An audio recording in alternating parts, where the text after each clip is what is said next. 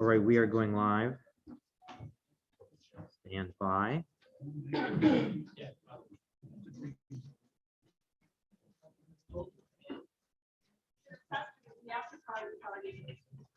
Oh, we tested it yesterday.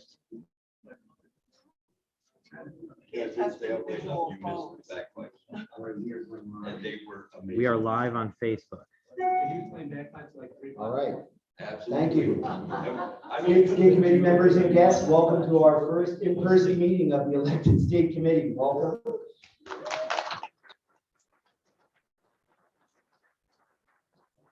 Definitely in order.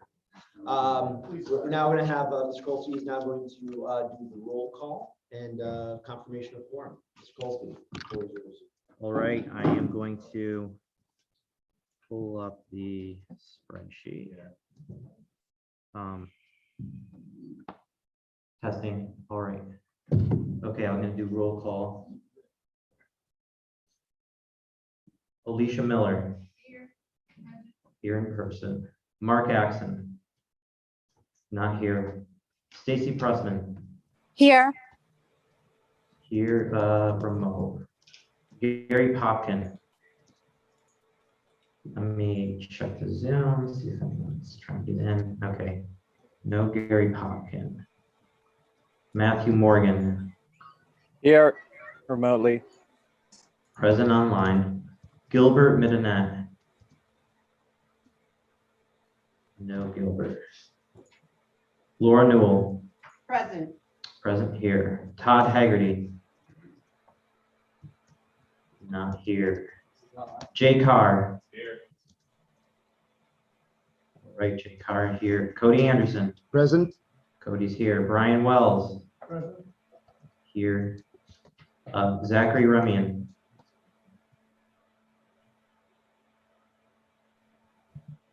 I think he's Here. online. Yep, he's here. Brandon Lyon. Here. Karen Thompson. Here. John James. Here. Rob Arrigo. Present. Craig Miles. No Craig Miles. Sean Hannon.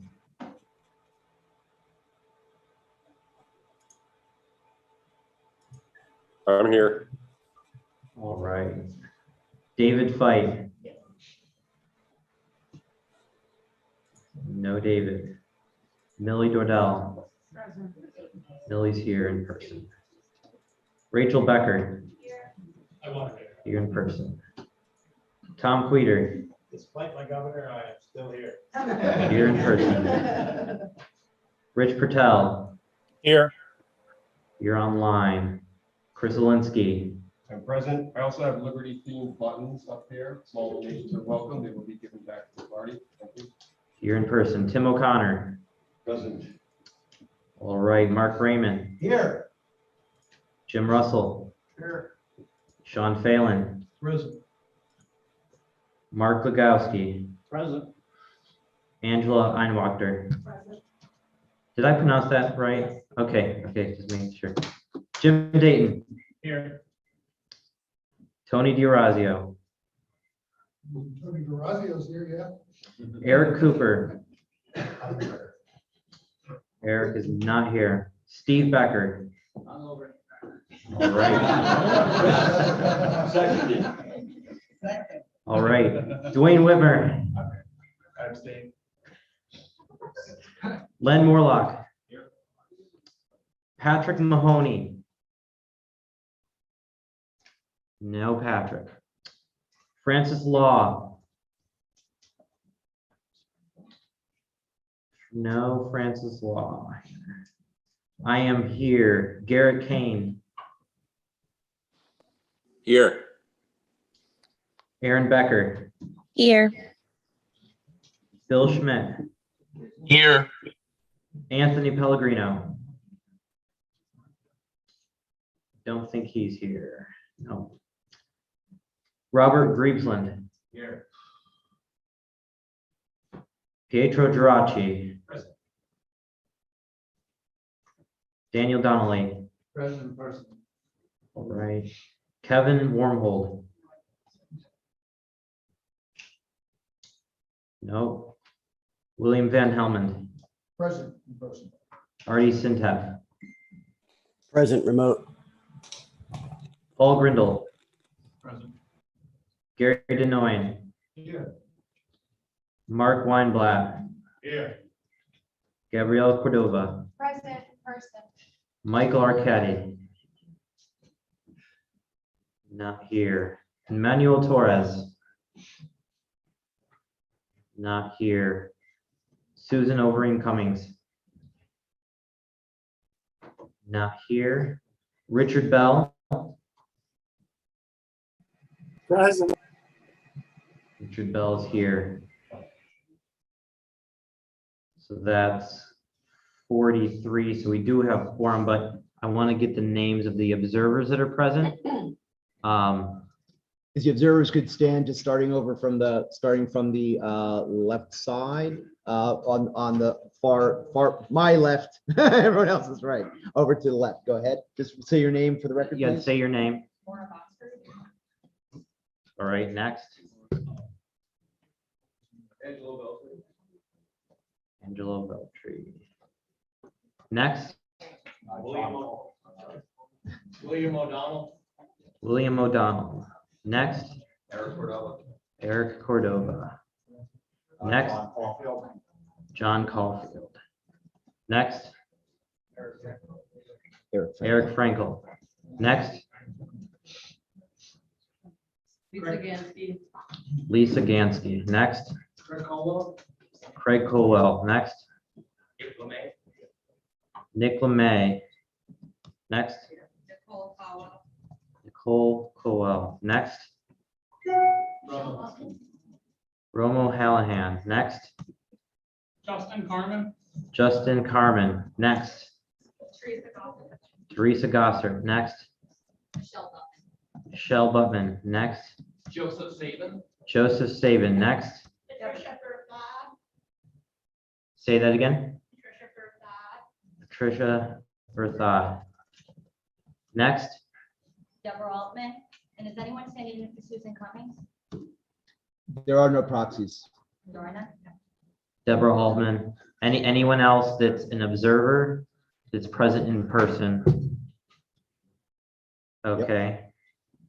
And then the guests on Zoom are Craig Shute, George Ostrowski, Jeffrey Denicki, John Gunther, Mark Smith, and R.J. Glombowski. Thank you, Mr. Kolsky. We have confirmed quorum. Thank you. Oh, go ahead. There's vacancies.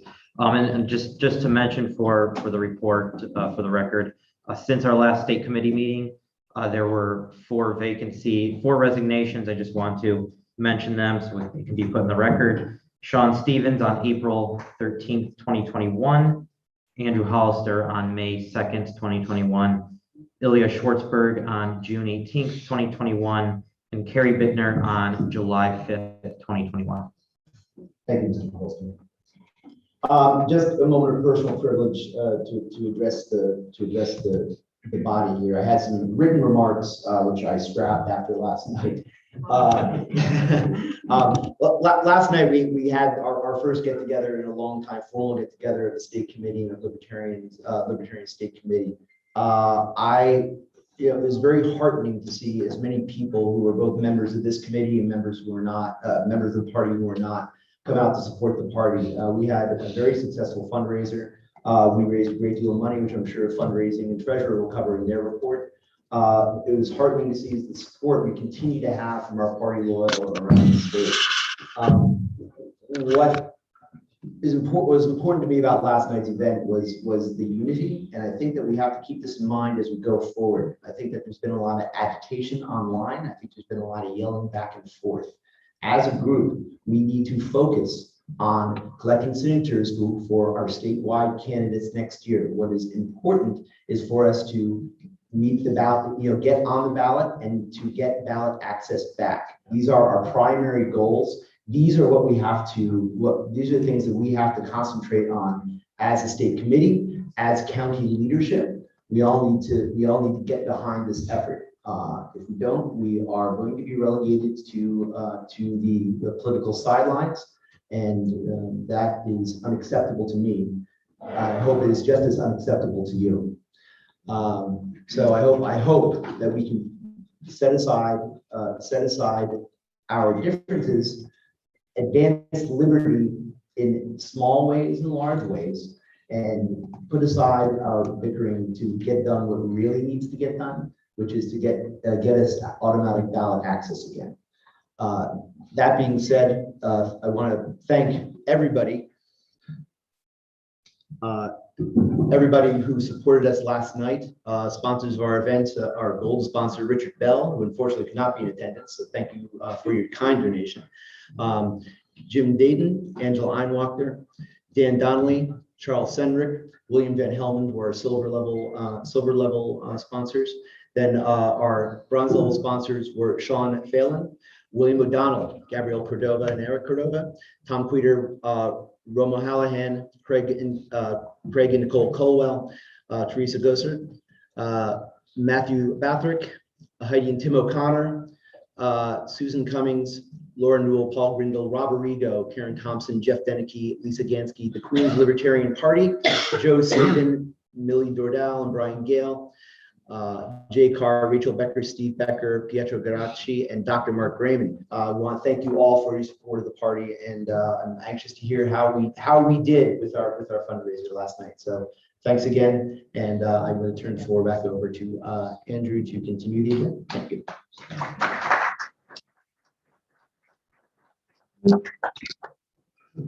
All right, I'm going to find out where my mouse is first. Great.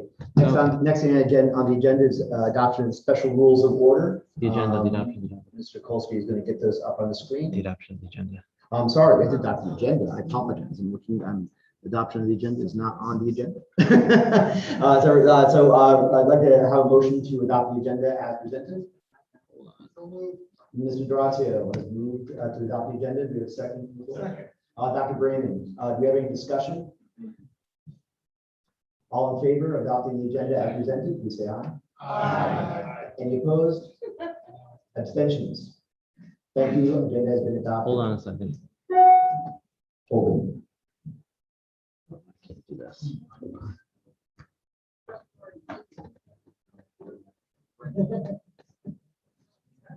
Okay, who made that motion? Who on. seconded? Tony made the motion.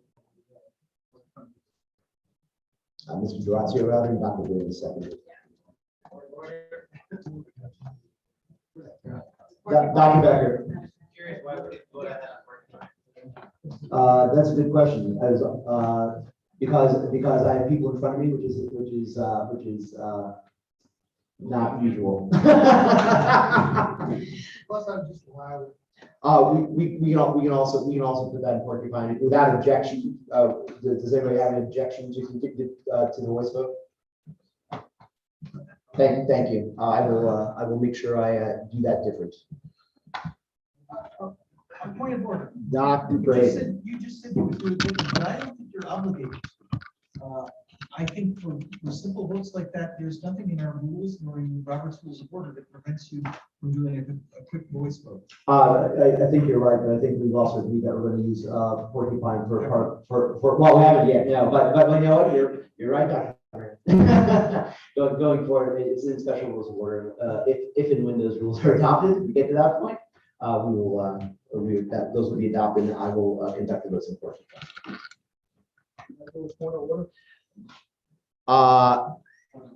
Yes, Mr. Van Helmond. Mentioning of Michael McDermott.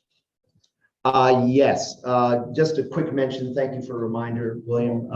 Just want to take a moment while we're all here. Just want to have a moment of silence for Michael McDermott, who passed away earlier this year after prolonged illness.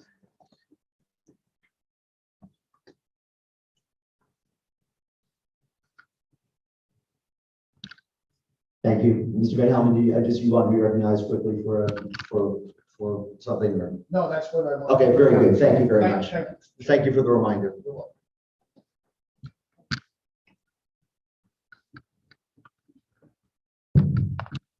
All right. All right, we're going to move on to the adoption of the special rules of order. Mr. Colston will put them on the screen. All right, I'm sharing it with those on Zoom. Going to go to the special rules of order, which has been posted on the party resources page.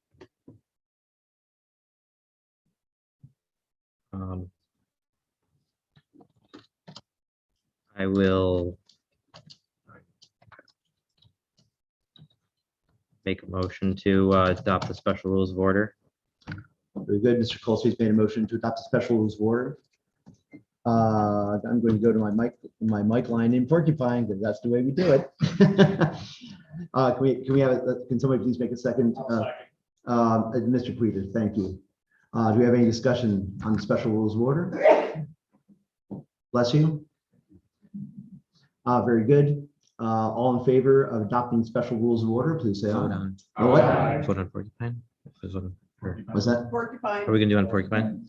You know what? We were outside of special rules of adopting the special rules, so we're just going to do it by voice vote. Okay, That's fine. now we're in special rules. Now we're in special rules and now we better use Porcupine. Thank you.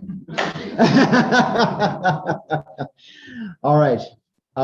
We are moving on to filling of vacancies on the state committee. We're going to fill vacancies by JD in numerical order. First JD is JD1. Mr. Kolsky, will you please read the nominations to date? Read them all like we usually do. That's fine. We can read off. Mr. Kolsky is going to read off all the nominations. Okay, so these are all the nominations. There's a couple updates, or one update. So the nominees. Mr. Fallon, if you would please use Porcupine because that's what the special rules were called for. Thank you. Yeah, that's, I had a feeling. I was, there you are. All right. All right, now it's time to watch the mic line. Mr. Olensky, Preston privilege. Yeah, a personal request, could I ask whether it's had the messengers to silence that notification? Yeah, please. Constantly getting- Yep, thank you, Mr. Olensky. If everyone would please put their phones on do not disturb, so they're not ringing and dinging, we would all appreciate it. Thank you. All right. Continue, Mr. Olensky. All right, so the nominees are Lisa Gansky, Judicial District 1, nominated by Laura Newell. In Judicial District 5, Patricia Berthod, nominated by Tony D'Orazio, and Craig Shute, nominated by Sean Hannon. In Judicial District 6, Craig Colwell, nominated by Tim O'Connor, and Matthew McIntyre, nominated by Mark Brayman. In Judicial District 7, Robert Gomboski, nominated by Daniel Donnelly, and Mark Smith, nominated by Steve Becker. In Judicial District 8, we have Maura Botsford, nominated by Dwayne Whitmer, and Jamie Vanderwalker, Vanderwalker, nominated by Tony D'Orazio. In JD 10, we have Jeffrey Danecki, nominated by Chris Alinsky, John Gunther, nominated by Gary Denoyne, Georgia Strowski, nominated by Artie Sintef, and Angelo Veltri, nominated by Artie Sintef. There was a couple that declined nominations, and to update the report, Nick Grasso, who was nominated in JD 6, did decline the nomination. So the only person haven't heard from, and he was supposed to be in the Zoom, or he asked for the Zoom link, is Howard Rabin. I don't see him here, so I don't know whether or not he accepts the nomination. So, so those that are bolded, I'll make a motion to enter them into nomination. Very good. Thank you, Mr. Goldstein. Do we have a would somebody like to second that? Mr. Dayton seconds nomination. Do we have any discussion? Very good. All in favor accepting the entries into nomination, please say aye. Oh, no, sorry, I apologize. We're going to put that to a poll. Sorry. Mr. Seacrest, if you would please set up a poll for the question at hand. Shall we accept the nominations into the record? Personal privilege. Yes, sir. Do we recognize the folks who are assisting us with the Porcupine app today? Yes, we can do that. Mr. Seacrest, Mr. Paul Seacrest, who has recently moved to Tennessee and departed us. He is actually one of our, he is the Porcupine puppet master today. We also have TJ Ferrero, who is the creator of Porcupine, who's also helping us in the background. So thank you both for doing that. Thank you, Mr. D'Orazio. Mr. Chair, how long would you like the poll to be for? 1 minute is fine. This is not a people shouldn't have to think about this too hard. Then again, we are libertarians. Poll is up. Thank you, sir. Poll is up. 1 minute, please. Do we see the poll? We do not see the poll. Not that I'm voting. In the wrong place. There it is. Okay, nope, it just was taking a few seconds. It just popped up.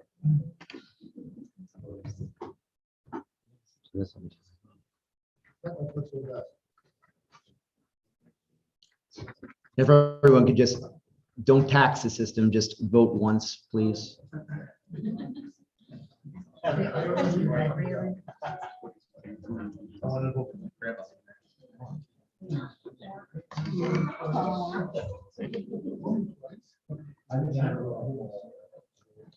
Nominations from the floor. Nominations for the floor will go by judicial districts. Okay, got it. So All right, we do one. okay. We have Lisa and then whoever else. Okay, poll has ended. 38 ayes, 0, all right, sorry, 38 ayes, no nays, 1 abstention. Motion carries. We'll accept the nominations into the record. We'll now continue on to the judicial district, the voting for delegates by judicial districts. My apologies. Judicial District 1. Judicial District 1, we just have Lisa Gansky. Lisa Gansky. So far. Okay, great. Do we have any nominations from the floor for Judicial District 1? Very good. Nominations are closed.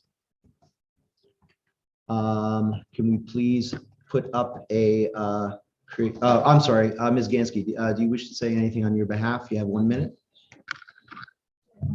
Yeah, go right down to the mic. That's fine.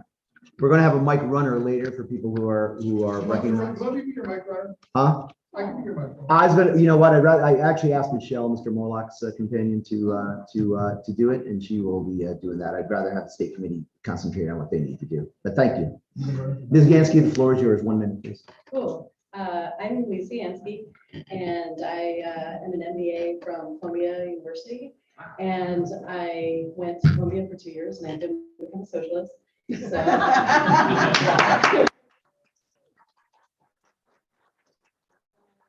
The LP in 2016, I found it by discovering a comedian named Dave Smith in 2015.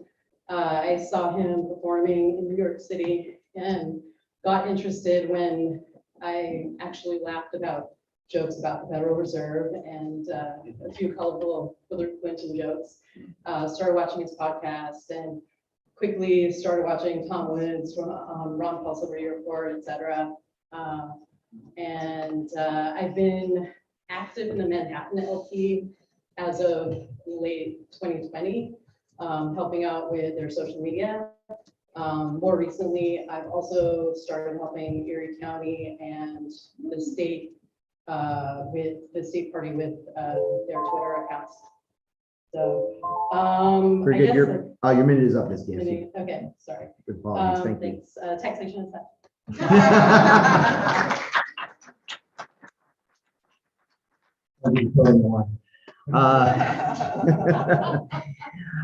Very good. Mr. Seacrest, seeing as she is the only, Ms. Gansky and Noda are the 2 candidates. Mr. Seacrest, if you can create a ballot for Ms. Gansky and Nota, please. Well, there's 2 vacancies, so there's 2 vacancies. You have to have a write-in option too. You have to have a right, so you have to vote I for 2. understand. So we're gonna have a vote for 2. If you can put Nota, a write-in, and Ms. Gansky, that would be fine. For how long, Mr. Chair? We can do 1 minute. That's fine. There's 2 vacancies. Yep. Well, you can vote for up to 2, I should say.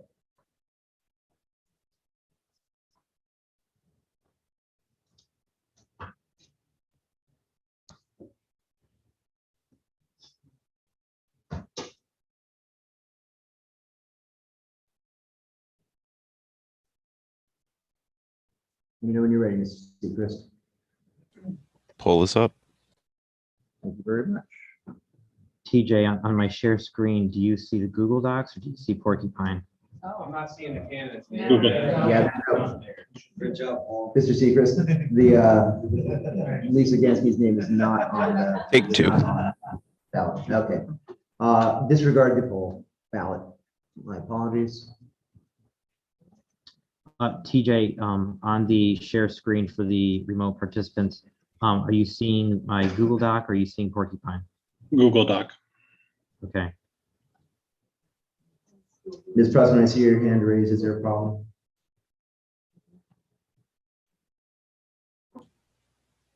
Corrected poll is up.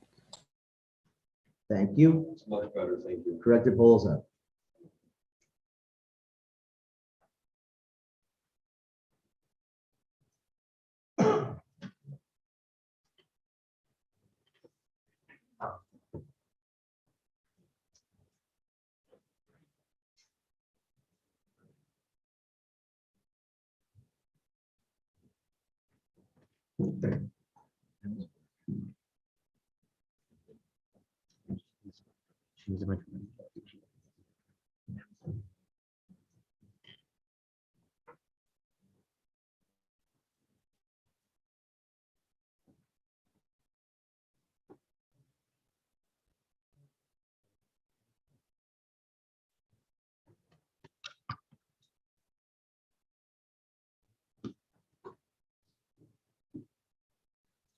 Very good. Ballot is closed.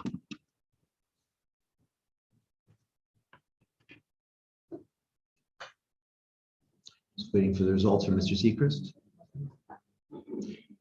It always takes a little longer if there's a write-in option, this takes a little longer because Mr. Seacrest sometimes has to normalize the results. I have to go back to the mic line here.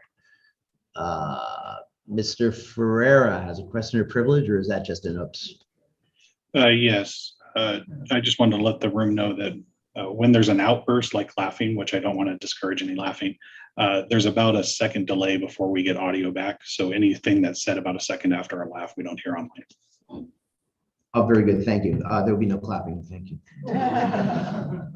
Ms. Berthoud, you've made a agenda request. You're not recognized. You're not on the state committee. That was an accident. Okay, no problem. It's all right. Just wanted to make sure. Mr. Adrasio, request for information. You have a raised hand. I have already addressed that and I got no response from the raiser.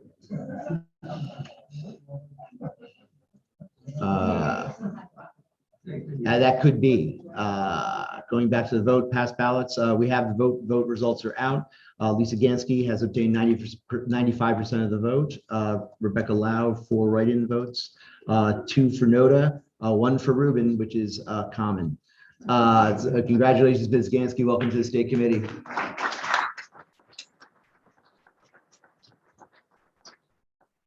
Very good. Having filled his vacancy in JD1, we are moving on to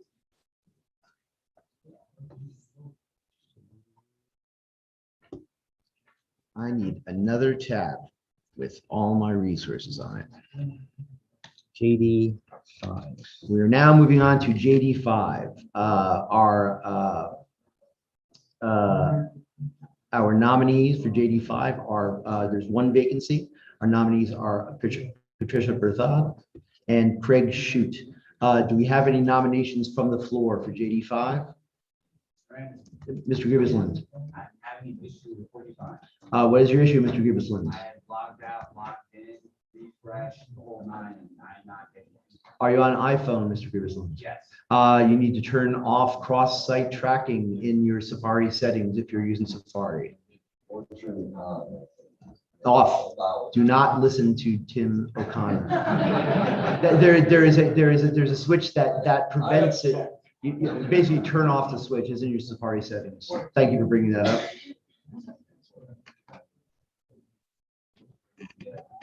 You also have to close Safari or close the tab with Porcupine in it, reopen it, relog in. Being there no further nominations from JD5, JD5 nominations are closed. Just a moment, Mr. Chair. Maybe others having trouble. We've lost. Andrew, you know, what's the Wi-Fi? He's putting up on the screen, Mr. Doyen. was unable to vote on the last poll. So,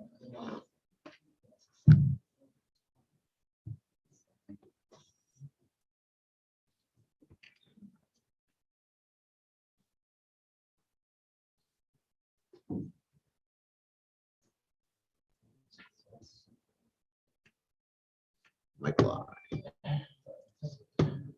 Ms. Einwalter, question of privilege. I was trying to help Robert. Oh, thank you very much. I appreciate it. No, yeah, I'm, I don't want to say I'm struggling mightily switching between the votes, the ballot screen and the mic line, but I am struggling mightily. Thank you for your patience. I'm good, thanks. Okay, thank you, Mr. Nguyen. Mr. Grievous-Lind, how are you doing? I'm good, all back on. Okay, awesome, good. All right, we'll proceed. Mr. Seacrest, if you can please, actually, I'm sorry, we have our two nominees. Ms. Barthod, do you care to make a 1-minute statement on your behalf? For the nominations, Huh? for the nominations. I already did. I asked. And I put it out there and closed it.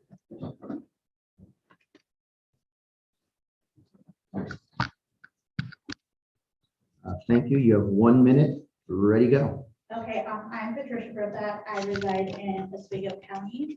I'm new to the Libertarian Party. There is not real organization in my county, so that's why I'm getting involved. My understanding is David White is leaving the county at some point, so I'm kind of in the works of taking over where he's leaving the county off. So I'm here. My background, I've been in human services for 10 years. After I became disabled in the field I was in. So I'm just a small town girl. I just moved back to Oswego County after living in Onondaga County for 13 years. I've served as a troop committee chair for my son's Boy Scout troop. I'm also a mental health advocate. I've served on the regional planning consortium for the Central New York region. And that has to do with Medicaid redesign for children and family services. I worked as a family care advocate, was credentialed in the state until Medicaid redesign took my job from me. So I'm here and willing to do the work, and hopefully we'll get Oswego County organized at some point. Great. Thank you, Ms. Berthod. Berthod, am I saying that right? Is that correct? Yeah. Okay, thank you very much. I could not recall. Thank you, Ms. Berthod. Mr. Shute, does you care to make a statement on your behalf? I do. Very good. You have 1 minute. Go for it. I am Craig Shute. I'm from Onondaga County. I'm a second generation family business owner, life resident of New York State and of Onondaga County. I've been active in the Liberty movement for probably almost 15 years from reading and learning about it. I more recently decided to get active in the party in the last, I would say, 2 years. I've been active with the Onondaga County Libertarian Party, looking to get more active. And I'm somewhat familiar with parliamentary procedure. I was an elder in the Presbyterian Church. And I'm looking to learn and help the committee in any way that I can. And like the earlier person said, taxation is theft. Great. Thank you, Mr. Shute. That is duly noted. Mr. Seacrest, if you can please create a ballot for Mr. Shute, containing Mr. Shute, Ms. Berthod, and Nota. Vote for 1. Mr. Chair, I believe Angela Einwalter had a question of privilege before I do that. That is still outstanding from before. She was trying to get detention for Mr. Grievous-Lind, which was gotten. Okay. So if you can remove you, that'd be great. Thank you.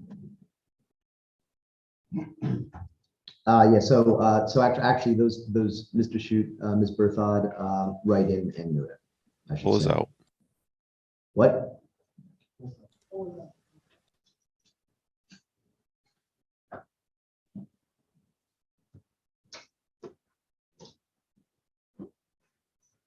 Okay, pull us out, and please vote. Thank you.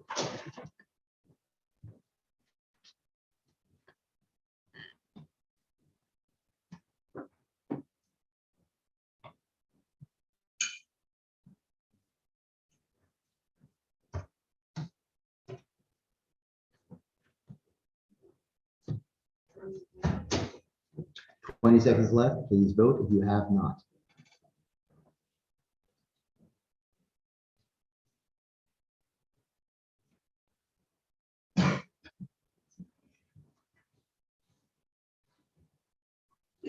Sorry.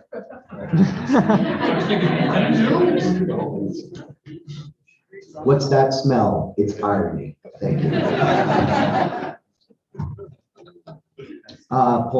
Ballot is done. Who should fill the vacancy in JD5? Results are out. Ms. Berthod received 50% of the vote. Mr. Shute received 30%, no to 20%. Ms. Berthod, 50% is not a majority, is it? Right, so Craig Shute gets dropped, and then it'll be between Patricia Berthod Okay. and Noda. Very good. Round two, Mr. Shute gets dropped from the next ballot. And we're gonna have round two of JD5. It's gonna be Ms. Berthod and Nota. Choose one. Whenever you're ready, 1 minute, Mr. Seacrest. Ballot is out.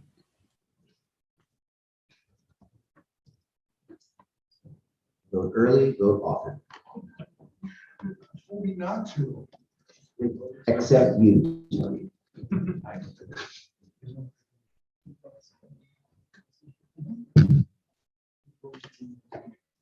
Okay, follow me.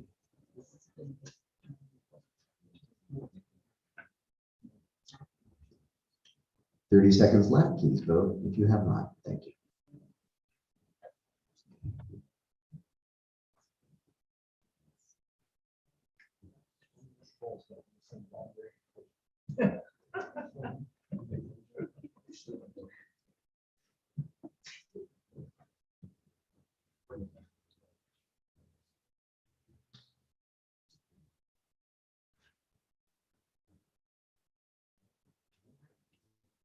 Ballot is complete.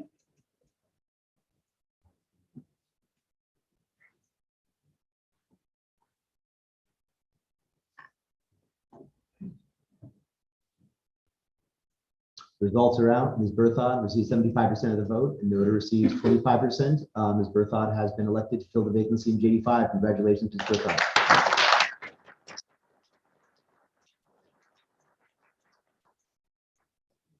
Just as a reminder, new state committee members will be credentialed after the JD elections. So they're still precluded from voting until that time. Thank you. Next, we are on JD6, I believe, Mr. Kolsky, because 6 comes after 5. Because 7, 8, 9. That old joke. All right. Okay, Dad. Just the two. Yes, just the two. So judicial district 6 with Mr. Craig Colwell, and we have Matthew McIntyre from JD6. Do we have any nominations from the floor for JD6? Very good. With no nominations from the floor, nominations are closed. We're going to start with Mr. Colwell. Mr. Colwell, do you wish to make any statement on your behalf? Since he's walking toward the mic, I would say that's a yes. I'm sorry. That's all right. You have 1 minute. Go ahead, Mr. Colwell.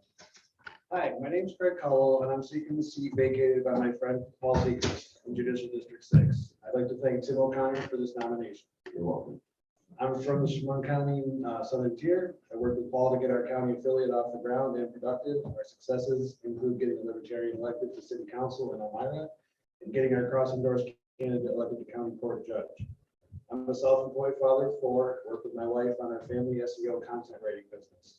This has allowed so much freedom for our family. I came to the Libertarian Party in 2018 when Larry Sharp caught my attention. When I heard him speak for the first time, I encountered something I never thought I would in my life. Someone in politics who was real, who actually had common sense answers to the problems our state was facing. Before that, I hadn't found a home politically. In 20 years, I've been of voting age. I've given up hope in being able to affect any change in government. I learned a lot over those months of Larry's campaign. I volunteered as Larry's driver several times during his full Sharp tour stops, which afforded me valuable time with him on the road. I'm currently serving as the Chemung County Party Vice Chair, and I'm excited for what the next 16 months or so can bring. Mr. Cole, I apologize, your minute is up. Okay, well, in closing, I'd like to say to the members of this committee that I'm dedicated to spreading the message of liberty. Thank you for your consideration. Thank you, Mr. Colwell.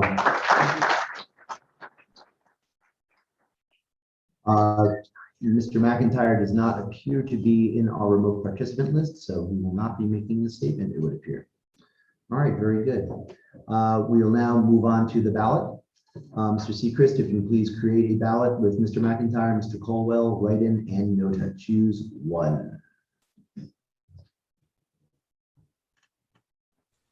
Ballot is up. Ballot is up.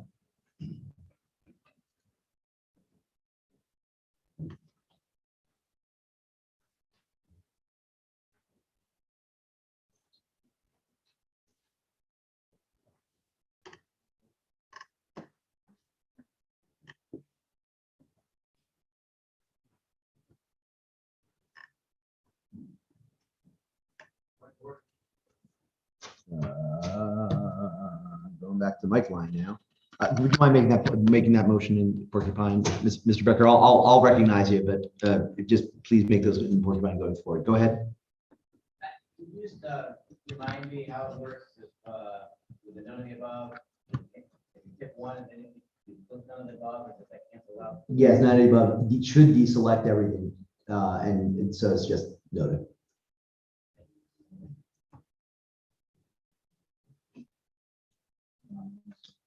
Ballot is done.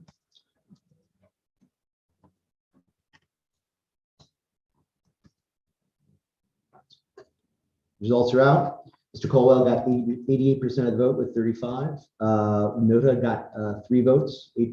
Mr. McIntyre got 2 votes with 5%. Congratulations and welcome to the State Committee, Mr. Colwell.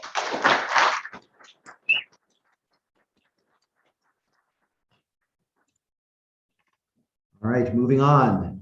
JD7.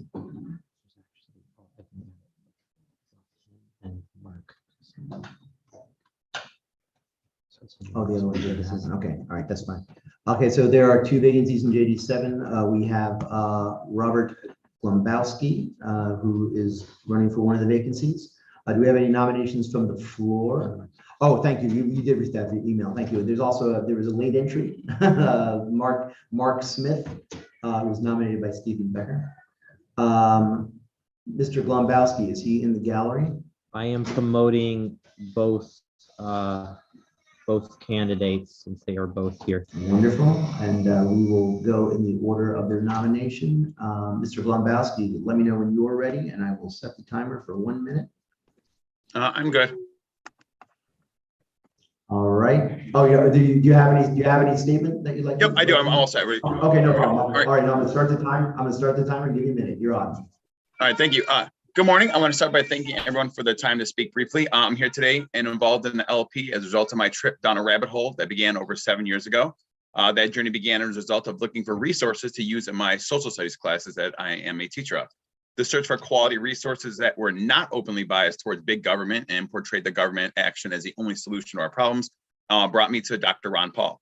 I can't even remember exactly which video or writing that won me over. I can just tell you that his books, Liberty Defined, End the Fed, and Revolution and Manifesto were instrumental in helping me see liberty as the solution. I discovered a treasure trove of writers, scholars, and thinkers who helped me to see the importance of promoting and protecting liberty, not only for myself, but for my children who are screaming in the background and the generations that follow. I have attended local county meetings, organized get-togethers with libertarians. I've attended rallies and donated to the gubernatorial campaigns of Larry Sharpe. I've also volunteered with local campaigns. I would like to see the Libertarian Party move out of the shadows and shed the label of a third party. We are the party of principle, and I believe that we have the answers to what is ailing our state. I believe I can help achieve this and wish for the opportunity to try, and thank you guys for your time. Well done. Just over a minute. Thank you, Mr. Glombowski. We have Mr. Smith on the line. Yes, good morning. My name is Mark Smith. I do live in Rochester. I'm a lifelong New Yorker. I am very interested in liberty. I've been a libertarian of the small L variety since I was a teenager. And following a successful career in sales, I have transitioned the last 10 years to the nonprofit world, working in the performing arts area in nonprofit fundraising and management. And my much like many people, Ron Paul really accentuated and drove the growth of my interest in libertarian theory and philosophy. Like everybody else here, I'm a big advocate. I believe that taxation is theft. I think New York is on the wrong path. It has been on the wrong path for quite a while. I am new to the liberty movement as far as being active with the party just this year, spurred on by especially the events of the last year and a half. I have done quite a bit of reading with Rothbard, Hoppe, and beginning to read some Hayek. I am very interested in making a difference beyond my local community within the state and in the party. And I look forward to, I hope to receive your vote. Thank you very much. Thank you, Mr. Smith. We appreciate that. We're now going to create a ballot for Mr. Smith, Mr. Glabowski, write-in, and Noda. Vote for up to 2. Unless it's Noda, then only vote for 1. Got that? Thank you.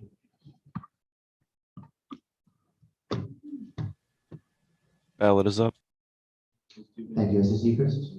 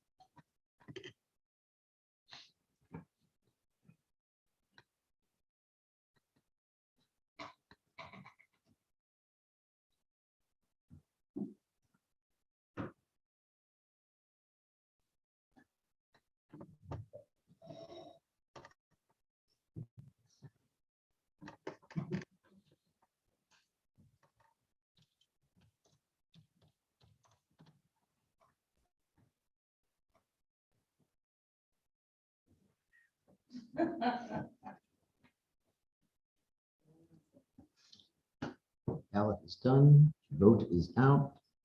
Mr. Smith, 87% of the body voted for Mr. Smith, 34 votes, 21 votes for Mr. Glabowski, 54% of the body, 1 for Noda, 1 write-in for Joanna Hollister, and 1 write-in for Tucker Coburn. Mr. Smith, Mr. Glabowski, welcome to the State Committee.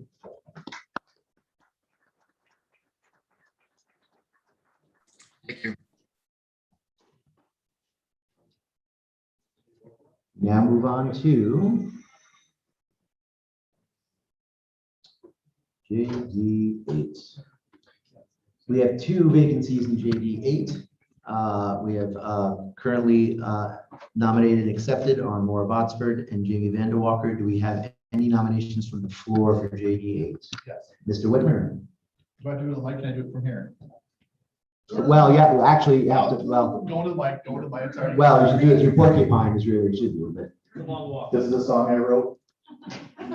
please proceed, Mr. Whitmer. I'd like to nominate Michael Redmond from Erie County. We had 9 people from Erie County reach out for the 2 vacancies, so we had a lot of work done in Erie County. They did a song part of that. Very good. Thank you, Mr. Whitmer. Is Mr. Redmond here to accept his nomination? I just promoted him. Okay, Mr. Redmond, do you accept your nomination? Yes, I do. What? Did he say, did you accept? Okay. Yes, I accepted. Okay, thank you. Very good. The three nominees will have an opportunity to speak for women on their behalf. Ms. Botsford, you are first on the list. Please come on down if you choose to.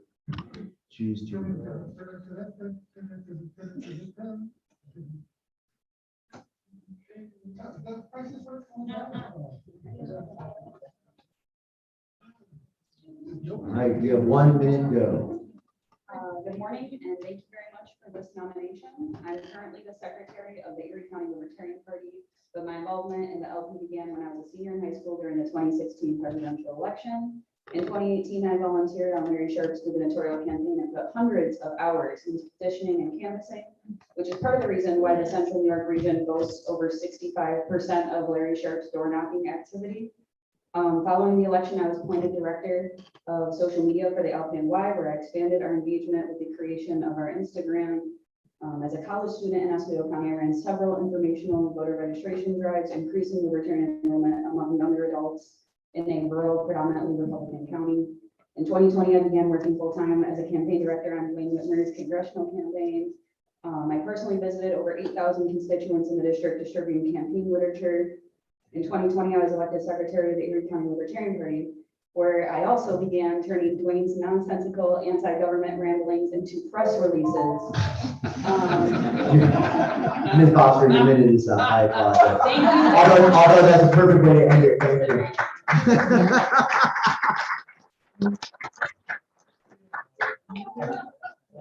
Next. Next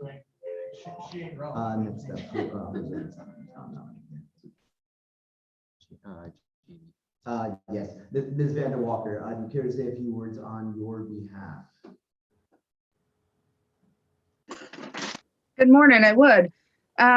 Yes, I'm Jamie Vander Walker. Oh, I'm sorry, you ready? You're good, go. Okay, good morning. I'm Jamie Vander Walker, and I would like to thank you for this consideration this morning. I am currently an elected libertarian in Allegheny County, where I've served 7 years as a town clerk. I came to the Libertarian Party back around 2008, thanks to Dr. Ron Paul. He was a huge influence on my decision to become a libertarian. I'm proud of my work. I am currently now serving as a county contact and working hard with a small group to get our affiliate up and rolling. We're hoping by the end of the year to be a recognized affiliate, and that's basically it. I live my life in freedom and hope to spread the message. Thank you. Very good.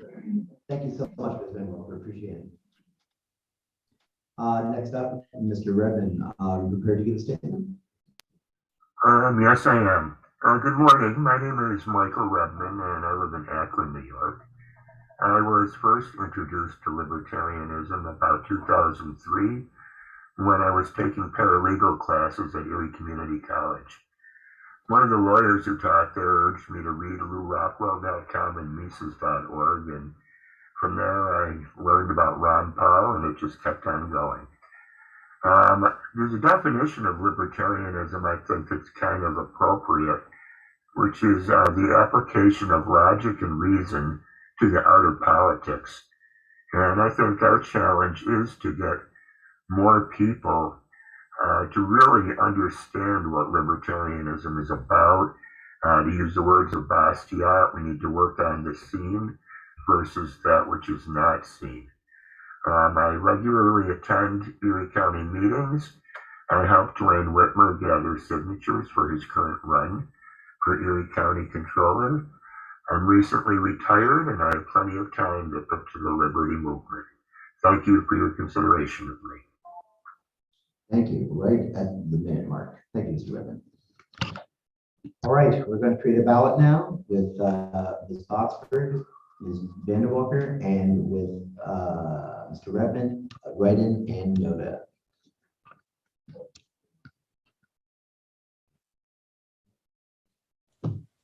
Ballot is up. Thank you, Mr. Seacrest.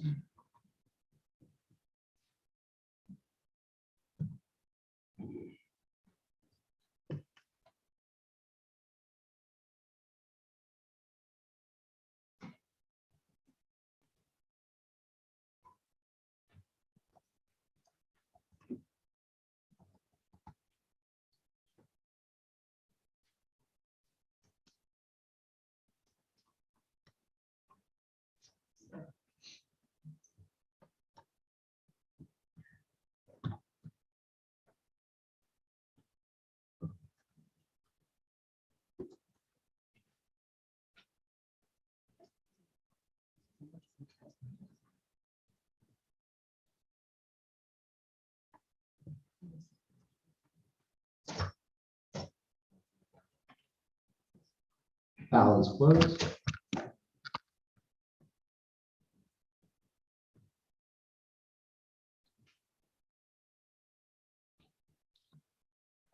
Results are out. Ms. Botsford obtained 37 votes, 93% of the body. Ms. Vanderwalker received 21 votes, 53% of the body. Mr. Redmond received 17 votes, 43% of the body. And Charlene Botts Slingini received a single vote. For your information, I believe that person is registered member in this party. I believe that person is actually now Conservative Party. Oh. Oh, actually, no, Republican Party. Republican, sorry. Yeah, yes, he changed his mind, or his mind was changed for him. Anyway, congratulations. Welcome to State Committee, Ms. Botsford, Ms. Vanderwalker.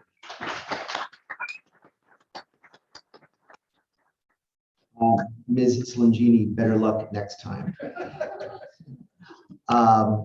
We are now moving on to a JD 10.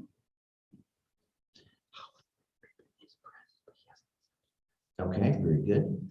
We have on the nomination list, we have Jeffrey Deneke, we have John Gunther, George Ostrowski, and Angelo Veltri.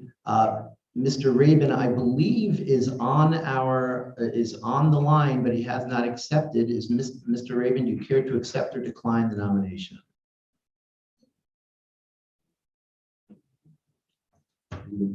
I'm promoting. Oh, okay, you're in all the of them. process of being, everyone's in the process of being promoted. I apologize. I've asked you a question demanding an answer and you cannot.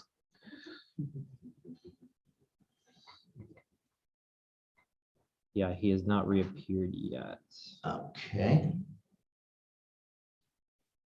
We're trying the mystic teleport from attendee to panelist. He is here. I'm asking him to unmute. Mr. Rabin, do you care to accept the nomination, or do you care to decline it? Can you hear me? I can hear you, sir. I'm declining. Very good. Thank you, Mr. Rabin. Do we have any other nominations for JD 10 from the floor?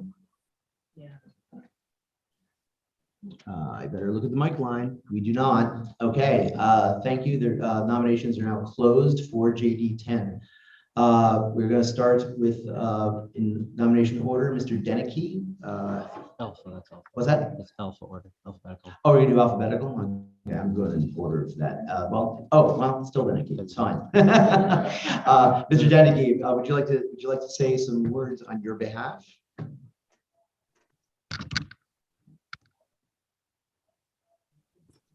Mr. Deneke. He is present. Ask him to unmute. Mr. Deneke, unmute. If you would like to. Can you hear me now? Yes, I can hear you now. Thank you, Mr. Deneke. You have 1 minute. Go for it. Thank you. Good morning, everyone. I thank you for the opportunity to run for this seat. This week, I've reached out to over 24 of you just to speak for a few minutes personally and introduce myself. I appreciate those that made the time to speak with me.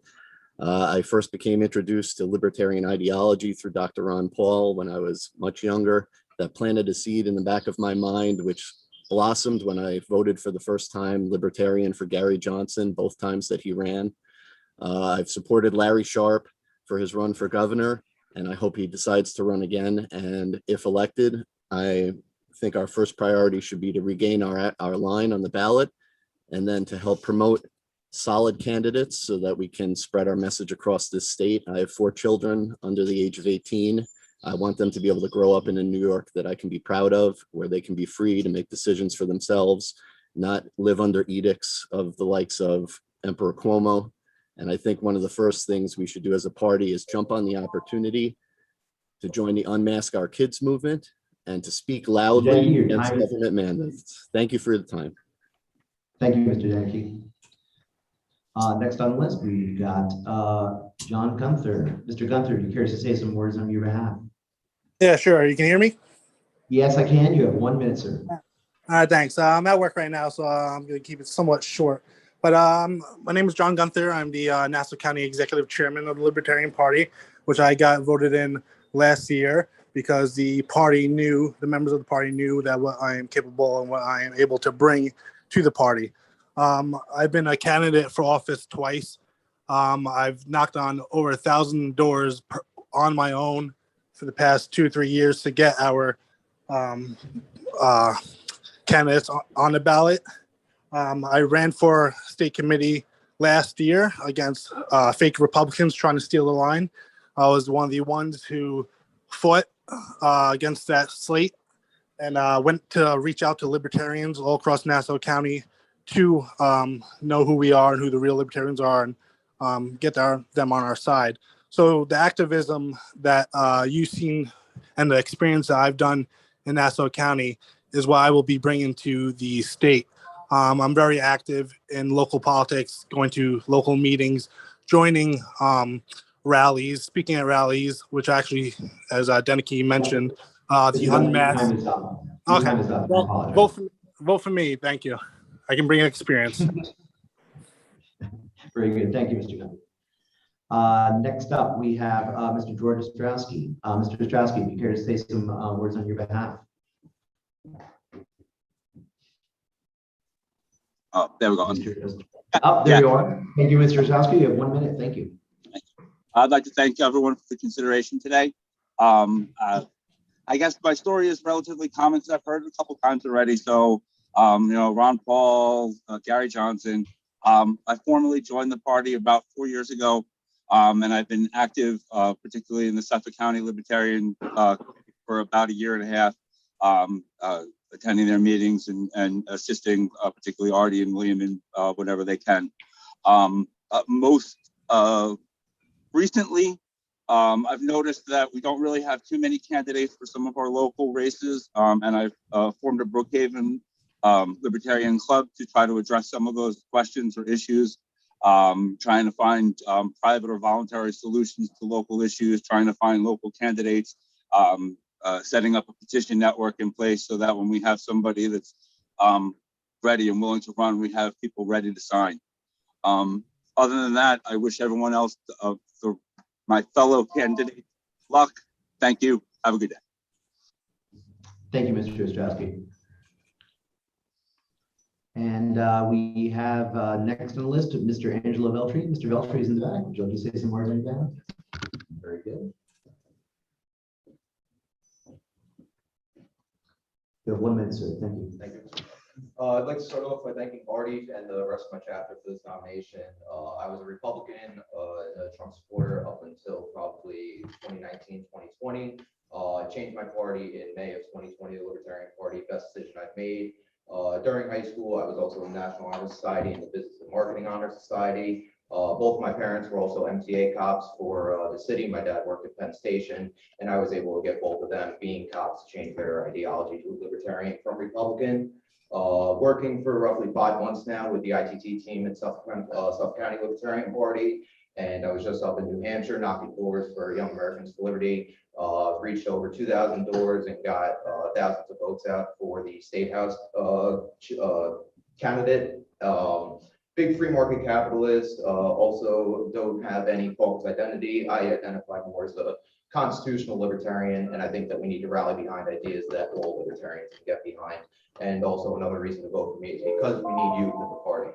Mr. Veltri, your time is up. I Thank you. apologize. Thank you for your consideration. Thank you. I believe that concludes the statements from all our candidates. Mr. Seacrest, if you're back from your restroom break, if you could please, please too much information. If you can please put together a ballot with Mr. Deneke, Mr. Gunther, Mr. Ostrowski, Mr. Veltri, write-in, and Nota.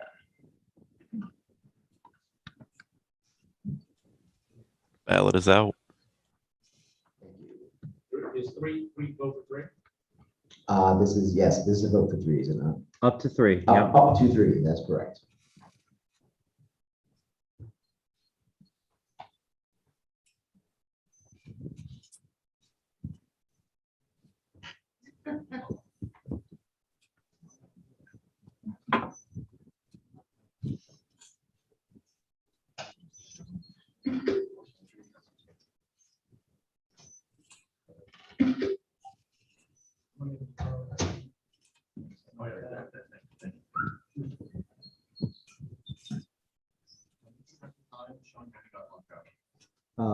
We cannot extend a ballot.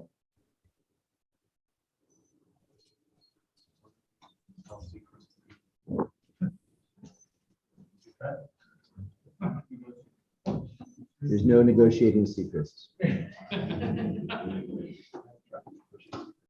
I tried negotiating with him. He moved to Tennessee anyway. Too soon. No, it's not. No. Everything is fine here in New York. This is fine. This is fine.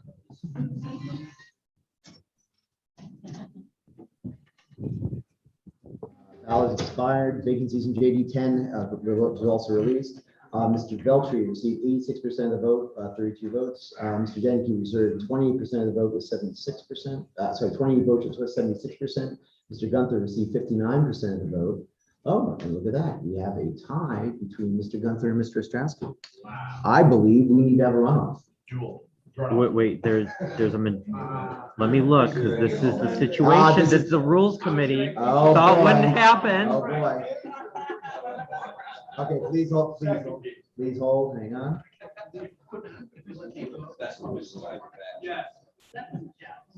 Please hold. Okay. There's a tie in which two or more candidates have received the same number of votes in which there is a majority and at least one party office remains to be filled, and this runoff election will occur in which the candidates be tied. Shall be the only candidates in the ballot. That's fine. Okay, so the way this works is we're gonna have, according to our rules, this is gonna be an instant runoff. Mr. Beltry and Mr. Denke have both been elected to state committee. Congratulations to them. Now we're gonna have instant runoff, another kind of second round of balloting to run off Mr. Gunther and Mr. Ostrowski, since they both tied for third spot. Mr. Secret, if you please create a, this will be just a ballot with Mr. Gunther and Mr. Ostrowski. I suppose we have to know that because there's a ballot. Although that is counterintuitive, you must do it. Was Noda on the last ballot? Noda was on the last ballot. Yeah, no one voted for Noda, which is amazing. Noda for Noda. All right, so ballot, Mr. Gunther, Mr. Ostrowski, Noda. Let me know when you're got it ready, Mr. Secret.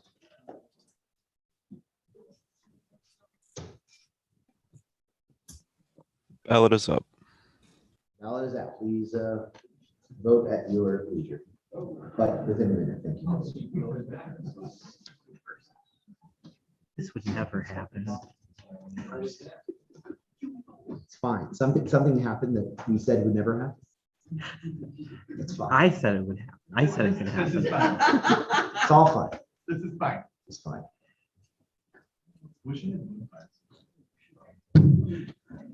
Remember, there's a lesson, kids. Never say never.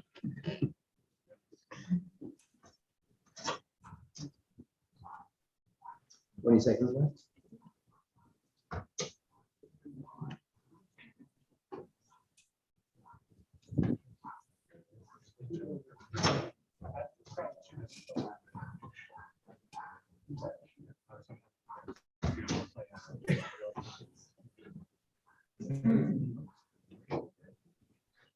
Ballot has expired.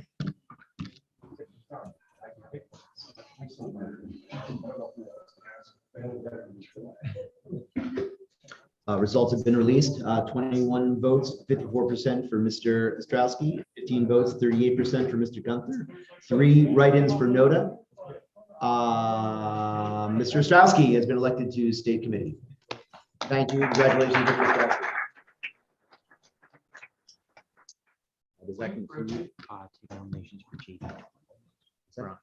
JD 12 Bronx. Take nominations. Okay, we currently have no nominations for JD 12 in the Bronx. Are there any nominations from the floor for JD 12? Point of privilege. One moment, switching to the queue because I am that slow. Mr. Droche. For some reason, when I try to vote via my laptop, it doesn't work. When I do it through my phone, it does. I would suggest doing it through your phone.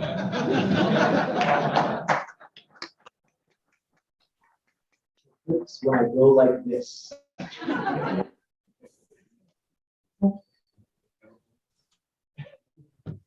Diligently.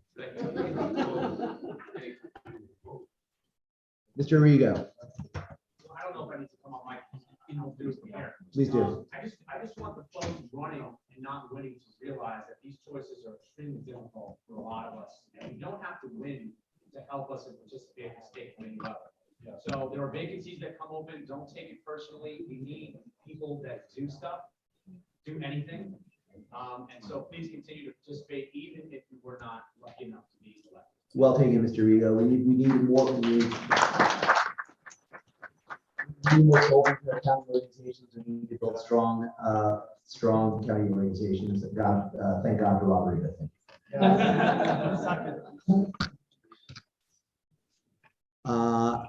So we have no, appears we have no nominations for JD 12. So we're going to close out nominations for JD 12. Those seats will remain vacant. Mr. Becker, point of privilege.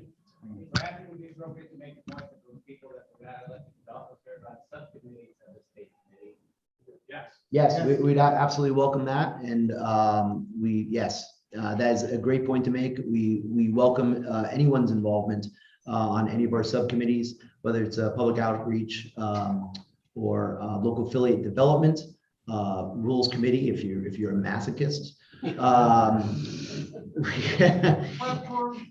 and platform committee. So we're certainly willing to have anyone participate. Thank you for your point, Mr. Becker. Moving on, I think that is it. We're now going to have a brief credentialing period for our new state committee reps. I think they need to be entered into Porcupine. We're going to take we're going to stand at ease for what? Oh, hold on. Yes, sir. I'll just add that Gary Popkin is also present, and I've added him to the role. He's online. Thank you. Mr. Seacrest, if you could re-credential all our new state committee members, we'll stand at ease for 5 minutes. Smoke them if you got them.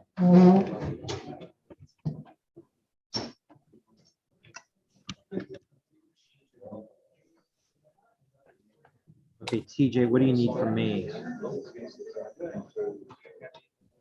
I'm gonna go to the spreadsheet, and I'm gonna highlight the winners. I will make the winners. I will make them blue, like a light blue color. Those ones.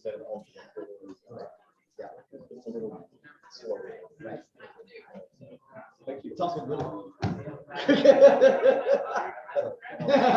TJ, can you hear me?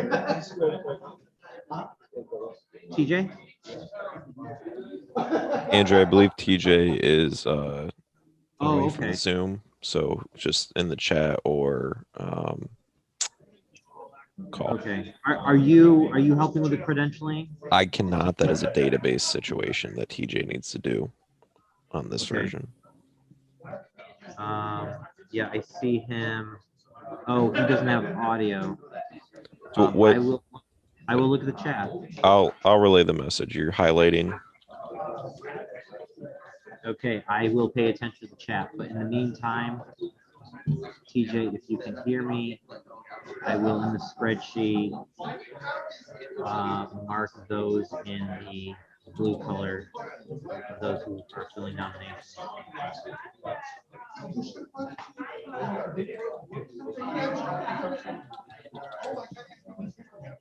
In blue, Andrew. Yeah.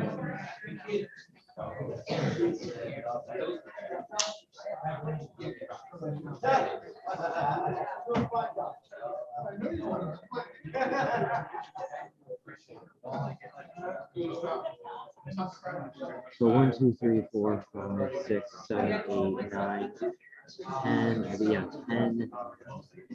10 were added. So George Ostrowski, Angelo Veltri, and Jeff Danicki, and 10. Just checking my spreadsheet. Okay. Double checking with the Porcupine results as well. JD 8, Maura Botsford, and Jamie Van Walker. They are there. JD 7, Mark Smith and Robert Kombosky. Eric Smith there, Robert Bosco there, JD6, Craig Colwell, JD5, Patricia Berthon, and then Lisa Gansey from JD1. Lisa, Patricia, and Craig. Okay, so those elected, I did stick in there. So those 10. Yep, Miss Gansky has been promoted. Miss Berthod has been Yeah, promoted. you're going to, because you got the emails and stuff to log in. were you Mr. able to log in Colwell for has been promoted. Oh, I got that email just now. Oh, okay. Well, yeah, well, all those emails I've been sending out, go to the Yes, party yes, yes, resource yes, page, yes. go into, so you should be able to log in there. Okay. And you will now be able to vote when you vote. Gotcha. There it is. So go in there and like join the queue and kind of test it out. Make When sure. I do that though, it goes to, Mr. Glombowski has been promoted. What was that? Paul? Mr. Glombowski has been promoted. Okay. Okay, I am going to. Cody, your tie is still in your shirt. I know, so I don't spill things on it. Okay, those who I'm an were animal. those who were called a not tie clip. elected to a vacancy, I'm gonna put you down to an attendee. Let's see here. I'll make you attendee if Miss you- Vanda Walker has been promoted. Right. This is change role to attendee. Miss Botsford has been promoted.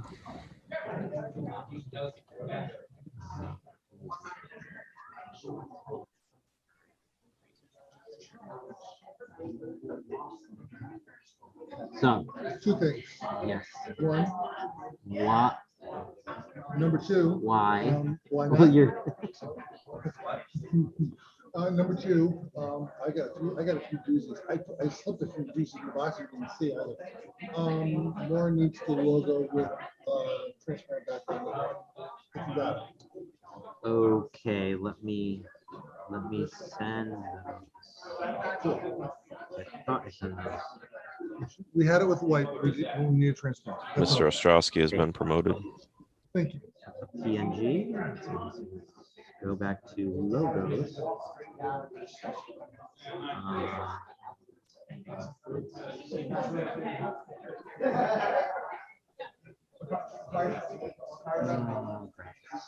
Mr. Denecki has been promoted.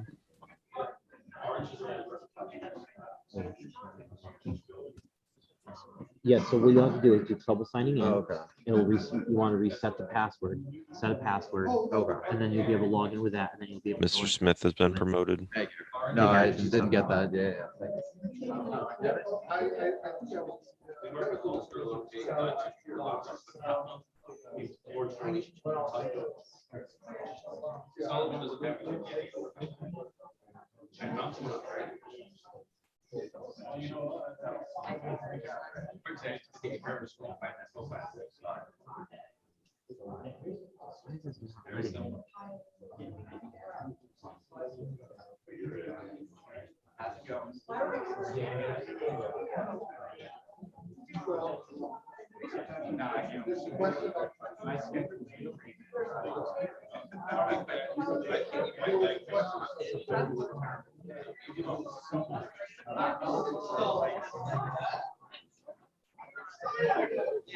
Mr. Veltri has been promoted. Andrew, by my count, I believe all of the newly elected members are upgraded in Porcupine. I will look at Porcupine, the delegation page, and make sure it's all set. So JD1 looks good. JD2 is already good. JD3, JD4, JD5 is good. JD6 is good. JD7 is good. JD8 is good. JD9, JD10,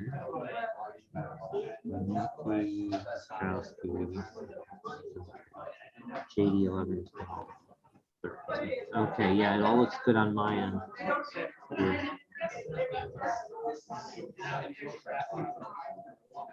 I will.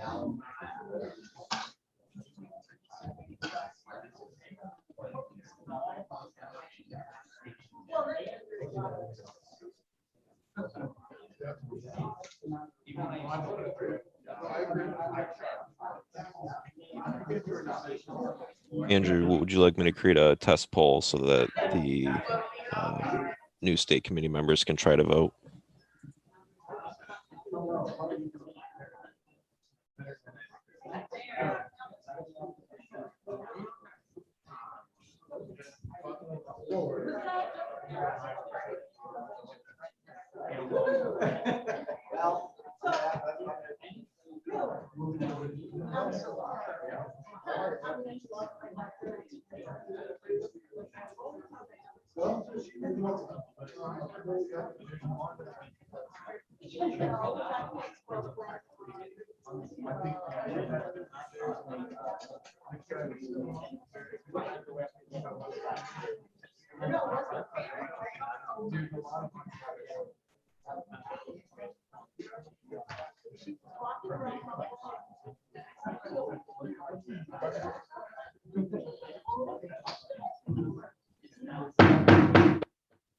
Reconvene, please. Everyone can take their seat. New state committee members, move on down.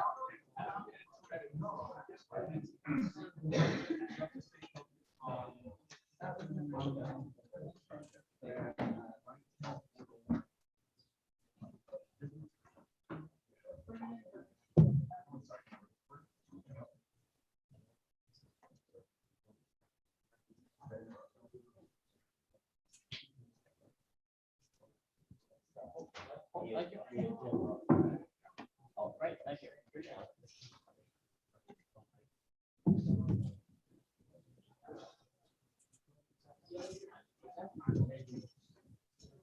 Everybody in the hall, please join us in here. Please and thank you.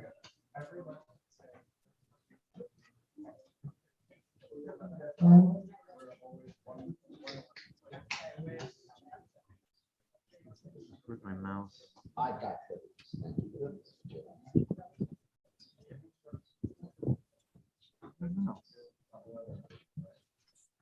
Where's my cursor? Come on. No.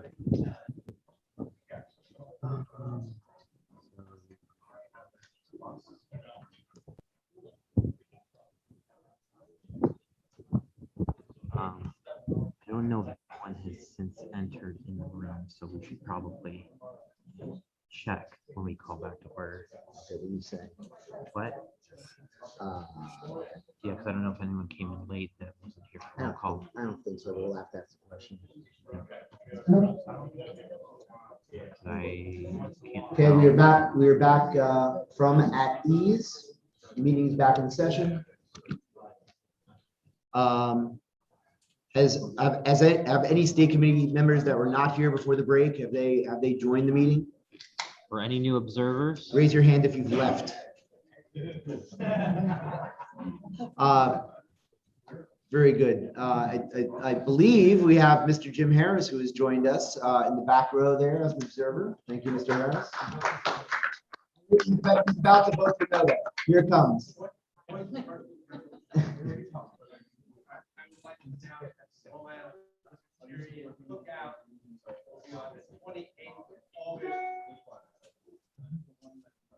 Coinciding on the weekend, 50th anniversary of the Libertarian Party. Very good.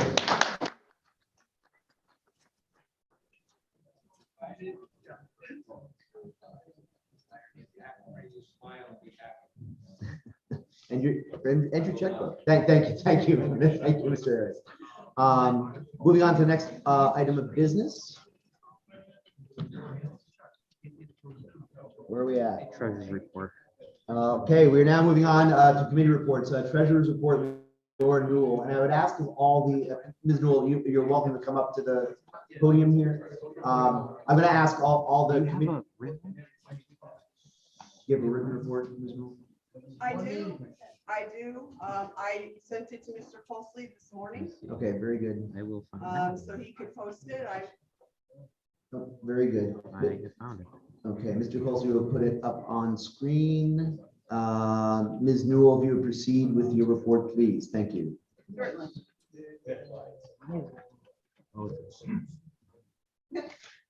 Good morning, everyone. You can also stand up front if you like, or totally up to you. I'm fine as Okay. long as it's up there, so I can talk about it. All right. Here it comes. Share. Very good. Thank you. Proceed. All right, so as you can see, our housekeeping committee our account is at $4,435.48. Should have my glasses on. Our constituted committee general account balance is $23,497 for a total cash on hand of $27,933. You know, this is not the right document, Mr. Colstein. Hang on one moment.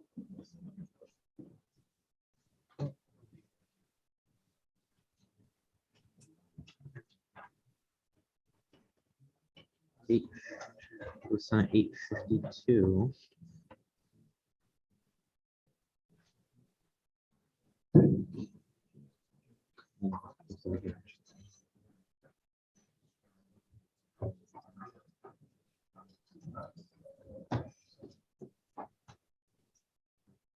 Mr. Chair, can I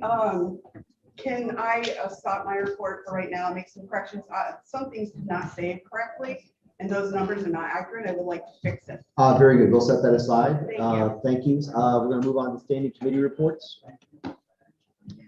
Fundraising. Fundraising. committee? Fundraising. Okay. We're going to go with fundraising committee. Ms. Cordova, if you are available.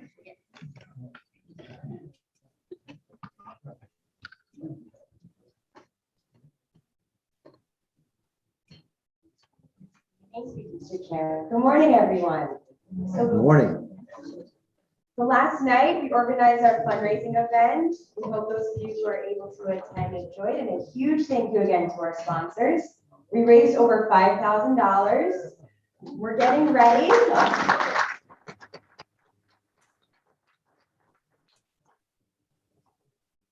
Thank you. We're getting ready to have another fundraising event the weekend of November 5th to 7th in Syracuse.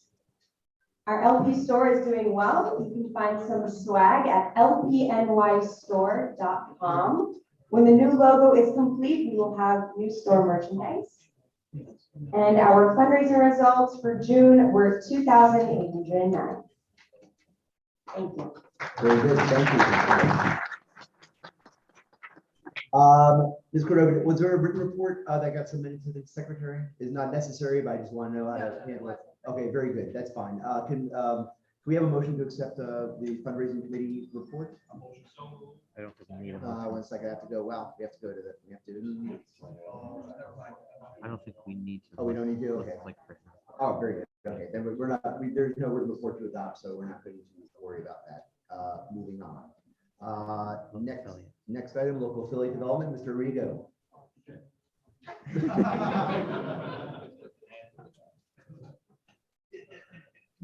That's my report. It's weird. I'm like standing here in front of the camera, but also my back is towards everybody. Yeah. You also take the podium if you like, Mr. Rigo. Your call. Yeah, no, I'll just do it. I'll do this one. I was Okay. gonna take the mic out like I was Mariah Carey or something. Yeah, so local affiliate development, I'm gonna keep this really, really brief. We have about 75% of the counties in New York State that have at least a county contact presently in the county, which is roughly where we were 6 months ago. We've been focused mostly not only on just growing the number of people within a number of county organizations, but how do we create better and more effective county leaders? That's really been our focus. And to that end, we have created a county resources page, as we've talked about several times. We have updated it with guides and formulas on how to be successful.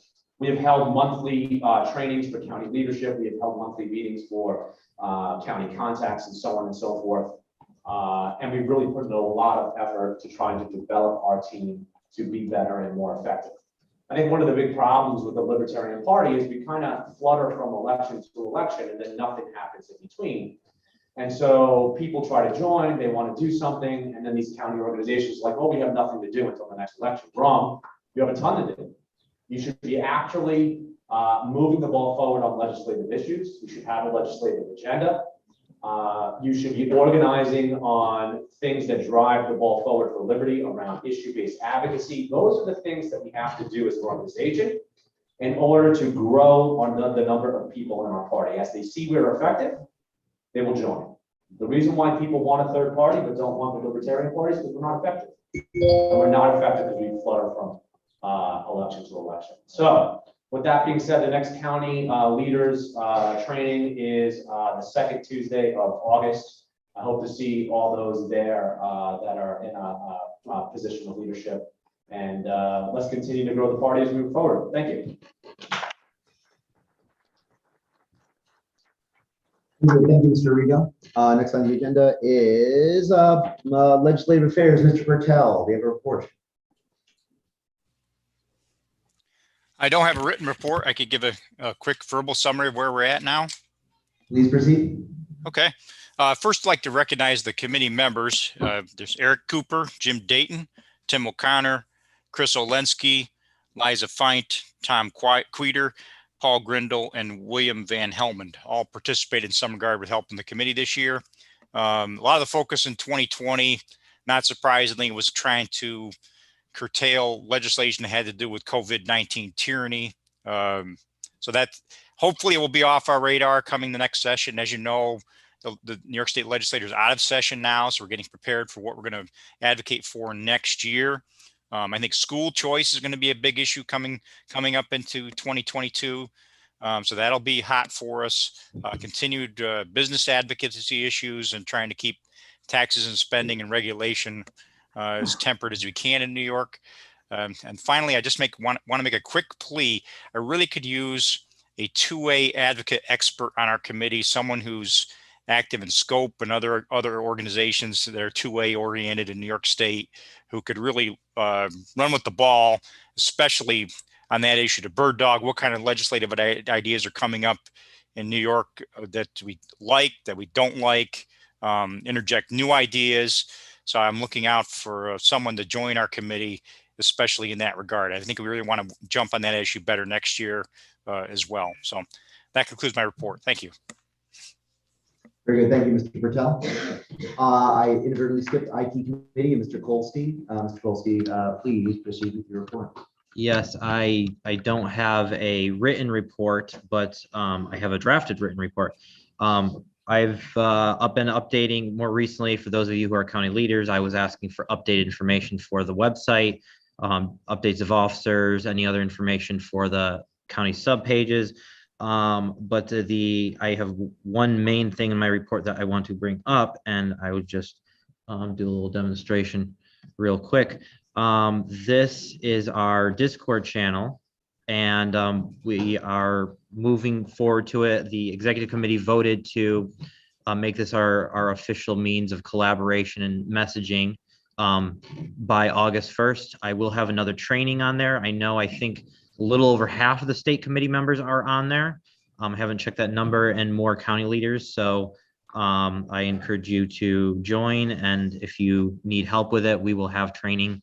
But this will be a much more streamlined way of communicating. We've used Facebook Messenger in the past, which is more of a, if we're all in the same chat and we have different conversations going on, it gets lost because there's so many topics. In Discord, we can separate by channels, as you can see on the side. We have all these different topics, different channels, including issues.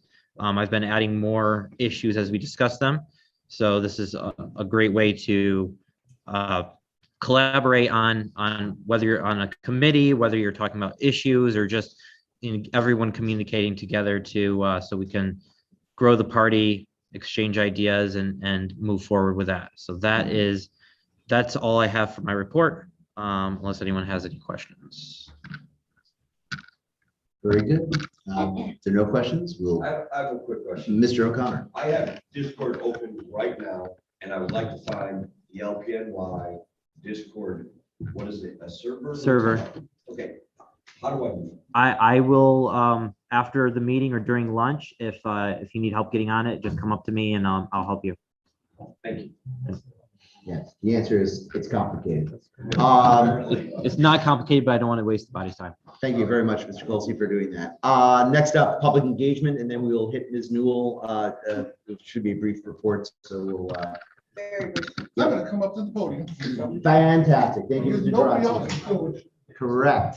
Be seen. I'm gonna be Well, you're glad. complicating the whole camera See issue, what Tony. you've done there? Is it better for me to be at the other mic? No, No, this go is ahead. fine. Go for it. It's I fine. mean, Mr. Durazio, please proceed. I get to have the Tim Cook moment, so I'm pretty, can you really not hear me? Mr. Durazio, please proceed. Can you hear me, Mr. Wetnar? All right, cool. So, public engagement, we got a lot of moving parts in public engagement, so we have a lot of subcommittees, as part of it, and I'm gonna briefly touch on all of them. First of all, the one that most of you have seen is public relations, PR. We're putting out a ton of press releases. We're putting them out at a cadence of a little less than one a week right now. We're trying to pick it up to about one a week. We're contracting with BIS Branding to help us with distribution. We now are contracted with Dennis Consorte, a New York libertarian, so keeping the business local. And he has really gotten us published. We are regularly published in the Buffalo News. We're regularly published on websites across the country. The little liberty-based things that we are here in New York. So I thank everybody who's participated in that. We're also republishing on the blog, which is something that we hadn't done in the past. I don't know why we hadn't done it in the past, but we're doing it now. So if you want to share our links with your liberty-minded friends who don't happen to subscribe to our social medias, please share those. Speaking of our social medias, we have chosen to focus very strongly on our Facebook, and we're trying to pick that up again. We've brought in a couple new people on board to help us manage that. Twitter, we're more actively managing our Twitter as well. Lisa Gansky has stepped up to help us manage that. So thank you, Lisa. And there's several of us that are posting on both of those. Our Instagram is really, every time we post on Instagram, we get lots of likes, and that's thanks to the good work of Maura Botsford. So thank you, Maura. All of these are available on their respective platforms at LPNY Official. We also have a presence on Clubhouse. There is an LPNY Club. And currently, this meeting is being broadcast on that LPNY Club. We have gavel-to-gavel coverage. So if you're interested and want to listen in, or we have had people checking in and out all day long. I believe it's also being streamed on YouTube, isn't it? Yes. Okay, cool. Youth engagement. We have a youth engagement subcommittee. I told you, there's a lot of moving parts in public engagement. We've had several people step up and take part in that committee. I'm going to be handing off that piece of it to Maura Botsford here. Now that she's on the committee. I really hope she picks it up. But in the meantime, we have I have a bit of an exciting announcement to make about that. In conjunction with our November meeting, so right after Election Day, we are going to have a week-long visit, a week-long college tour of New York State, headlined by Mr. Spike Cohen. We're going to have him in state for a week, all over the state. He's going to be in Buffalo. He's going to be in Niagara Falls. I'm going to get him to Niagara Falls this time. Okay, he's going to be in Rochester. He's going to be at our meeting in Syracuse. And then he's going to hit New York City. He's going to hit Long Island. It's going to be a really exciting time. I'm really excited about this. I'm sorry? Oh, everybody forgets Boone County. But so that's a very exciting thing.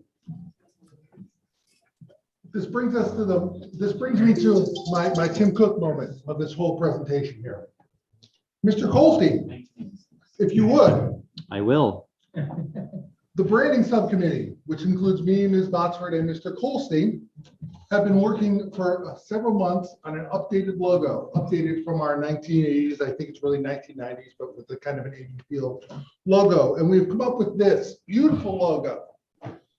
It features the Statue of Liberty and a silhouette of New York State with beautiful gold lettered Libertarian and the white Party of New York.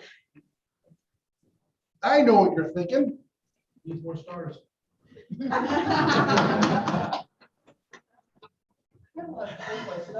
No one can outshine you, Sean. No one can outshine you. I know what you're thinking. Hey, didn't I hear something about this logo a few minutes ago from the fundraising committee and how it might be available on the LPNY store sometime soon? What if I were to tell you that it's available on the LPNY store right now? I would say how much? Could you go to lpnystore.com for us, please, Mr. Colsey? Let's go back to. And by the way, if you go to lpny.org, there is a link to the store. So I will In bright red at the go top, by the through way. that. Right there, LPNY LPNY store. store. Red is in, you can't miss this. It's not featured yet. You do have to click on apparel and then go through whichever item you like. But There it is, kids. that's our new logo.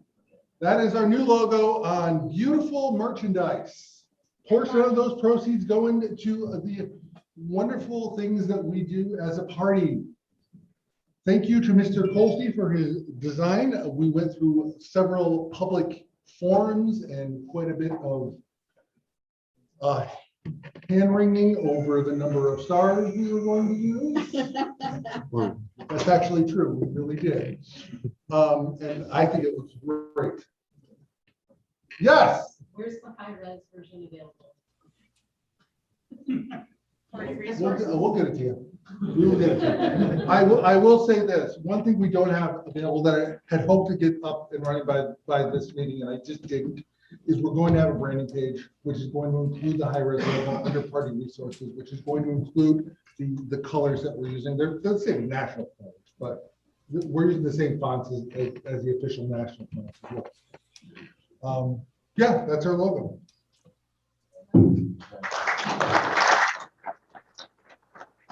Mr. Dunn. Just a question for that. Is here that we're redesigning the logo?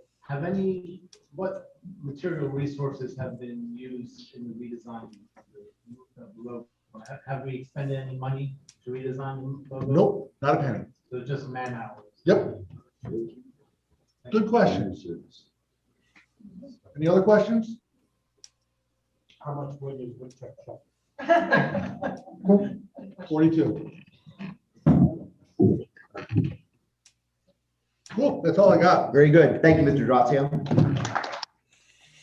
The body's indulgence, I just want to have Ms. Newell provide her report and then we'll break for lunch. If that's all right. This report should be brief. Thank you. Ms. Newell? I apologize, everyone. My laptop needs to be replaced and did not save my report. So here we go again. All right. So as of right now, our housekeeping committee account balance is $38,74.90. Our general account balance is $32,358.64, which is much better than the last time. And our total cash on hand is $36,233.54. The only expenses that we had for June were Constant Contact and Grasshopper. And we had a pre-approved expense for the fees for filing our appeal for total expenses of $505.58. And our fundraising results for May were $2809.40. Thank you, Mr. Chairman. Very good. Thank you, Ms. Newell.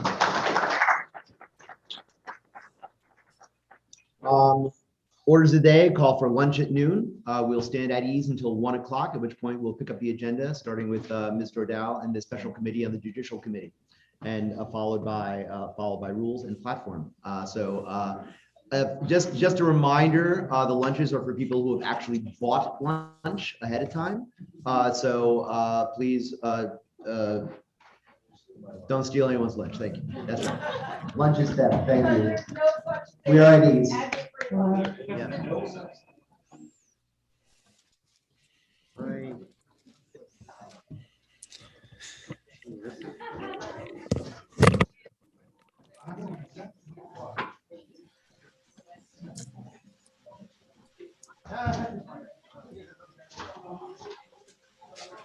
Hello.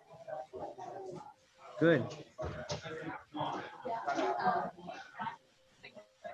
Yeah, we just broke for lunch at the meeting. Okay. Yeah, we'll resume at 1 o'clock and we go till 5. So, yep.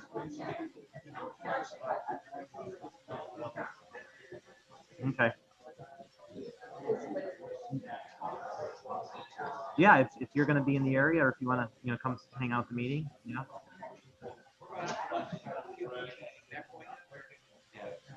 All right. All right. Yeah, when you come into the hotel in the front room, you just ask where the Libertarians are. We're in it's like the college dorm thing. So yeah, just ask down there. All right. I'll see you then. Bye.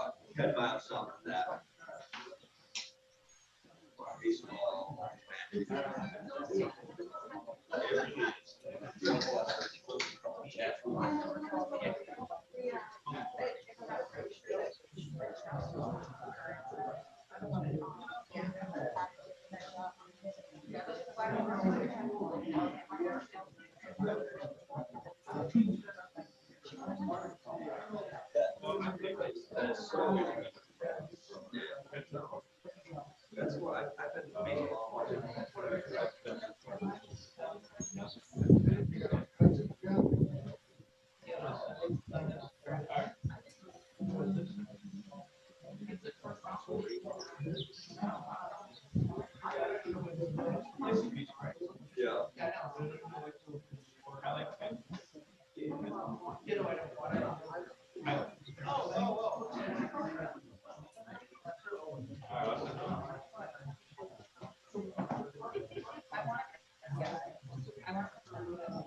Okay, I'm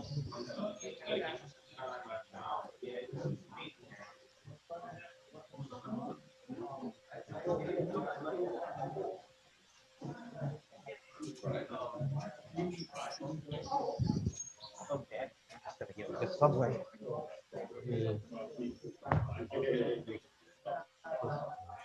Yeah, I'm gonna have to, I know Bill's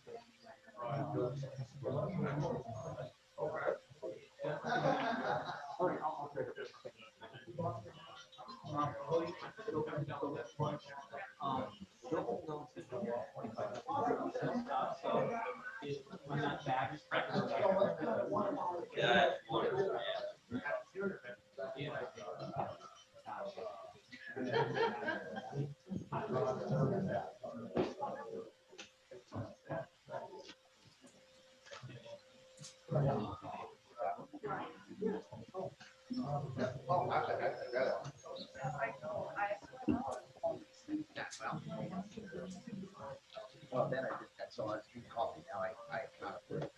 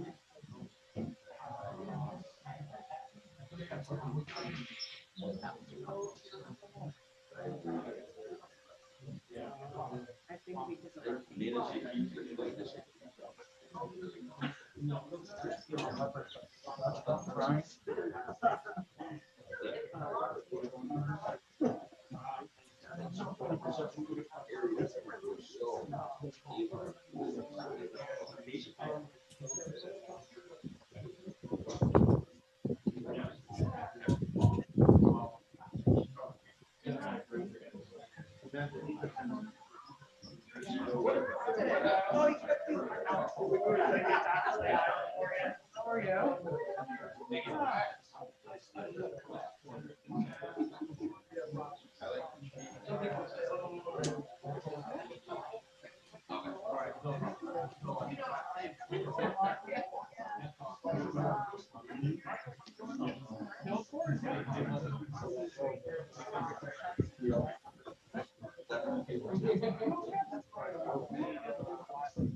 Yeah, my great-grandparents lived next door.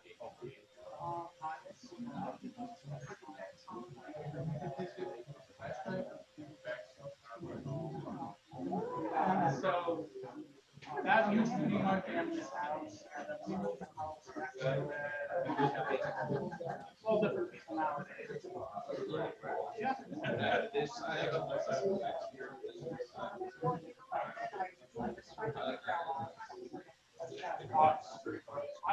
I'm Albany County by hundreds of miles. That's what I thought.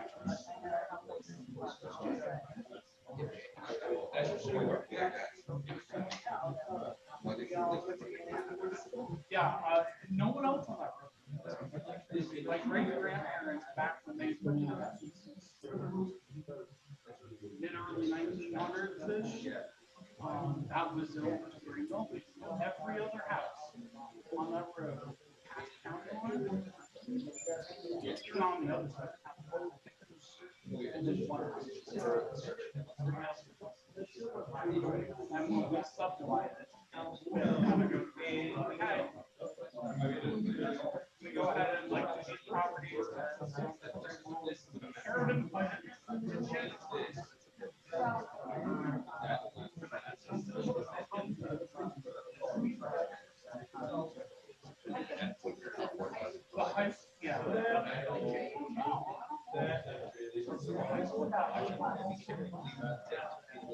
yeah, I mean, they're all pretty damn the grades right. Right there.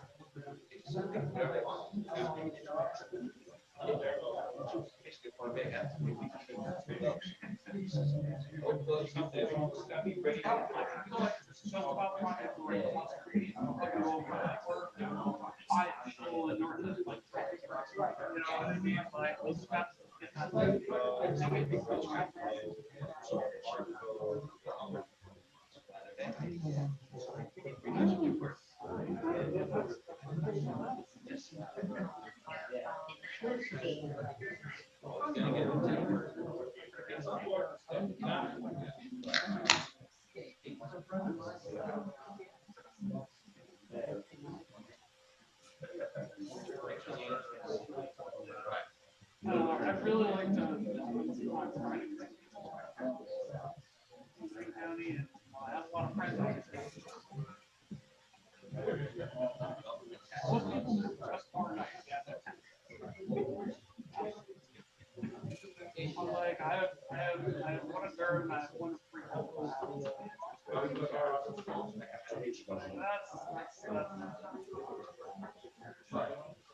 There is a contact. There was lack.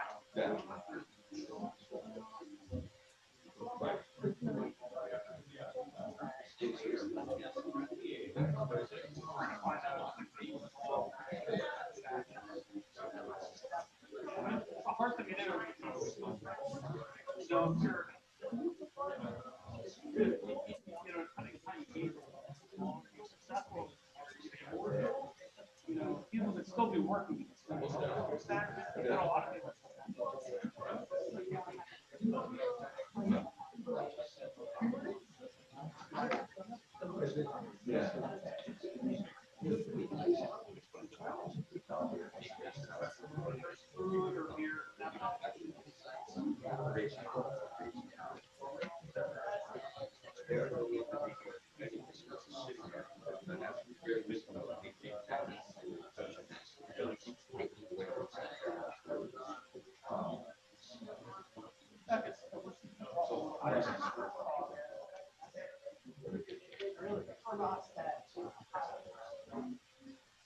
There's nothing else to do. Yeah.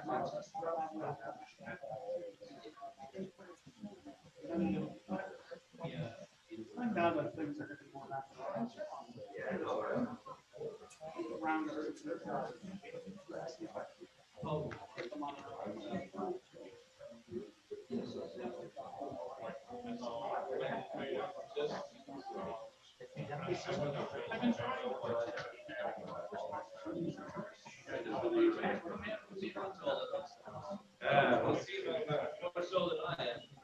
I am on the rules.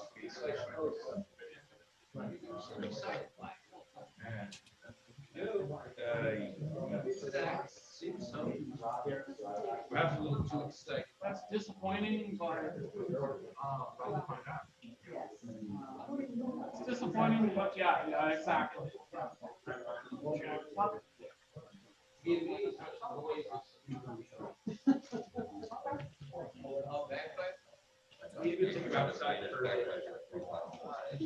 I won't play anything here. Serve everyone's lunch. And I like being on the state committee. I don't need to give people reasons. I don't, but right after we're in now, we know that it's not great. I haven't do a word. Okay, I haven't heard anything since. Is that first?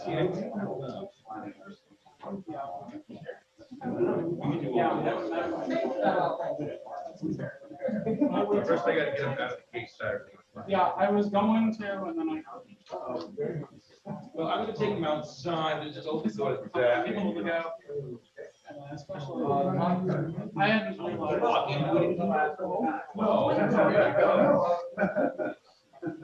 No, I guess I don't even get people reason to probably won't take me. But I'll take them outside and play back.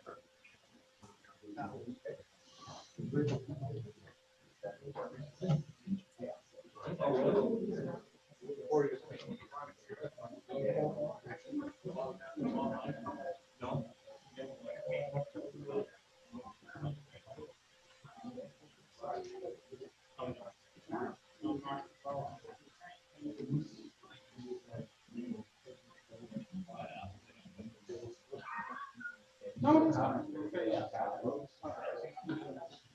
an hour and a half. I mean, I can do it in an hour. Soon. Actually, Monday, tomorrow. Yeah. I'm down several times to pick out the site. Here's how. Yes. It's gonna go. So, that's covered Nicholas as we go. If your own power policy, which is pretty cool. For the love of God, I thought we were gonna avoid this. That would be,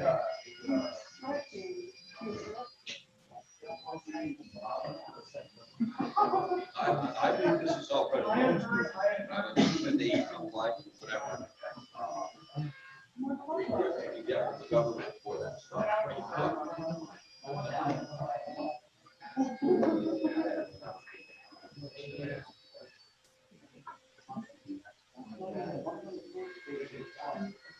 Yeah.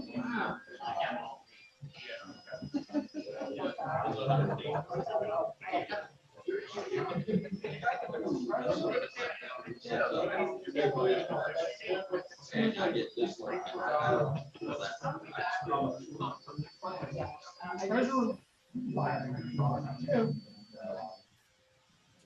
Nope. Yeah. Yeah, you don't need a certification. I don't blame you. We would say out. I believe in it.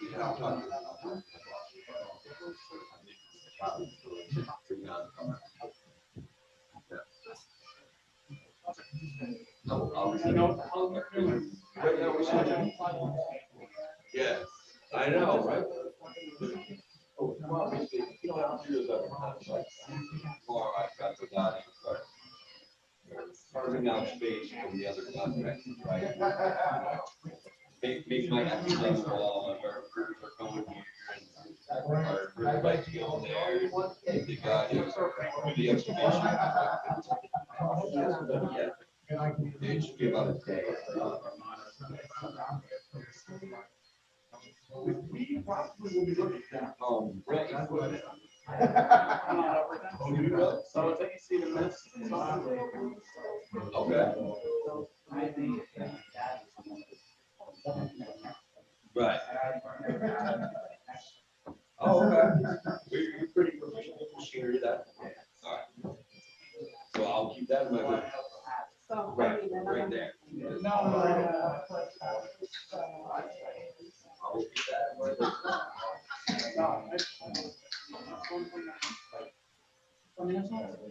Yeah. I know. Probably need a ball. Maybe if I CPA or something, you know.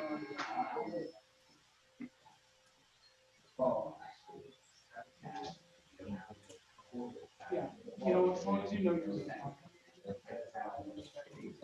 As long as you're not walking. Yeah. With forks? Oh.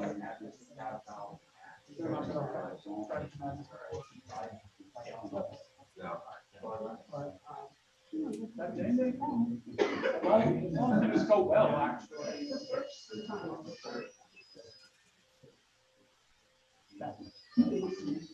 Yeah. I gotta go. Yeah. Yeah. That's actually surprisingly. Some of this for snacks later.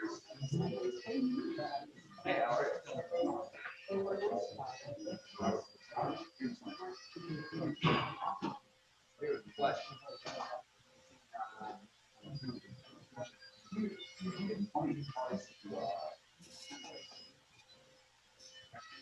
Oh, got it back.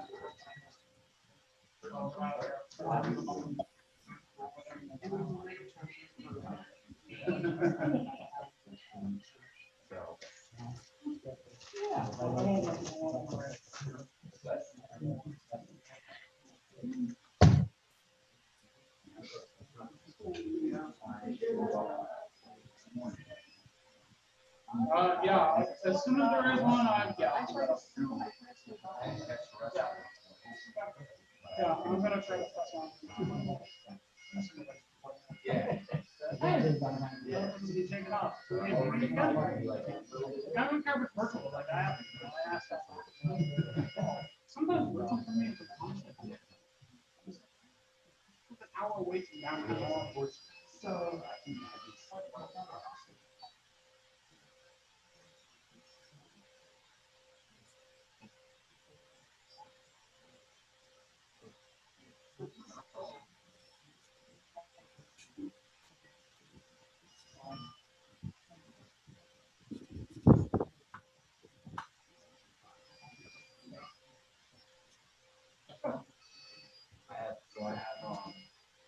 We get one, so we're gonna get started.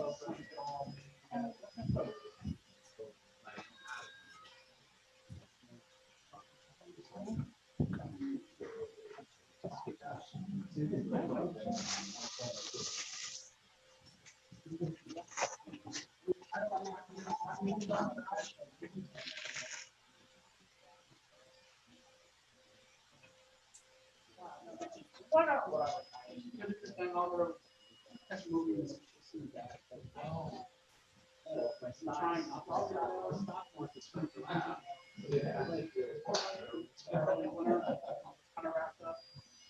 Staying pretty healthy.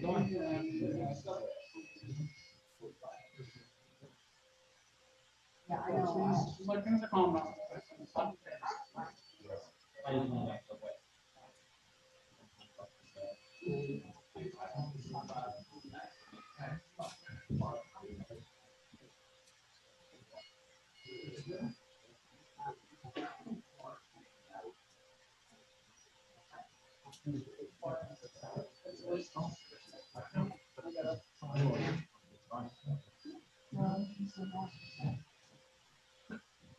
Like, all right, I can exhale a little bit about that.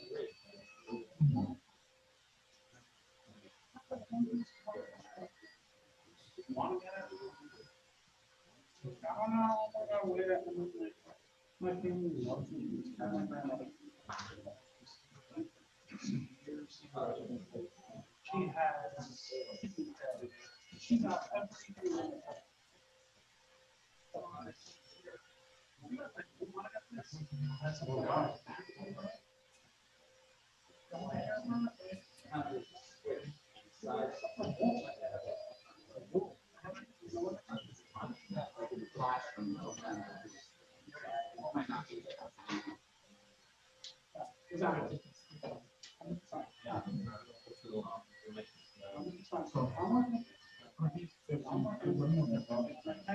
My thoughts are 1, 2, 20, 11, 26, 23, 27.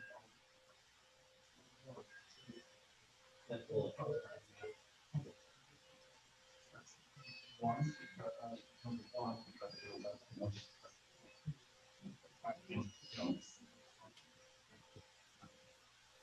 it's just, like if you were to talk about, you look, how do you balance that? Correct.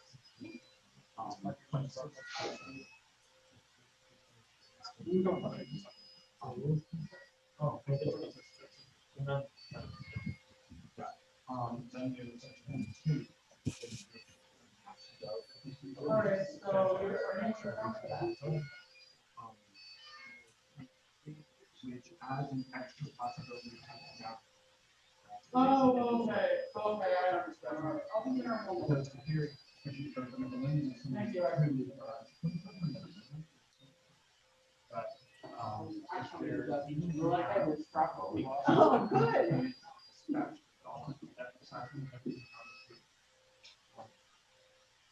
If I'm reading correctly.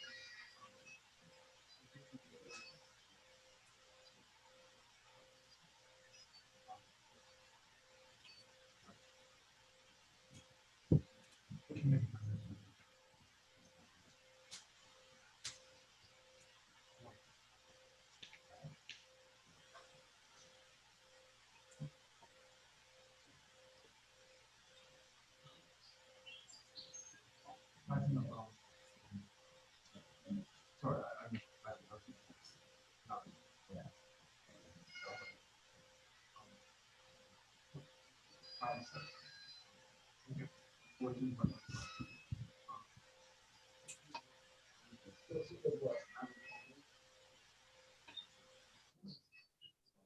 Right. None of that such.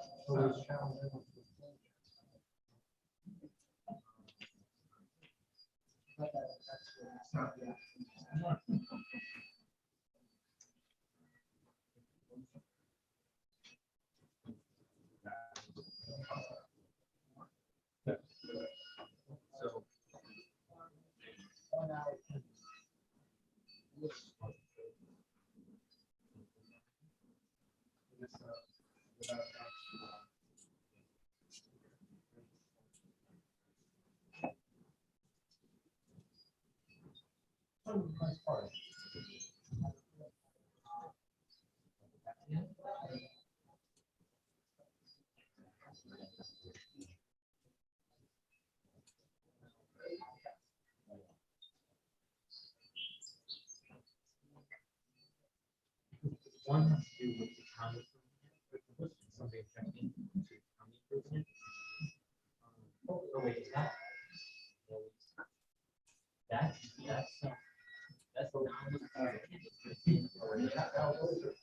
The other is not.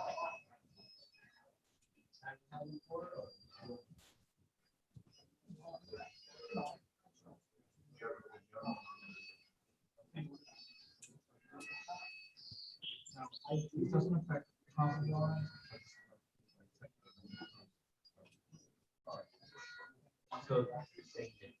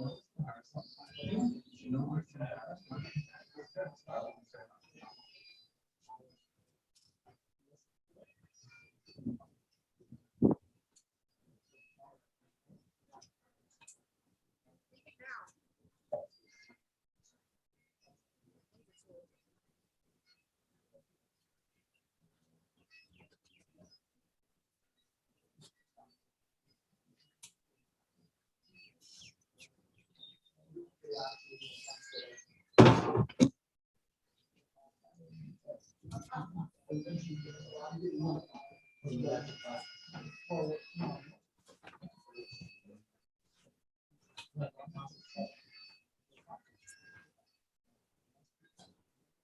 Oh, yeah.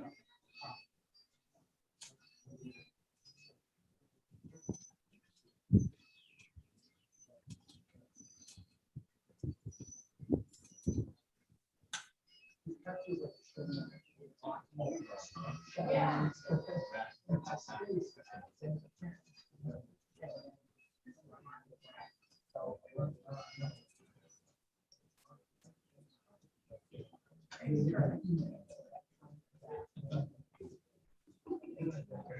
Eggs.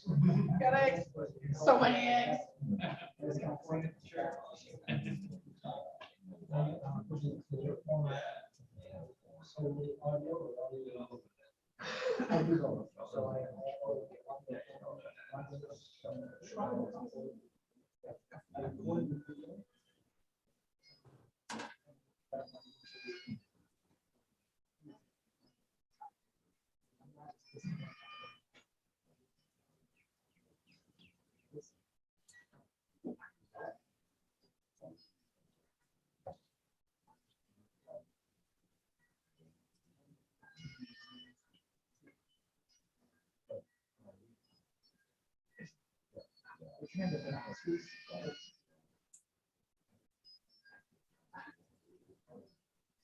drip.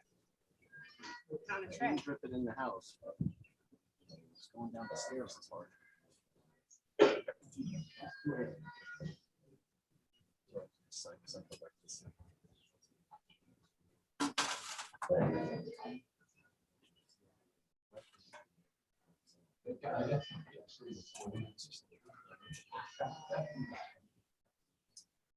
The bottom step a little bit.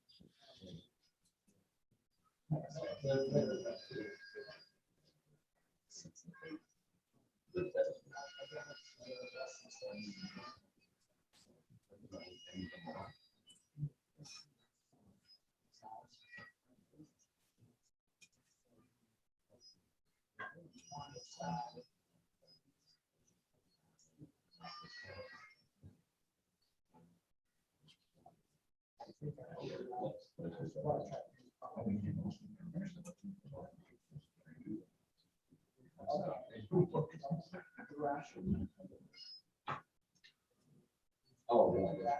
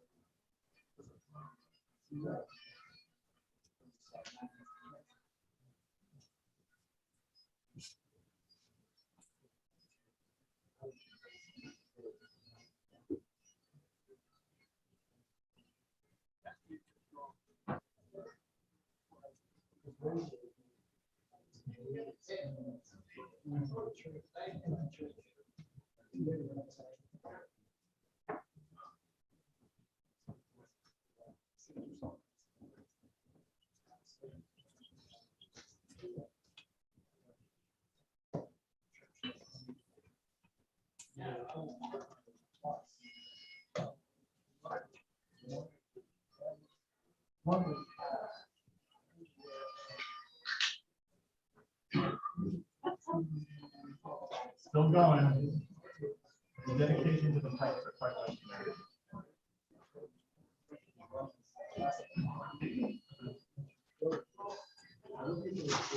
I saw some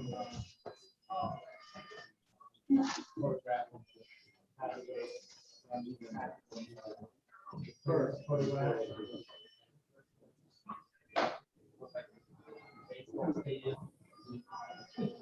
He's working to stand up, but at least he was looking out at us.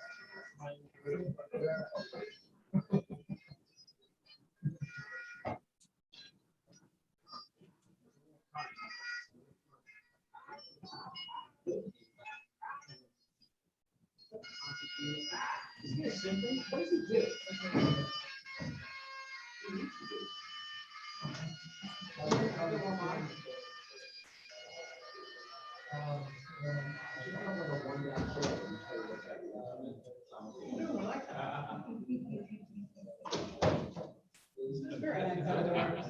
I love it. I can get thoughts on the bagpipes. Tell us how you really feel.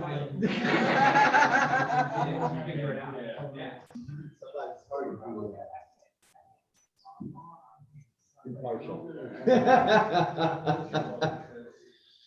Very good. See that. Pietro, are you in the, what do you do? I'm in a fire band, but I'm not a fireman. Oh, nice. But are you doing like what sport like this? No, I was astronomy. Oh, you did? I was astronomy. I have a bachelor of arts in astronomy, correlates sequence and exercise. I thought you went for music and all that stuff. No, I mean, Christine Howlett, the chair of the music department, I love the music for major, since I was spent so much time in music. I did choir, yeah, I made that song. I was just on some so, yeah, I was a recital, yeah, bass clarinet, bass clarinet, and bass clarinet. So you have like, so that you're not, I thought you were. That's like a big art school, right? Yeah, it's also cool social. Oh, yeah, that's an art school.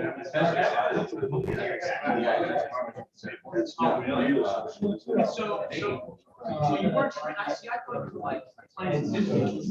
We did perform a touch of it for my, yeah, we performed bass over tonight, performed yeah, my favorite. We went to Cuba, and we choirs, chorus, matches, and the regular chorus. So much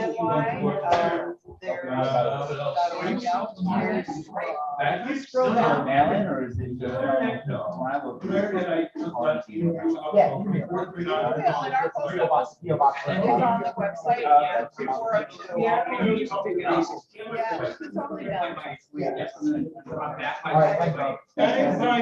No, I some that can by ear, like these American music grades, like I around so yeah, but those are by ear. So like think of by ear, little pianos goes by ear. I can't practice work piano. Really? I hate way yeah. So each have their own thing. Yeah, and so everything that I make up, that's why I let it. So mistake. Right. In that way, it's. But no, I participated in church choir in college, and last year my college career, I was music director before, so I didn't play piano and that. We didn't have pianists. I was supposed to big. Dude, that's incredible. That's really good. Thank you. Back to you can pick up on harmonica, types are mostly self-taught. They just look at the figure. Yeah. there. Although I do have a lesson book for the tile stuff. So is that right? Yeah, because we're not a professional band, we still march parade. Yeah. For us, yeah, competition bands are more. Yeah. That is a whole.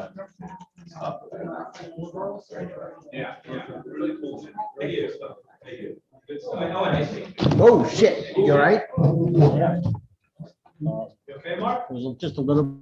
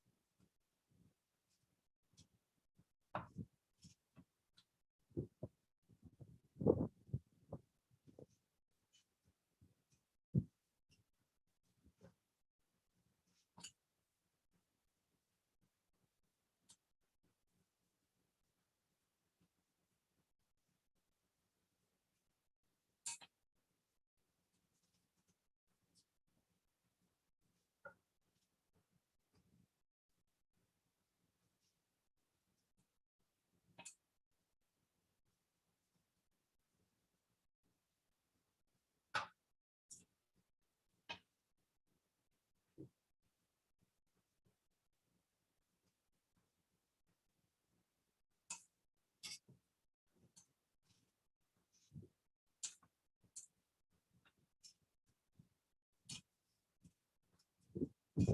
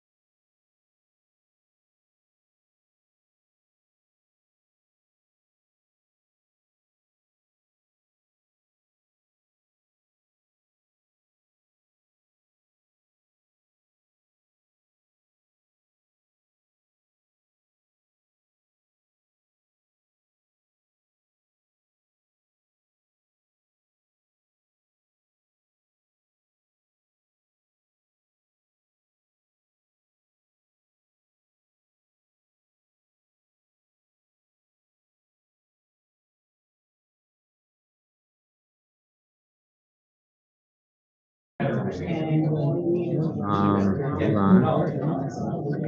Okay, for the people online, we're just gonna get situated to get back into business. So get ready. Everyone, please take your seat, log into Porcupine, just make sure you're all squared away with that, so we can proceed with business. We have a lot to cover in the next few hours, Back to gallery. several hours. Yep, and we are again live on Sorry. YouTube too. Okay. Sorry.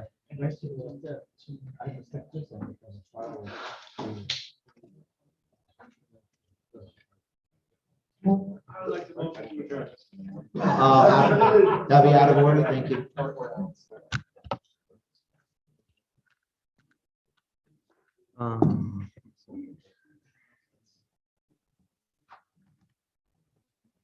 Would get in order if we make it on the Porcupine Act? Yes, it would be out of order. Oh, in order, right? It would not be in order.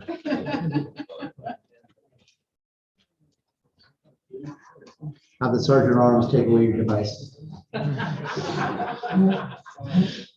Okay, I got a million.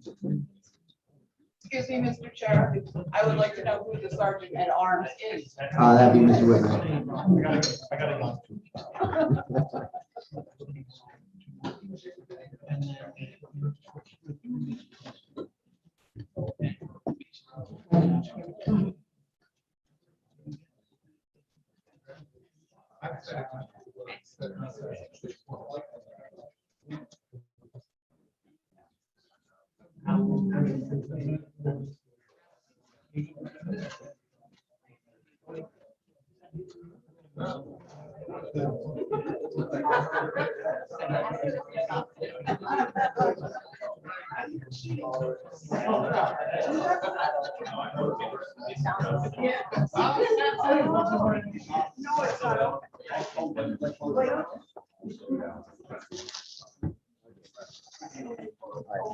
Are you ready to? Okay, let's see here. Got that. So we're on special committee. So we're on millies and rules on that form. All right, great. And Online. Okay, yeah, I am ready when you're ready. All right, very good. We are back in order. I believe Mr. Grievesland has left the building. He has said he will be joining back in remotely. But just FYI, he may not be there. Mr. Donnelly. I have any questions, just Robert Grievesland needs the login details for that, and those we sent to him. I will message him. Great, thank you, Mr. Donnelly. Ms. Miller, I assume your motion for recess is moot at this point? Ms. Miller is not here. Do you need to do another roll call? We could, let me. I don't think we can do a quorum, but it might be a good idea. Yeah, that's what I'm thinking. Let's see, at least who's missing. Okay, let's.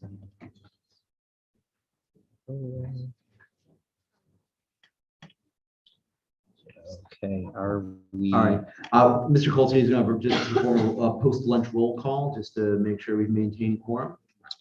And we also have new people in the roll call. Correct.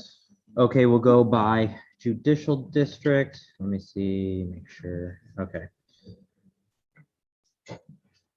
All right, so Alicia Miller. Alicia Miller's not present. Lisa Gansky. Lisa Gansky's not present. Mark Axon, I know is not present. Stacy Pressman. Stacy's still in line. I don't see her.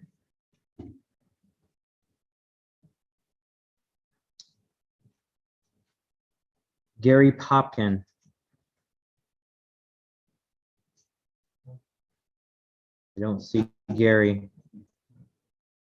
Matthew Morgan. Here. Matthew Morgan is here remotely. Gilbert Midonet. Okay, no Gilbert. Laura Newell. Present. Laura's here in person. Todd Haggerty. No Todd. Jay Carr. Here. Jay is here in person. Cody Anderson. Present. Cody is here in person. Brian Wells. Present. Brian is here. Zachary Remian. I see he's on the Zoom. Mr. Popkins on the Zoom too. And I see Gary Popkins in the Zoom. I'll come back to you two at the end. Brandon Lyon. Here. Brandon's here. Karen Thompson. Here. John Janes. Here. Rob Barrigo. Here. See Craig Miles. No Craig. Sean Hannon. Here. Sean is here remotely. David Fight. Let's see here. David's not here. Millie Dordell. Present. Millie's here. Patricia Berthod. Did I say that correctly? Yeah. All right. Rachel Becker. Here. Rachel's here. Tom Queter. He ain't helped me yet, so I'm still here. Tom is here. Rich Patel. Here. Rich is here online. Chris Alinsky. Present. Tim O'Connor. Present. Craig Colwell. Here. Mark Brayman. Here. Jim Russell. Here. Sean Phelan. Present. Robert Glomboski. I'm here. Here online. Mark Smith. Here remotely. Here remotely. Mr. Goldsby, if I can just interrupt for a moment, if all the new committee members would please just make sure they're signed in the porcupine, that would be appreciated. Thank you. Mark Legowski, Here. Angela Einwalker, Jim Dayton, Tony DiOrazio, Brittany. Eric Cooper. No Eric. Steve Becker, Feeling better. Dwayne Whitmer. Dwayne Whitmer. Jamie Vandewalker.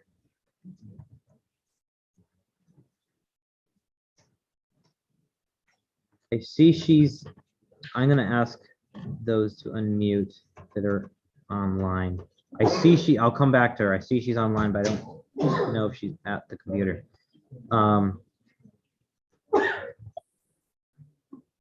Len Morlock. Here. Patrick Mahoney. No Patrick. Francis Law. No Francis Law. I am here. Garrett Kane. Garrett. I don't see him. There's somebody trying to get in. Robert Creepsland is online. Mr. Gunther was also in the. He did not win a seat. Okay, thank you. Maura Botsford.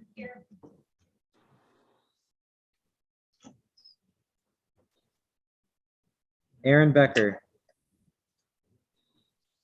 Here. is here. Bill Schmidt. Present via remote. Robert Griebsland. Here. Yep. All right. Anthony Pellegrino. Anthony's not here. Pietro Geraci. Present. Daniel Donnelly. Present in person. Kevin Wormhold. Angelo Veltri. Did I say that right? All right. William Van Helmen. Here in person. Artie Sintef. I know he said he was going to step away for the afternoon, so he's not here. George Ostrowski. Here. George is here remotely. Paul Grindle. Here. Paul is here. Gary Denoyne. Here. Gary's here. Jeff Denecki. Jeff Denecki. I don't. Here I remotely. see it. All right, there he is. All right. Mark Weinblatt. Present. Gabrielle Cordova. Here in person. Mike Arcati. Not here. Emmanuel Torres. Not here. Susan Overeem Cummings. Not here. Richard Bell. Richard Bell. Yeah, you're muted, but I see you're here. All right. Let me go back to those. I see Stacy logged in. Stacy, are you here? Yes, here remote. Okay, Stacy is here. Gary Popkin, are you here? And Zach Remian. Jamie Vandewalker. All right, we have, is there any new observers? Okay, so we have 47 present of a state committee of 67, so we have quorum. Very good. Thank you, Mr. Colsty. Thank you for bearing with us through that. We just want to make sure that everything is good and legal. We'll now move on in the agenda to Ms. Gordell's report, the special committee on the judicial committee. Ms. Gordell, you can take the podium or the mic line. It's totally up to you. Mr. Seacrest, will you please clear Ms. Miller's motion out of the agenda queue? Thank you. Ms. Gordell, you have the floor. Hi, everyone. Our judicial committee formation I guess that's what you call it, development, has met like 5 times. And we have come up with a preliminary proposal. And the whole point of me presenting this report today is actually to get some feedback from you as to whether the things that we are proposing sound good, or if what you envision is something totally different. So I'm going to give you just a little bit of an explanation as to what we've done. What we envisioned as the Judicial Committee is very similar to what was mentioned in the rules initially. It's 9 members, but we also added 3 alternates in case that there's a conflict of interest or an opening, you know, created, because having 9 people is good when you vote, having an odd number. And also conflicts of interest will probably happen. Seeing that some of us have worked together more with others, it's foreseeable that some people might not feel comfortable making decisions, you know, on the removal of someone that they've worked very closely with and may not feel like they are impartial enough to make that decision. So that's the whole point of having the additional 3. We also foresaw that maybe it could work in panels of 3. When it's a small controversy that you don't need 9 people meeting to discuss it, you know, the chairman can just decide, okay, 3 people meet, mediate, do whatever it is. So there are 2 main functions. Let's get to the nitty-gritty.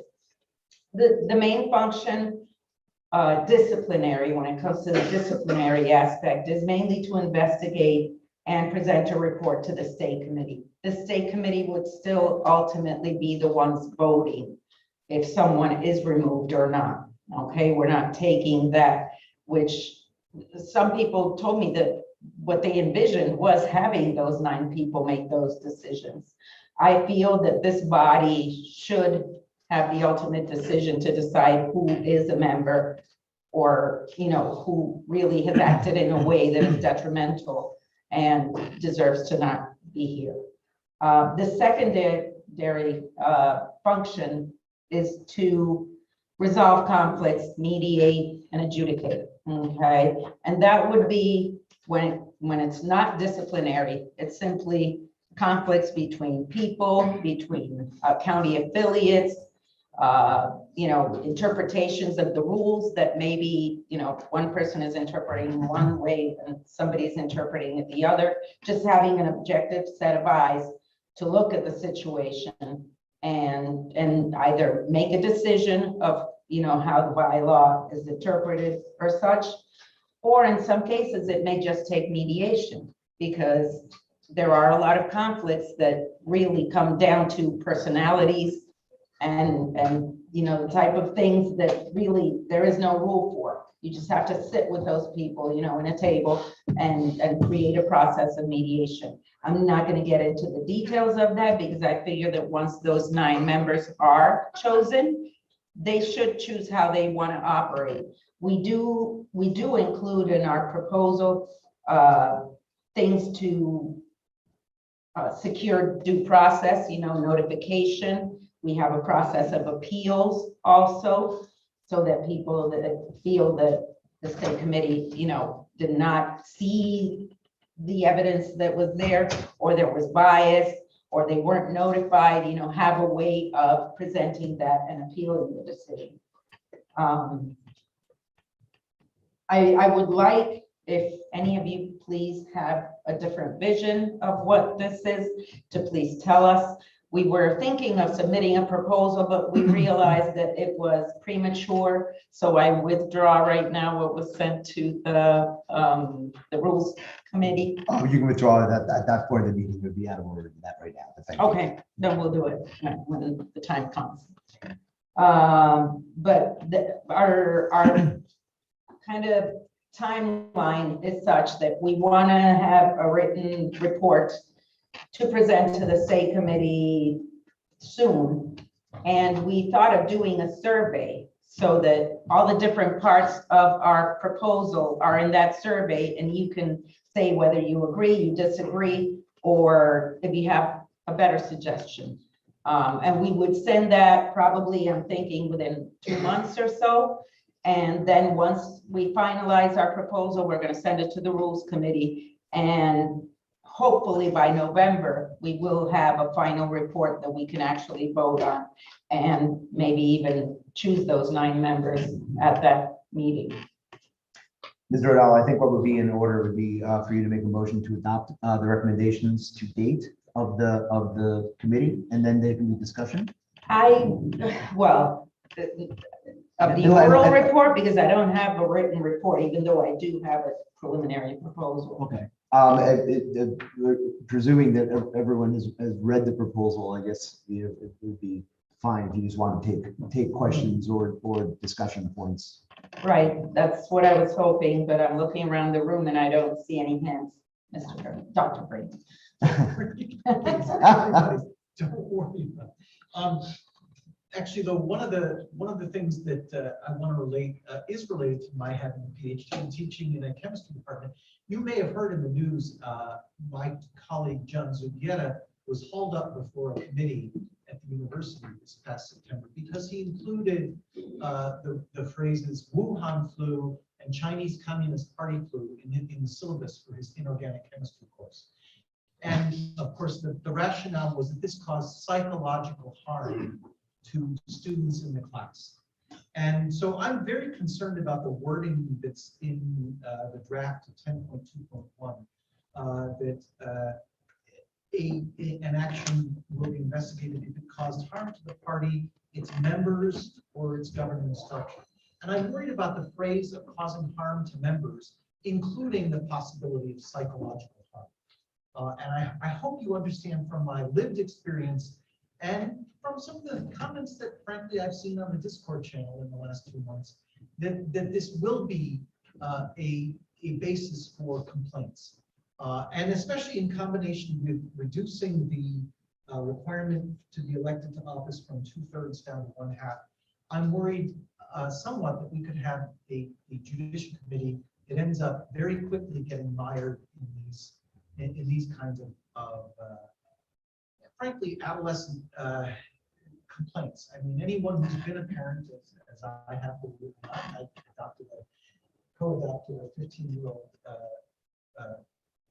when he back to 2003. So I know that adolescents complain, and the child guidance that we got from experts was, at some point you have to disengage from that kind of spitball throwing, and I'm just worried that with the wording that we have, we will have spitball throwing and having the judicial committee being called to investigate such spitball throwing. Dr. Brady, if I may, we're actually not debating the bylaws proposal that Mr. O'Dowd looks like he's going to withdraw. I would say that, I think she was looking for input on her oral presentation and on the framework. but- I can address that though. He's Sure. not the first person who has mentioned that part where it says cause harm to the party is definitely vague. And I will definitely bring that back to our committee, to make sure that people that are psychologically distressed, that we actually explain that a little better.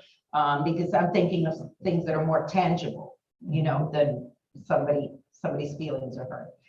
But maybe we need to expand on what exactly that is and not leave it there as a gray area. The 2/3 we feel is excessive. The way I see it, for me to dare to tell one of you that was elected by your constituents that you can't be here, okay? That is huge. I would not dare to do that unless I were very, very convinced that there's something terribly wrong, or you're simply not doing your job, that to take that action. I think if half of this committee believes that they have the right because of your actions or whatever reasons for you not to be here, you probably shouldn't, because having less than half of this group support you, you must have done something very, very wrong. I mean, I think most of you here are pretty objective, I think most of us here, even though we have our differences and we have our spats, you know, I think when it comes down to it, we would not take a disciplinary measure of removal lightly. That's just my personal opinion. I may be wrong. But I will bring that also to the committee and see if they agree on maintaining the language of 2/3 or majority, which is what we were leaning towards.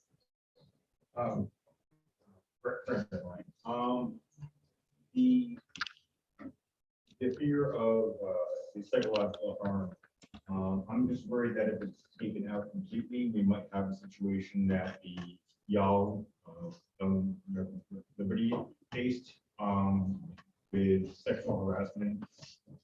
Obviously, I don't think any of that's happening, but who knows in the future. So I would caution against making it only material. Okay. No, fair enough. Like I said, I appreciate your mentioning that because that will be considered. And obviously, we need to expand on what type of harm would be there, whether sexual harassment is considered psychological or not.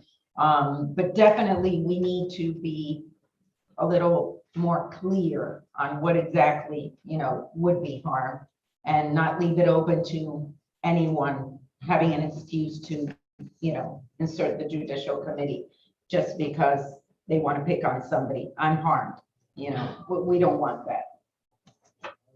William Van Helmont from Suffolk. I'd just like to point out, I think it's great that you're working it out and you're taking the input in. I think that's very important. But not having the cart before the horse, you know, just the wording is very key, I think, and you realize that. Because you don't want to create the illusion of a machination of principles that may not even apply. So, you know, I think if you're going to withdraw the proposal, ultimately, you know, go back into the committee and then formulate what you need, then re-present it to us for that input as like a final draft, if I may say. Right, I'm asking for your input now. I will, once we have an actual written proposal, we will one last time ask for your input in that survey. And then hopefully be prepared to then have a final proposal for our November meeting. And just as a point of information, the purpose of this of Mr. Dowd's committee is to determine in detailed fashion the form and the function of judicial committee or whatever it shall be called. So then it will be passed on to the rules committee for implementation of the rules. So that just so everyone's sort of aware how it works. Dr. Babsky. Yes, I'm very concerned about the way the term has been referenced as the judicial committee officially should be responsible for selecting the judge candidates. It's a very important process, and I'm recommending that we use either the adjudication committee or the conflict resolution committee. And I'd like to consider that very seriously. We've taken into consideration your comment because you've made it clear to us in other forums. But right now, we want to see what it looks like before we decide what we're going to name it. Because if people disagree on the whole part of adjudication, they only want us to recommend disciplinary action. Maybe that's not an appropriate name, you know, conflict resolution or. Once we know what it is, I think it's easier to put a name on it, but we're definitely considering other names rather than judicial committee. We just haven't come up with anything solid yet to be able to make that decision. Yes. Daniel Nunning, Judicial District 9. What evidentiary standards will this committee use? We were speaking about a colleague requiring 2/3 of the disapproval of the others. So my question is, where if we have some representative accused of, I don't know, burning down a daycare or something like that, and the name is popping up in the news and the association with us, what evidentiary standards will the committee use? Will it recommend the suspension, temporary suspension of the representative, or will it go by actual adjudication of a criminal case, or how would we go about that? To be honest, and here I'm speaking for myself, I haven't had that presented to my committee, but I believe in the presumption of innocence. And I believe that until you go to court and you are actually, guilty of burning down the daycare center, we should not take action. Then again, all that the judicial committee would be doing is presenting a recommendation. Let's suppose the judicial committee recommends that we not take any action until the end of the trial. We present that recommendation to you guys, and you guys just sit there and say, what? No, we need to get this guy out immediately. Go back to the drawing board and give us what sanctions you think would be appropriate, because we don't want this person in a position of authority. I mean, ultimately, like I said, when it comes to discipline and removal, it's gonna be, you guys are gonna be the jury, okay? All the judicial committee is gonna do is take testimony, documents, evidence, and present a recommendation. They're gonna do the legwork, and then ultimately the decision is for you to make. Anything else? A real quick question though, if they're doing the investigation, how many people in this room have investigative experience and the ability to conduct investigations? Because that would be an issue. We're not talking about CSI here. We're talking. Right, well, that's my point, is that as someone, I'll use myself as an example, not to put you on the spot, but when I ran for office, I was victimized by a county chair using fake Facebook profiles in which he took a police report, doctored it, putting my name in it when he was arrested for rape, and shared it all over Western New York with the intent of damaging my campaign. Since you guys cannot subpoena Facebook, you're never going to know who it was. So if this goes to the judicial committee, it's he said, she said, and we have evidence and proof, but without the ability to subpoena Facebook to see whose IP address, which we know, we got it.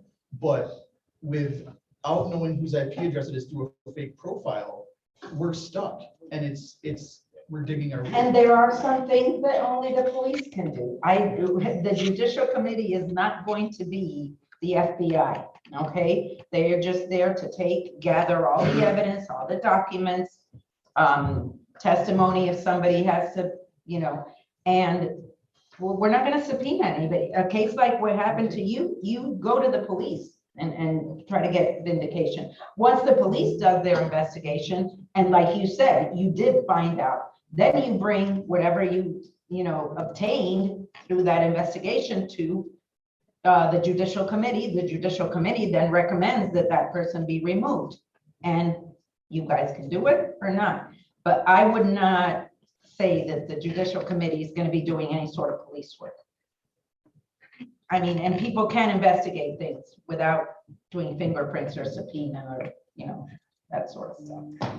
Ms. Dordell, do you have anything else to report on? I think we have a lot of business to attend to, and Okay. since there's not really a motion on the floor, I don't want to cut off debate, but if anyone else has because there is no debate, this is just a discussion. But I would like, if anybody has specific concerns that they'd like to bring to Ms. Dordell and her committee, by all means, get them to Ms. Dordell, and they will be considered by the committee. Mr. Queter. If anybody has a specific opinion on any part of this, can they email you and let you know? That was exactly what I was going to say. My email is mdforliberty@gmail.com. Anyone that wants to participate in our discussions is welcome to do so. We've had kind of ongoing changes in the members of the committee, and I always welcome, new input. Even though there is a core group, that has been there. So if any of you feel strongly about any of this, please send me an email, mdforliberty@gmail.com. Thank you. Ms. Dordell, thank you very much. I appreciate your hard work on this. I know this is a difficult and sometimes fractured process. So thank you very much for ushering this through. Next on the agenda, everyone's favorite topic, the rules. Mr. Grindle. Please take your hat off, Mr. Grindle.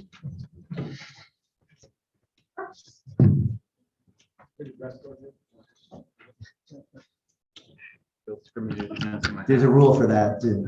Yeah, exactly. Andrew, can we try to get the mailer up? Because then we could just zoom in on parts of the mailer. Yeah, I will, the mailer has what's on the report, so Yeah, I'm the going mailer to is the report. get the party How- resources page, and if you want to follow along on your own devices, it's on the party resources page. So go to the rules committee report. Let me share it for the online viewers, online participants. Okay.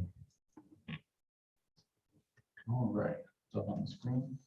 Okay, so as many of y'all know, the Rules Committee has made it through 27 proposals that we mailed out to you guys, that we had a public hearing for, that we had a survey for. There's been a lot of feedback. And I think that it's clear that some of these proposals are going to require some time for discussion. Some of these are pretty much nothing burger, like fixes of grammar or wordings. So if everyone is comfortable with that, I would like to make a motion that we adopt proposals 3, 4, 5, 6, 7, 8, 9, 10, 12, 13, 14, 15, 16, 17, 18, 19, 20, 21, 24, and 25 as a block. Just to make sure I got that. I wrote down the ones that were not in the block of the 27. And Mr. Grindle, these rules amendments have come out of committee, correct? Yes, these Okay. are all out of committee. That's fine. We are addressing the ones out of committee first, and then we're getting to the ones that were submitted by members of the state committee, of which there are 3. Very good. We'll consider the motions that came out of committee. Your motion does not require a second. Do we have any discussion? I would like to say one thing.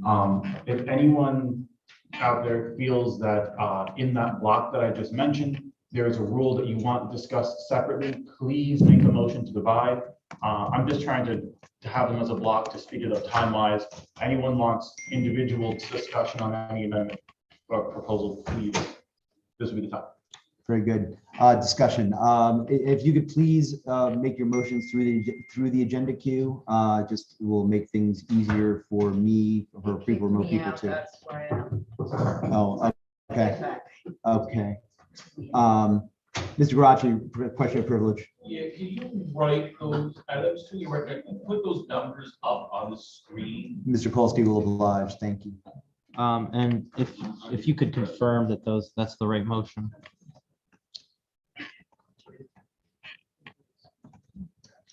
Zoom in a little bit. That's a lot of numbers. I really can't count this high, so I'm just relying on y'all. Well, what have you suggested though? I just want to make sure that Mr. Kolsky just wants to make sure it matches your motion. And so what he's put down matches what we're adopting or and so proposing to adopt Paul Sechrist needs to know what numbers to put down for the ballot, or for the poll. For the poll. Yes, no, that is correct. Okay.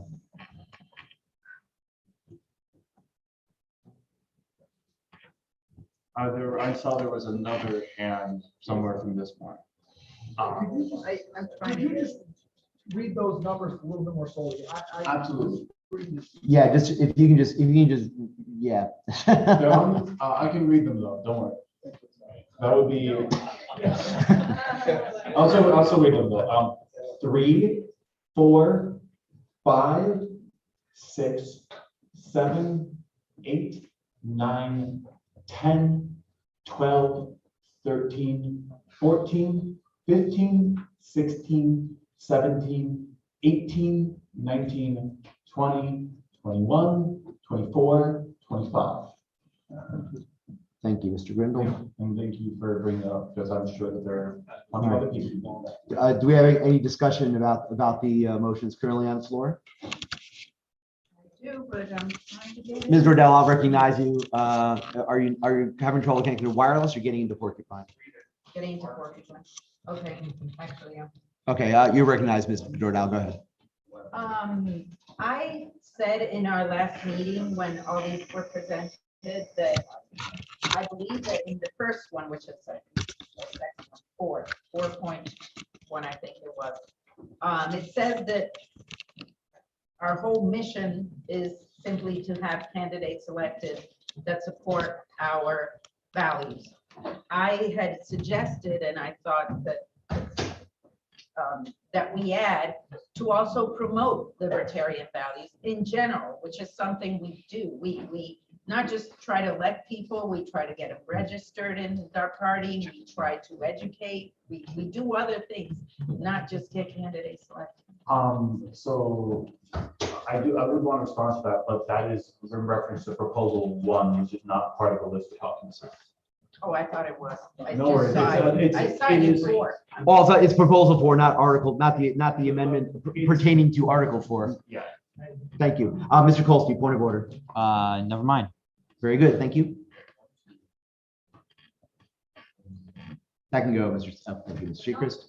Do you have any further discussion on the proposal, on the motion on the floor?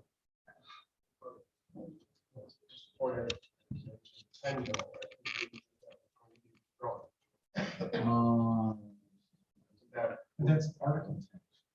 Yeah, please. Proposal 10? That's the one in reference to allowing us to be able to make a couple of basic motions in executive session for the executive committee. No worries. Okay, very good. Any further discussion on the motion on the floor? Very good. Mr. Sechrist, will you please create a poll in Porcupine?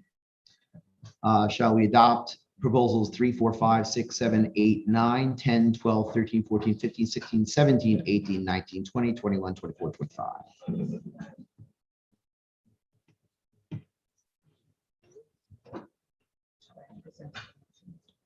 You made that bigger, I can't quite see it. Oh, no. Mr. Chair, I just want to confirm you would like this for 1 minute. 1 minute should suffice. Thank you. Poll is up. Very good.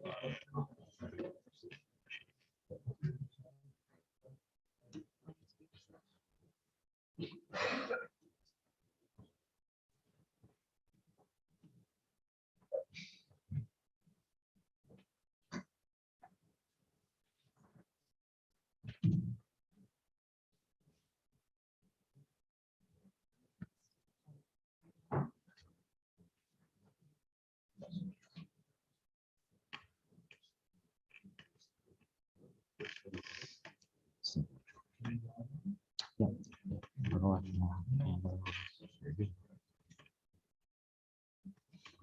15 seconds left.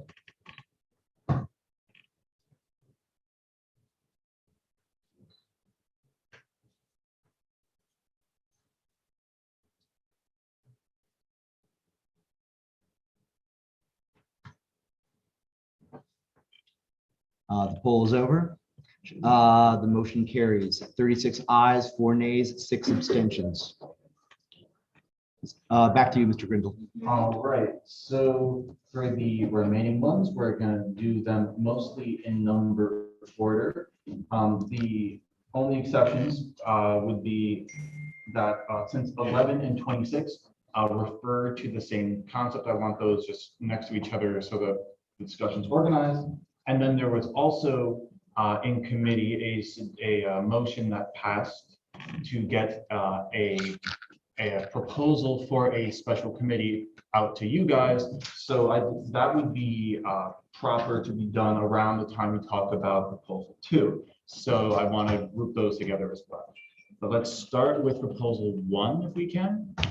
Very good. So are you making a motion to adopt proposal 1, Mr. Grindle? I am making a motion to adopt proposal 1. Which has come from committee, so there's no second required. Discussion. I believe it would be in order to recognize Millie because she had wanted to talk about the specific. We actually have a request for information from Mr. Durazio.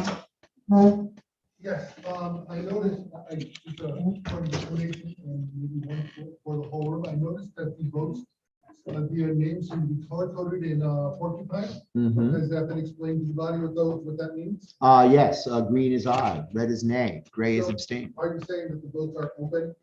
That is correct. We have adopted the suggestion first put forth by Dr. Brayman that people be able to see, as in standing vote, see who is voting which way. Fair enough. Thank you very much. No problem. Do we have any discussion on proposal 1? Just to bring up for a quick discussion about what proposal 1 is.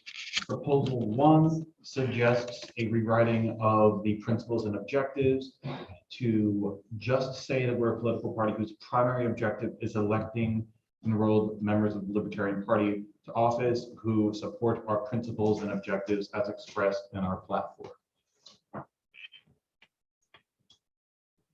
Any further discussion on proposal 1? Yes. I'd like to speak in favor of it. Sure. Proposal 1 was proposed primarily because the Libertarian Party was a social club, and the old timers realized what that means. There's also a time of a lot of turmoil. I've seen the Libertarian Party change over a period of about 5 years. And one of the ways it's changed is it's been focusing more and more on libertarians and libertarian candidates. If you look at the original wording, extending individual freedom to its furthest extent, that was justification for the individuals in the party, even in their offices, to go out and cross-endorse other party candidates. I've written a book about the total analysis of the 2020 general election. Cross-endorsement is a disaster. This party has to focus on Libertarian Party members getting elected. Otherwise, why are we here? Therefore, I'm recommending we drop all of the principle stuff out of our objective statement, make the objective statement very clear that we're here to get Libertarian Party members elected. Any other objective is absolutely ridiculous. So this reason why it was proposed, and the committee has looked at the principles, we moved the principles to where they belong.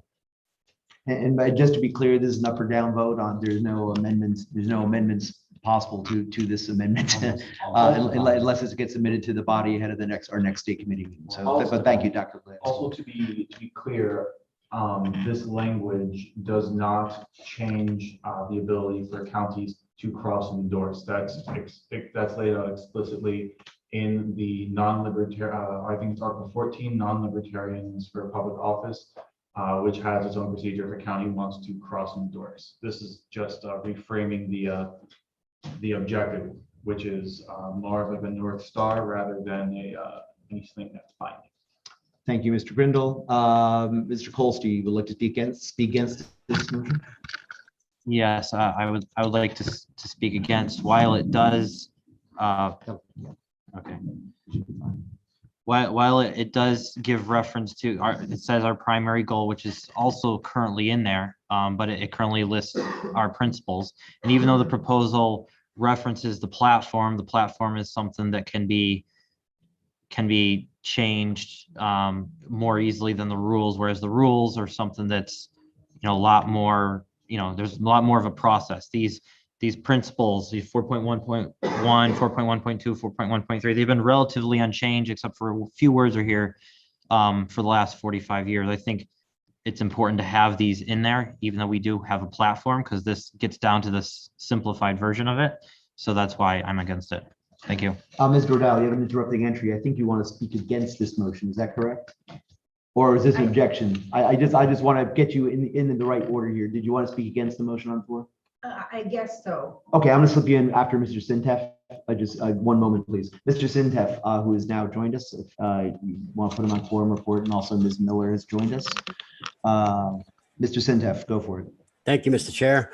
Honestly, if our only goal is to elect politicians, which it is a big goal of ours, but without the rest of it, it really means nothing. If we're not spreading the liberty every day and pushing our other values, we're not going to get anybody elected. I think the removal of the wording that's been there for so long belongs there, should stay there. And you want to add more, effective wording on electing officials, I'm fine with that. But I think the rest of the wording definitely needs to stay. It is part of who we are. Thank you, Mr. Chair.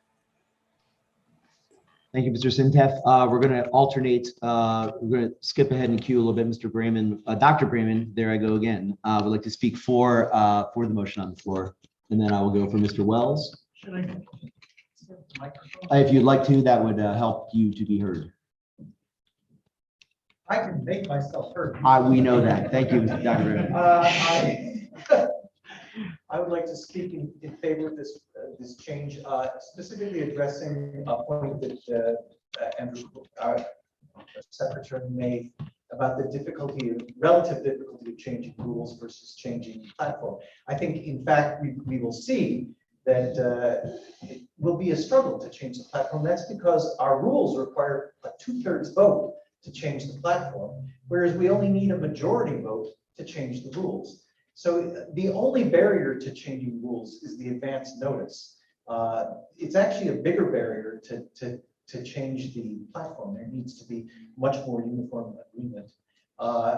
I do think that Mr. Glogowski made a very good point. That's Dr. Glogowski.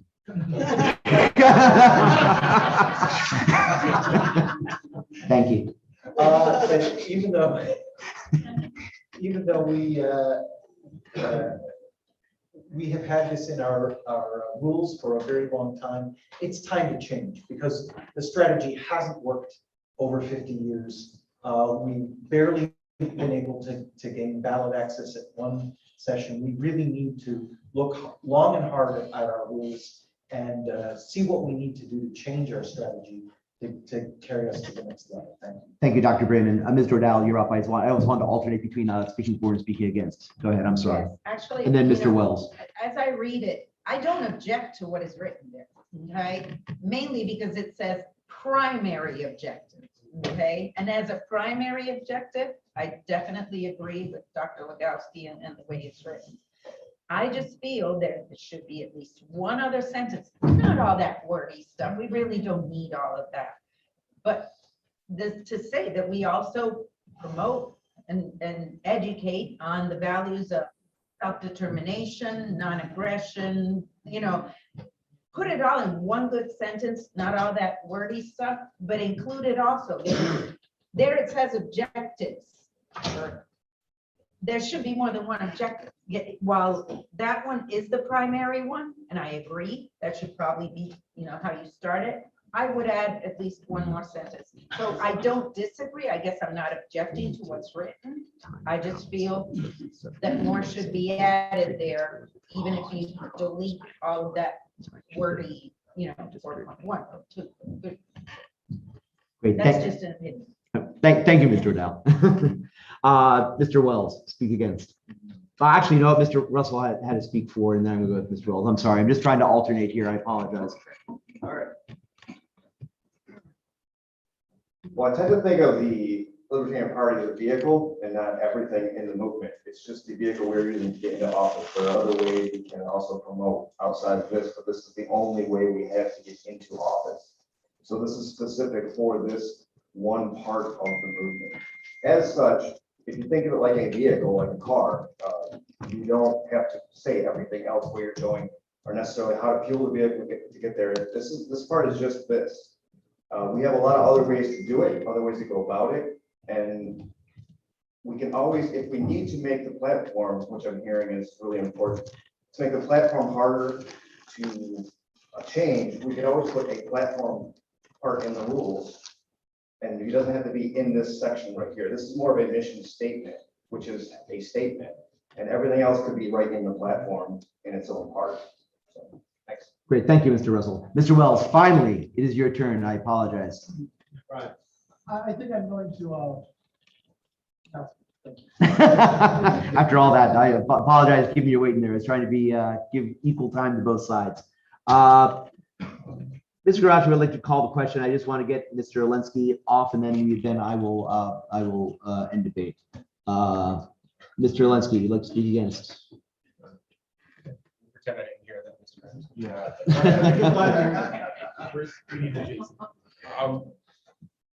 I'm not against this in whole. One thing that I see which cannot be amended now unless it's for actually put it back to the committee, possibly with an amendment, is that after we elect these libertarians, where are we? What happens afterwards? We've done all the work to get them into office, okay? But then it's hard for me to actually speak about this without showing the emotional attachment to it. We have an elected libertarian today. Former. Point of information, I believe it was several. Yes. And one that's remote. What I would like to see is that after somebody is elected, that this body also has the obligation of doing either to support that individual or they're there and help them carry the torch. There's been a lot of non-participation from what I see of people that actually achieve that. Great. Thank you, Mr. Alinsky. Do we have any further discussion on this? I'd like to take it to a vote then. Mr. Sechrist, if you would please create a poll. Shall we adopt proposal 1? Poll is up. Thank you. Please vote.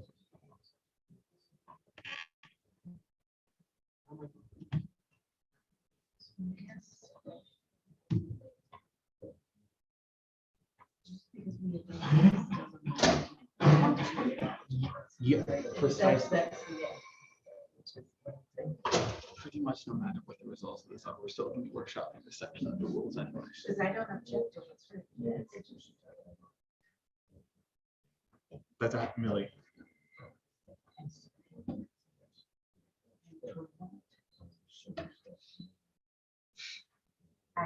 Okay. 20 seconds.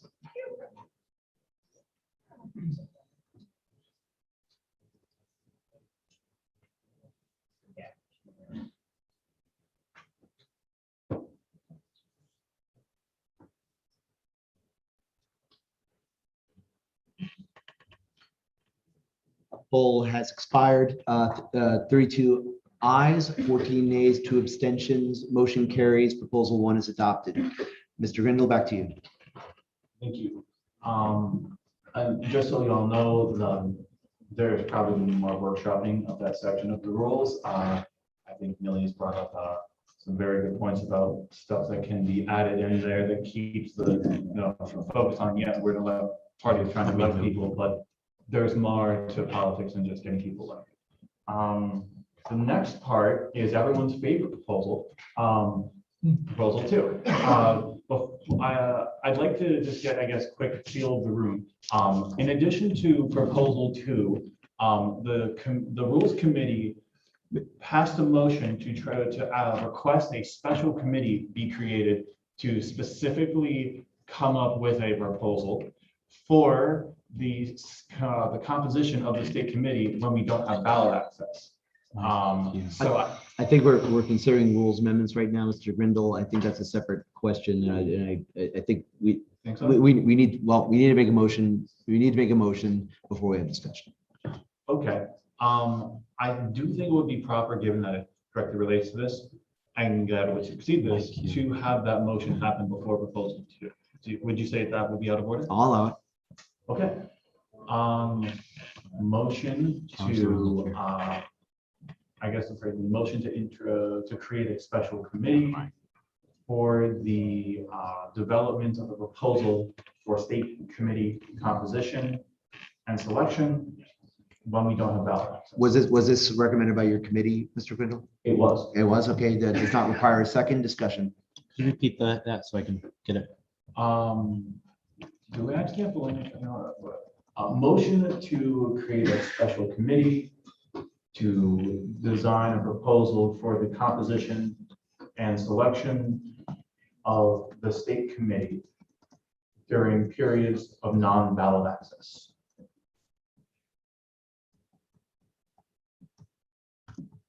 If anyone from the Rules Committee who supported this proposal believes that there is better wording for it, definitely this would be the time, but I believe this actually represents what was passed. Do you have any discussion on this proposal? Well, okay, I guess we'll put it to a poll. But Mr. Chair, there's a point of order and a request. for- Oh, thank you. I still hung up on the poll page. Thank you very much, Mr. Droche. My bad. Mr. Colstein, point of order.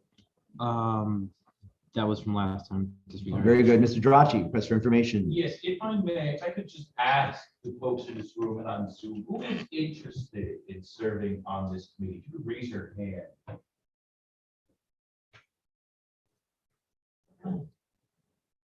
All right. So basically, the rules committee and the people interested in the rules. That's my request for information. And Dwayne. Correct. Thank you. All right. Mr. Colstein, request for information. Never mind. Very good. Very good. Do we have any do we have any further discussion about this, about the motion on the floor? Very good. Mr. Seacrest, please create a poll.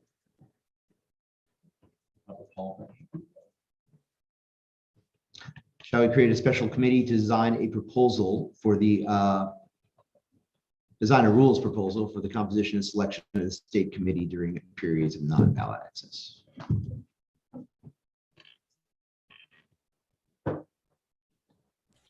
Poll is up. Thank you.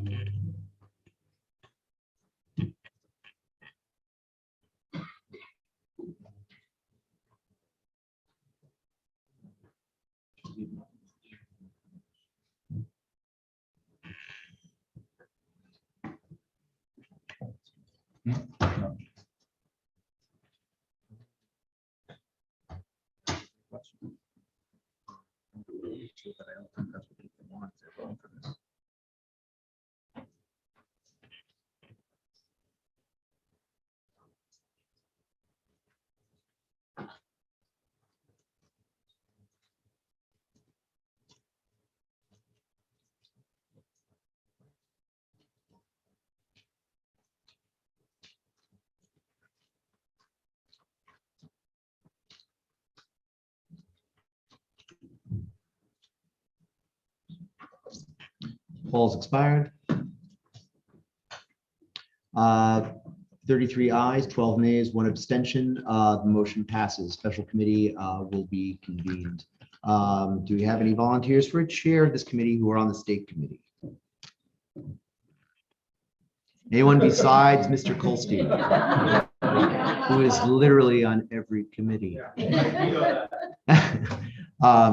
Mr. Colstein, you are chair. I leave it to you to seed your committee accordingly. Please contact Mr. Colstein if you wish to serve on this committee. Thank you. Thank you. Mr. Grindle, back to you. All right, I believe that given the creation of this committee or the special committee, that proposal 2 would be dilatory. Would you agree with that assessment? Oh, well, it would be kind of moot, but it's more moot than dilatory. I don't know if there's anything in these Robert's words. Dilatory is delayed, but we need not consider it if it's been kicked to a special committee. So, looking at the mic queue, Cal, hold on, moving back to the mic line. Mr. Colstein, request for information. That's old. Okay, Mr. Becker, request for information. Dr. Becker, sorry. Even though I think you just dropped that motion, can you give us the background? I don't remember when we went to the two-person per county and away from the digital district situation. That was in our in the rules that were adopted, I believe, in last September. Yeah, I can explain that a little bit. So the rules that were adopted all the way back in September pretty much already said that. It was actually just vague. It referenced county representation, but it didn't say what county representation meant. So what proposal 2 was supposed to be was just a clarification of that so that the language we had in our rules was at least workable. It was not supposed to be any sort of final decision on how we were going to actually have that committee work. I personally don't like that section of the rules. I think that having it only be 2 per county is unfair to counties that have tons of registered libertarians. I think it doesn't touch the problem of unrepresented counties. So the intent was not to have that be our final language. It was just to have what's in our rules cleaned up. Mr. Goldsby, you're objecting to something? I'm objecting to what was said that proposal 2 is moot. Has nothing to do with the committee we created. Do you wish Oh, me no. to introduce the motion for proposal 2? I can make that motion. I will do it myself, don't worry. Motion to adopt proposal 2. Very good. Proposal 2 is on the floor. Does not require a second. Any discussion on proposal 2? Mr. Goldstein, let's speak for this motion. Okay, proposal 2.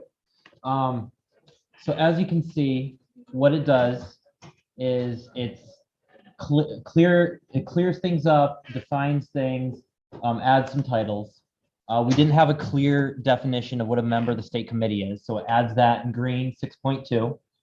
And then it clarifies this section. It splits it off into elections by primary, just clarifying that that's what those are, the unit of representation. And then election of the state committee other than primary, don't need that language. Other state committee, there's some renumberings, there's adding of titles. So when you're looking through the rules and you're looking for something, it's easier to find. I'm using the term organization meeting, so it's consistent because we do not define a convention in the rules. So convention means nothing. And then 6.4.2 refers to county affiliates. 6.4.3 is related to that, and I'm just clarifying that it's county affiliate instead of county, just so it matches 6.2. And then it just cleans up and puts the officer titles in one section and simplifies it, and then of course renumbers some things. So it's purely cosmetic changes, and as well as adding a clear definition of what a member is. Thank you. Very good. Thank you, Mr. Goldstein. Dr. Brandon, speak for it. I support our passing this proposal now. I supported it in committee, even though I do believe that we will need to modify it before next year. This preserves our ability to function in case we don't make such a modification. There are other things that I hope that we will walk away from this room thinking about. I know that there have been other proposals to add selections from counties that aren't organized, meeting in the state convention.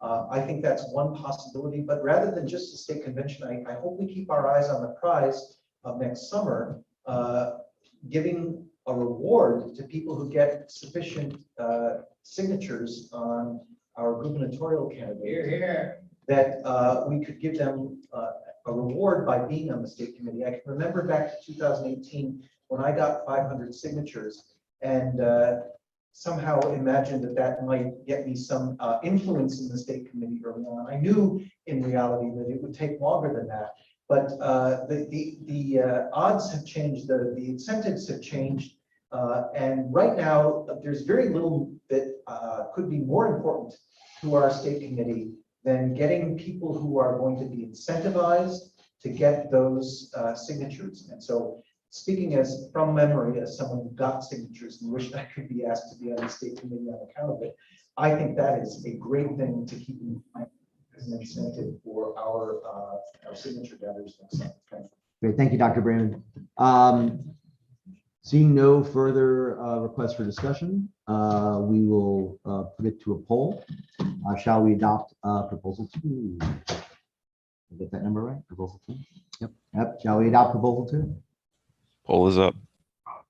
Thank you.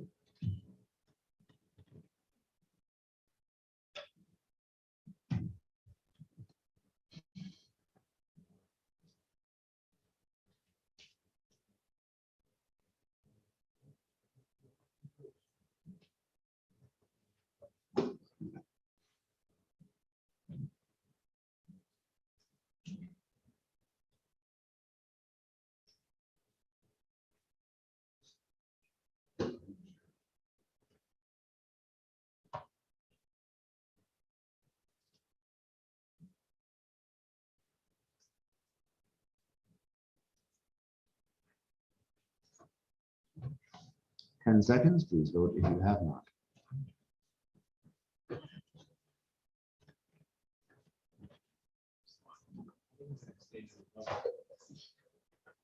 Polls expired. 28 ayes, 13 nays, 5 abstentions. Motion passes. Rules Committee Proposal 2 is adopted. Mr. Grindle, back to you. Okay, we move on to 11. Scroll, scroll, scroll.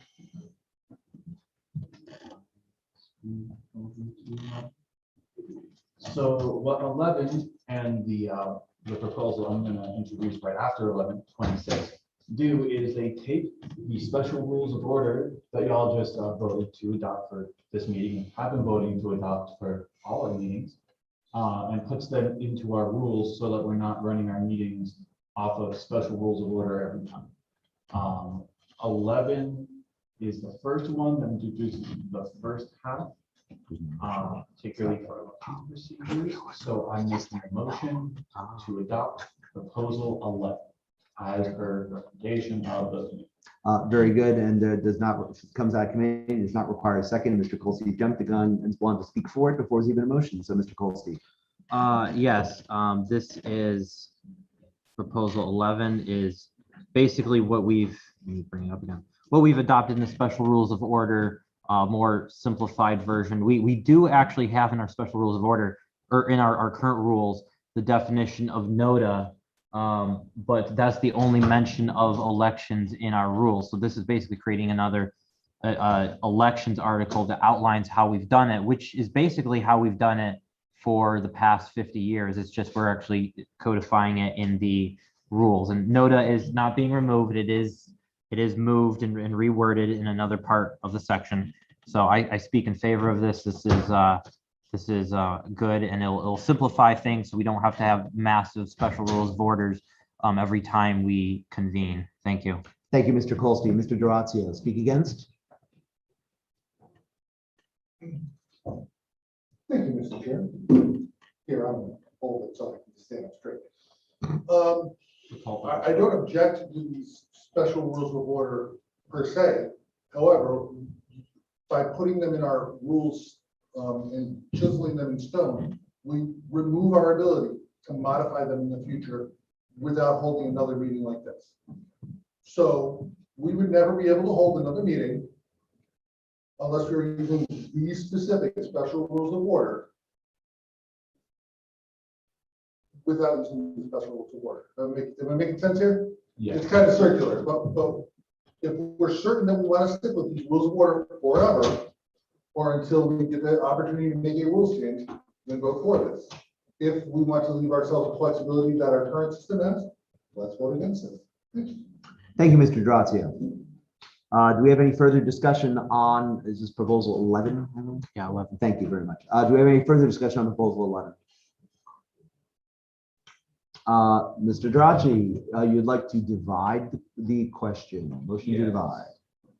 I move to divide this and split it and vote on two sections separately, and I move that split to occur at 12.4, above 12.4. So you have 9.1, 9.2, 9.2.1 as one part, and 12.4. It skips up. Wait, what? No wonder. It's. Oh, come on. Never mind, I withdraw. Very good. Thank you, Mr. Drachi. Thank you for sparing us. Do we have any further discussion on the proposal on the table? Mr. Seacrest, if you can set us up a poll, please. Shall we adopt rules proposal 11? 11. Poll is up.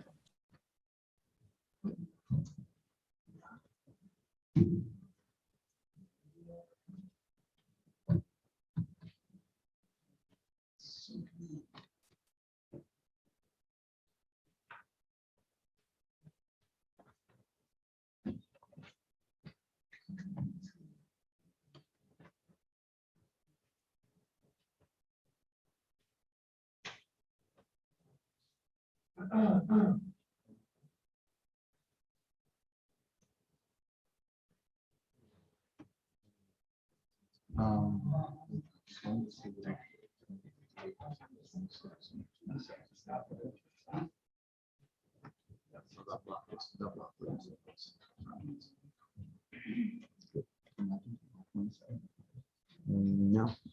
To be frank.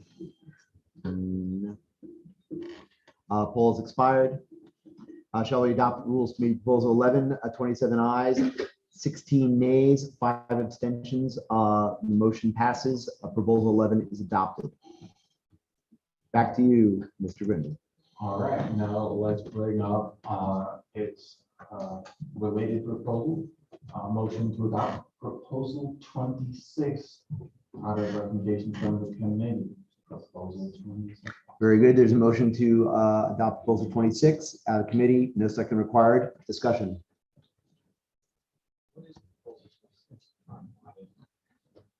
It's the one right after 25. Did you? Yeah.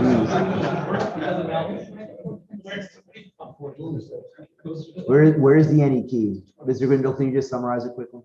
So, what 26 does is it takes the other half of special rules of order, particularly in, the one relating to, how we handle amendments in these meetings, that the ones we're reading right now, and it puts those in the rules as well. It's basically 11, proposal 11 part 2. Okay. Thank you, Mr. Grindle. Mr. Coles, would you like to speak for it? Yes, with proposal 26, just like proposal 11 takes what we've been doing in practice and in special rules of order and puts it into our rules, simplifying the process. You know, this is the process we've done amendments. It's an outline process.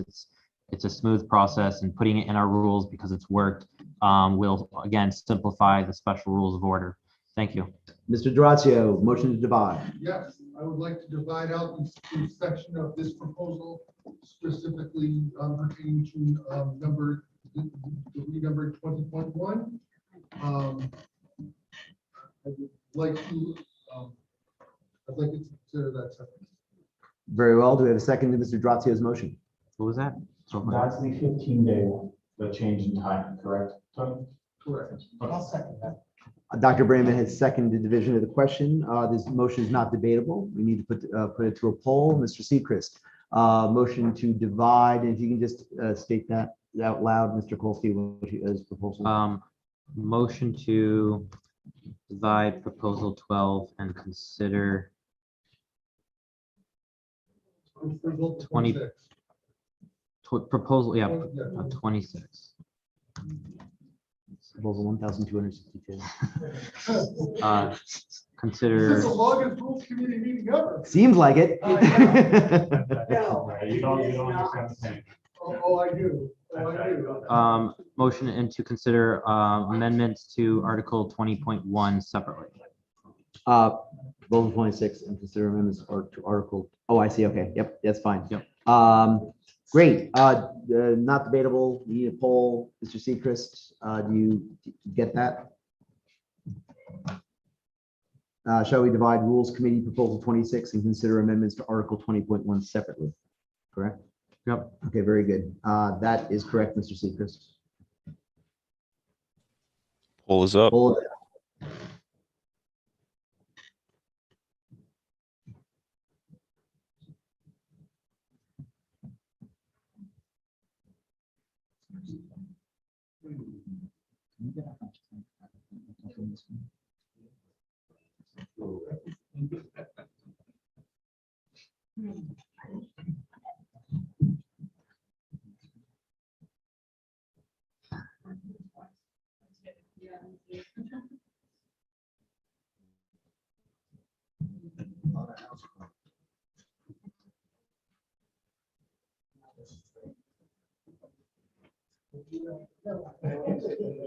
We consider the Article 20.1 first. Yeah. Okay. Yeah, I think that's right. The manner in which question resolution by opinion and civil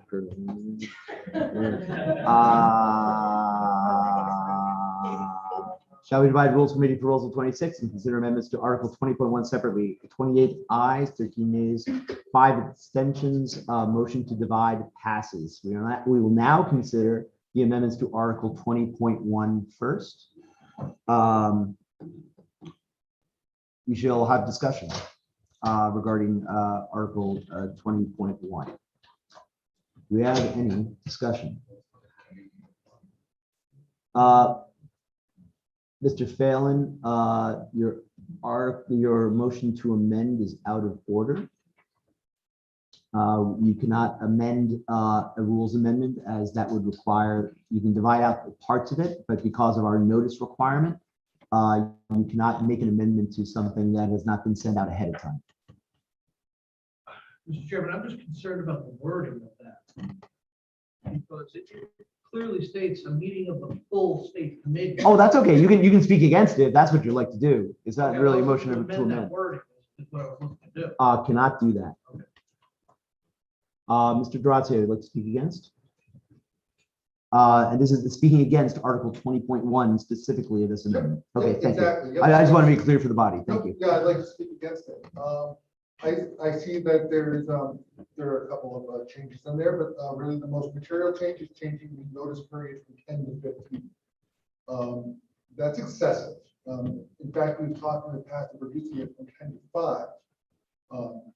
15 is not only 15 unnecessary, the current rules amendments wouldn't have made that deadline.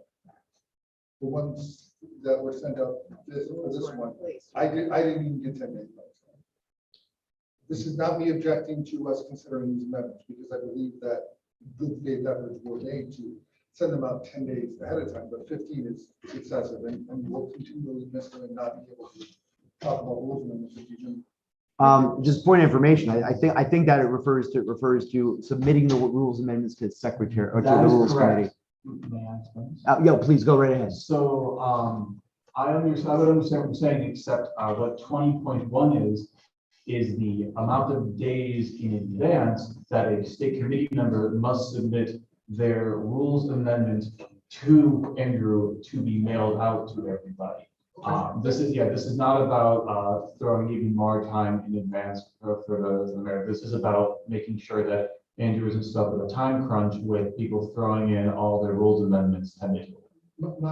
That's fine. My objection, my speaking against it still stands. I still think 10 days is fair.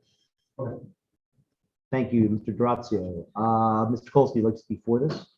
Yes. So changing it from 10 to 15 days isn't.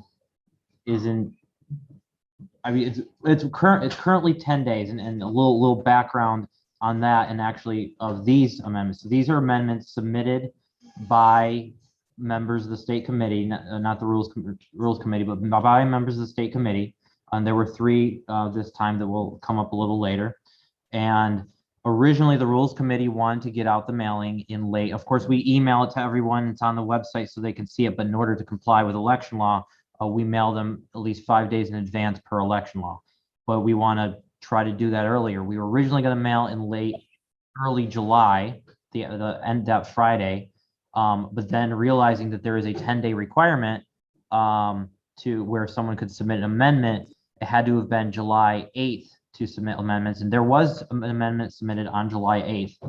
And by that time, there was a weekend, then preparing the mailer, getting it to the printer, getting payment to the printer.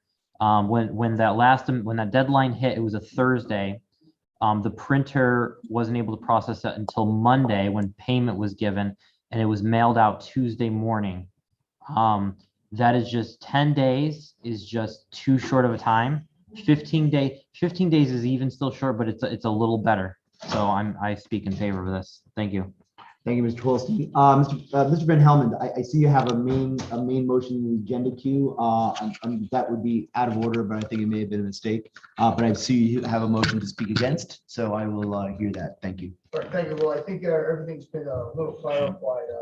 Mr. Secretary kind of emphasized the emphasis of the time. It wasn't actually crystal clear to me when I wrote that. So I will withdraw that question, but I mean, really, when have we done house cleaning for? I mean, It's been a long time, like colonial errors, right? I'd like to throw a motion to adjourn. That'd be out of order, sir. Thank you. Dr. Brayman, you were simultaneously speaking for and against. Are you confused? I am a little bit, but I really couldn't remove when I clicked that accidentally on 4. I don't know why I'm having problems. So you were speaking against them? I would prefer to speak. Please do. The issue here is the time between when the person wishing to submit an amendment gets it to the secretary and when the secretary has to then send it out. And as I understand it, that's now about a 5-day window that the secretary has to get the amendment out. But the secretary has almost no work to do on such amendments. They should be pre-formatted. The secretary has no job to reformat them. It's just adding them to a mailer that is already scheduled to go out. So I don't see that it's such a big burden. As someone who actually did compile a mailing last August, you may remember that I actually printed it out. It was a lot of work, but it was doable. And the biggest part of the work was actually stuffing the envelopes. And knowing that's going to be a job that has to be done anyway, I don't see that adding additional amendment proposals from individual members is adding that much work. I also think it's important. We have seen with this time that there were amendments that came in quite late and quite close to the committee meeting. While I can hardly wish that everybody would get their amendments in sooner, I think practice has shown that people on this committee will want to submit fairly late proposals for rules amendments. Very good. Thank you, Dr. Brayman. Do we have any further discussion on the motion on the floor? Very good. We'll take it to a vote. Mr. Seacrest, please create a poll.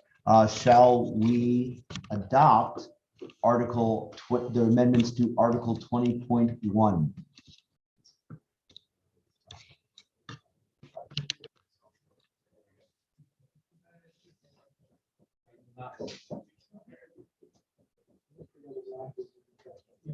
Yeah, exactly. Poll is up. Yes.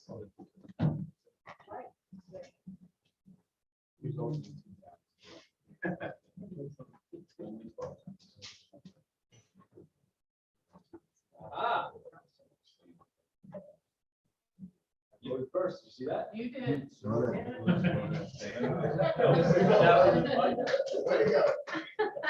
But you didn't abstain this time? No.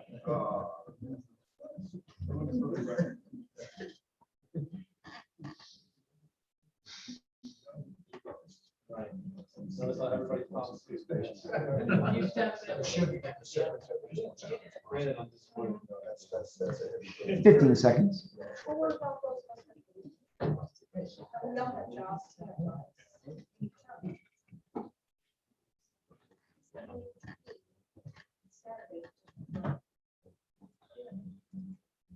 Agreed 100%. 110%. Poll is expired. Shall we adopt the amendments to Article 20.1? 35 ayes, 6 nays, 3 abstentions. The motion passes. The amendment to Article 20.1 has been adopted. We'll now consider the remainder of Proposal 26. Do we have any discussion? Hang on, mic on. We apparently do not. We'll take it to a poll, please. Mr. Seacrest, shall we consider the remainder of the amendments to? I'm sorry. Shall we adopt the remainder of the amendments in Proposal 26, accepting Article 20.1?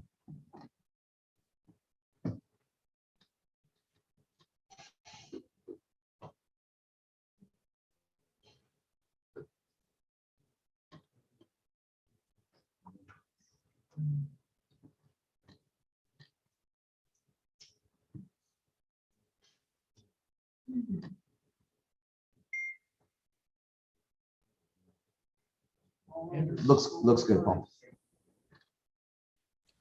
Poll is up. What was that? Yeah. Oh, yeah.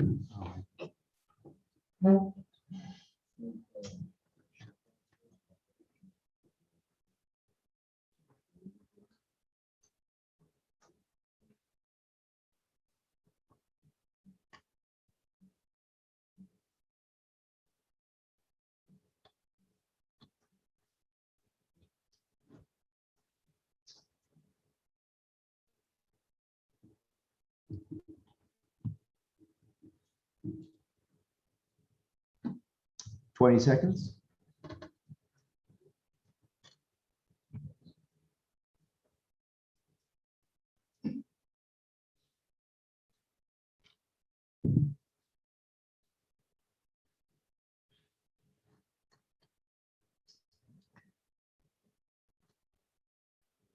Poll has expired. Shall we adopt the remainder of the Rules Committee Proposal 26, accepting Article 20.1? 38 ayes, 2 nays, 5 abstentions. Motion is adopted. Motion passes rather. Remainder of Proposal 26 is adopted. Back to you, Mr. Grindle. Thank you. All right. Now we move on to proposal 22. Proposal 22 is a formalization of our selection process of national convention delegates. I make a motion to adopt proposal 22 for the recommendations of the committee. Very good. Motion is made. Second not required. Any discussion? I would like to at least address a couple of things, Kenneth, if I may. Mr. Colston would like to speak. Well, actually, go ahead, Mr. Grindle. No, Then- if he's going to speak in favor, he'll say better than that. Okay. Mr. Colston. Okay, I'm speaking in favor of this proposal. This was basically a lot of rewrite of the national delegates process. One of the major things in here is you'll notice that in the old language, alternates were not even mentioned. So you'll see a lot of mentions of alternate delegates. There's also, specifying Libertarian Party and capitalizing delegates and stuff. The bulk of the proposal of sort of new stuff is 12.3, 12.4, and 12.5. The selection. So basically what it did was there was mention of at-large delegates, the selection of at-large delegates, which occurs in different situations, whether we have a presidential primary, whether we're filling vacancies. They were mentioned in 3 or 4 different places. So I simplified that. We simplified that and put it in 12.4, the manner of selection of at-large delegates. 12.3 basically says, this is how delegates are selected. They're selected at-large at a meeting of the state committee per this, unless it's congressional delegates in the presidential primary. So then it refers to selection of at-large delegates, which the big difference here in years past, we've had typically somebody wanted to be a delegate, they would talk to the chair would put them on a list, usually first come, first served. And then we had more recently a committee that would put it together and bring it to the state committee to approve the slate of delegates. What this basically just adds difference is adding a rubric, a sort of a pre-approved rubric of how we'll decide, how those delegates are decided. Instead of a committee doing it, we all should have a say in our criteria for choosing our delegates. So that's what 12.4 does. And then the timing merges a lot of the time stuff. So I support this proposal and thank you. Mr. Drazia, I see your motion to speak against. I'm just going to handle Mr. Wells's interrupting entry, request for information. Mr. Wells. Yeah, with regards to under 12.2, it says a bylaws suspending member. What is that? That is by the national bylaws, you either have to be a donor of $25 a year and have signed your non-aggression thing, or be a lifetime member. Thank you. Mr. Durazio, would like to speak against. Yeah, I will add that when I was delegation chair last year, the first thing that we had to answer to was an objection to seating our delegation based on how we selected our delegates. I believe that 12.7 was added in here to try to mitigate against that. the prohibition of unit voting. I'm concerned that it doesn't go far enough. Just allowing them to be free to vote their conscience. Perhaps language calling them unbound would be better. I'm speaking against this motion because we were specifically objecting to last year based on the selection of our delegates from presidential primary. That's all. Thank you, Mr. Durazio. Go right, Mr. Grindle, go right ahead. So I actually do agree that that language you're saying would be stronger. Frankly, I mean, I'm comfortable saying is the attempt to object to our delegates was entirely political, where they knew for a fact that it was, that clearly they were unbound. And so I think this language is sufficient, and I don't think the whole proposal should die because it could be better, but I do agree with you that that's something that rules can tighten up even further. And just a point of information, unbound delegates means the delegates can vote for whoever they want. They're not bound by their, by the primary choice of the state, so just FYI, that's what unbound means for those of you who do not know. I think also it might be in order to give a very brief explanation of the ways that delegates are chosen through this. In particular, I can make it really simple. We have national conventions every 2 years. So we have delegate selections for when we have a presidential election and when we don't.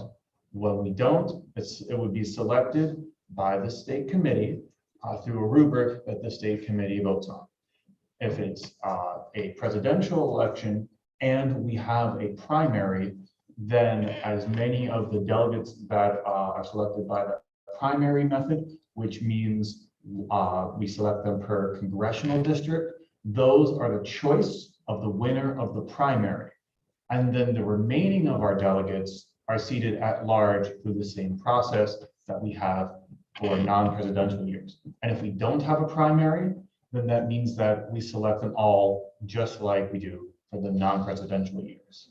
This essentially codifies in our rules that when we have the ability, the legal ability to have a presidential primary, that we do that to select the 20-something delegates. Thank you for the explainer, Mr. Grindle. Mr. Rigo, point of parliamentary inquiry. What is that rubric? Or is that something to be decided on in the future? It's something to be decided on in the future. It comes out of the delegate selection committee as a proposal, and then the state committee has to adopt the rubric. Okay. Thank you, Mr. Rigo. Do we have any further discussion on this proposal?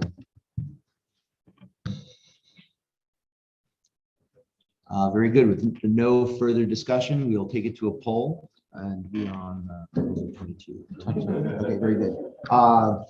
Shall we adopt Rules Amendment Proposal 22? Mr. Sechrist?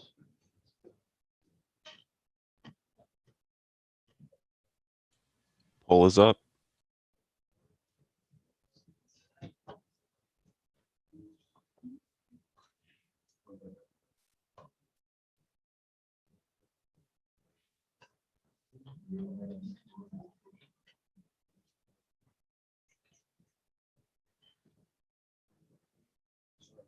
Oh my God.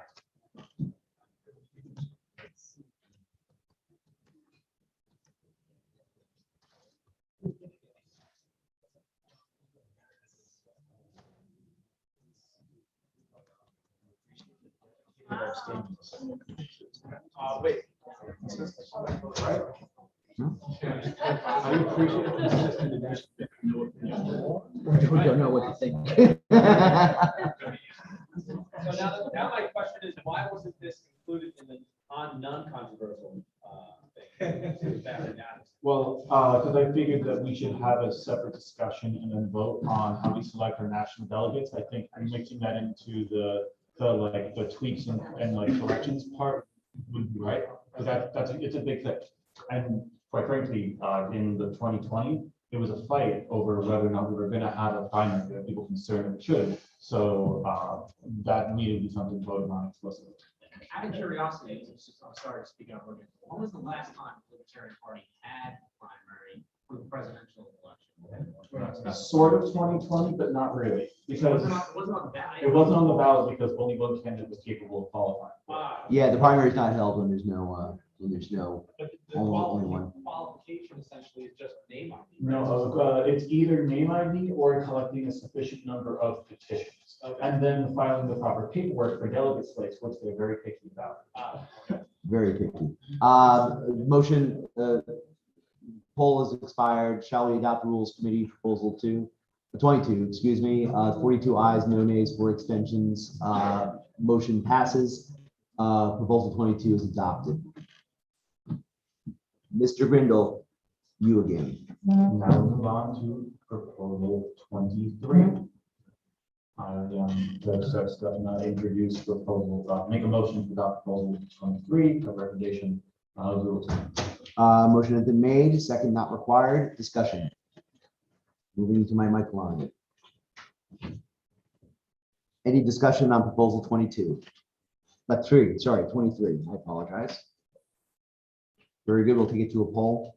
Shall we adopt rules amendment proposal 23?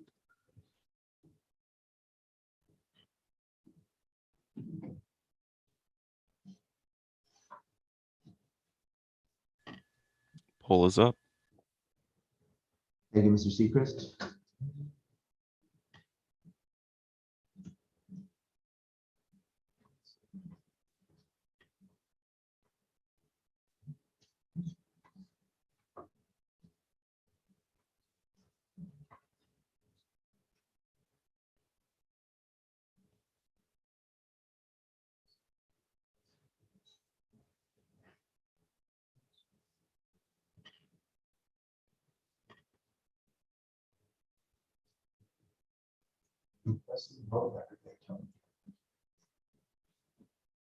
Not my best, but my best.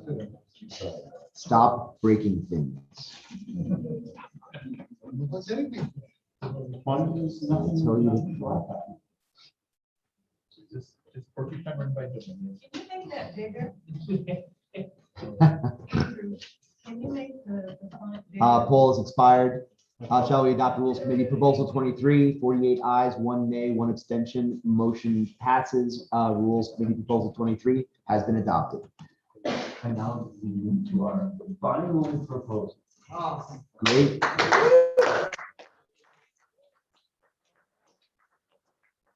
Proposal 27.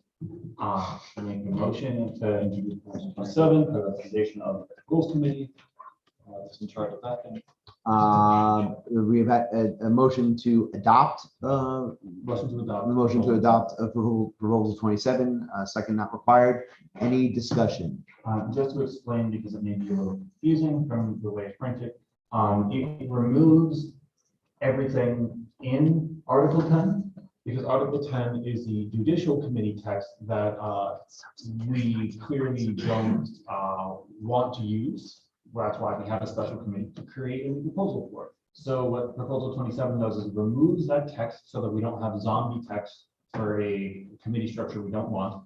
And then it just adds a little note in the rules that we are going to adopt that later, reserves that spot in the rules so that we don't have to deal with more renumbering of everything. Mr. Droche, you have an interrupting motion for objection to consideration of the question. Right. What do you object to? I object I use the parliamentary procedure thing. I'm requesting a vote to kill the motion. Do you need a second for that? No. No debate. This is highly irregular. Let me speak out of order. Let me speak out of order real quick. Why? It's not debatable. Okay. If it fails, I'll speak against it, but I'm just making this thing. Okay, so you basically want to remove the question from consideration. Yes. Okay, very good. Do we need a second for that? Well, it sounds like we don't. Yes, you do. Yes, we do. All right, we do. Would somebody like to second that? Ms. Dordal. Non-debatable? Non-debatable. Let's move on to a vote. Look at your cheat card so I don't have to look it up, Pietro. Why is it not? I'm asking. I object to the consideration of that motion. No, I don't. Dr. Glagowski. I consider it out of order because we have to finish with the reports until the last motion of the report committee has been considered. So it's not a new motion to be presented before the committee. It's a motion that's already been presented to the committee.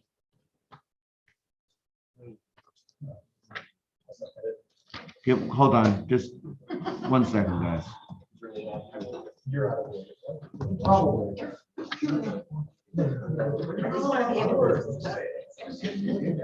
There's nothing for him to I say. mean, that's the really discussion. He's objecting to us even, he's objecting to us discussing. This is where we parliamentary. Objection to the consideration of the question 26.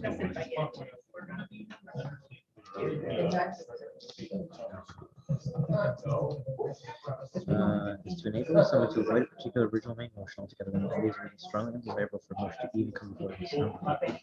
Takes precedence over the original main motions over unstated subsidiary motion except on objection to the Oh, it does not require a second. does not require a second. Not available, is not amendable. All right, to be clear, this motion did not require a second. It is not debatable, so we're gonna put it right to a vote. I will second. What about Glagowski? There is no second. No, What about Glagowski? Dr. Glagowski, your objection is noted. We're just gonna put this to the body and see what happens here. Okay. One moment.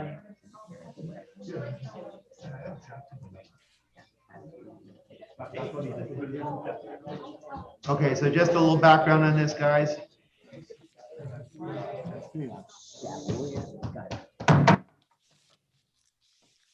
It's just, I just want to be really clear on what we're doing here. You know, we need 2/3 vote in order to not consider the question. So we're gonna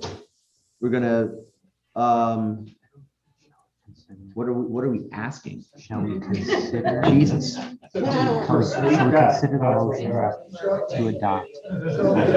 We're not adopting the motion. Well, guys, come on, please keep it down for a second, please. Shall we consider? What about how shall the objection be upheld? Okay, all right, that's fine. Thank you, Tony. Thank you, Mr. Durazio. Shall the objection to consideration of the question be upheld? That is the question. Thank you, Tony. Mr. Seacrest, you got that?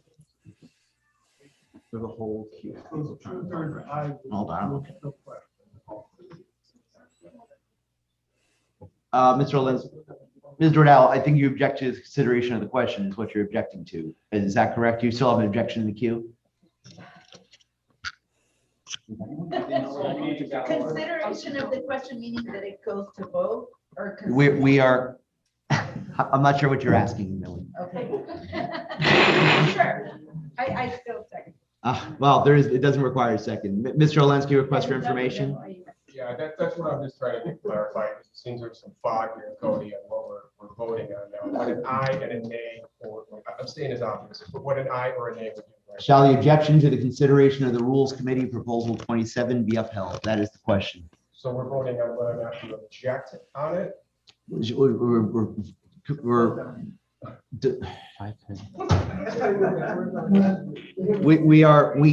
We are voting on whether or not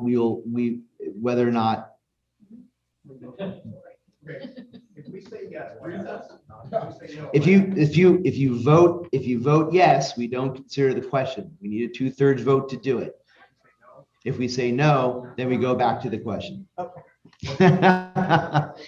All right. All right. Thank you. So Mr. Seek, so shall the objection to the consideration of Rules Committee Proposal 27 be upheld? That is the question. Mr. Seacrest, please release the poll at your earliest convenience. Poll is up.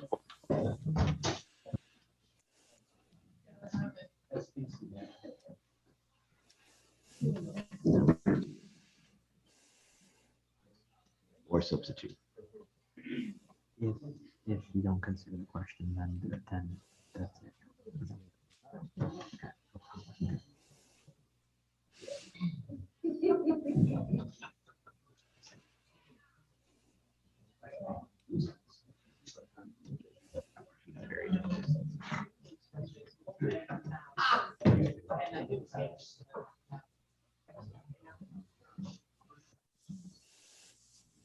We did most of the show.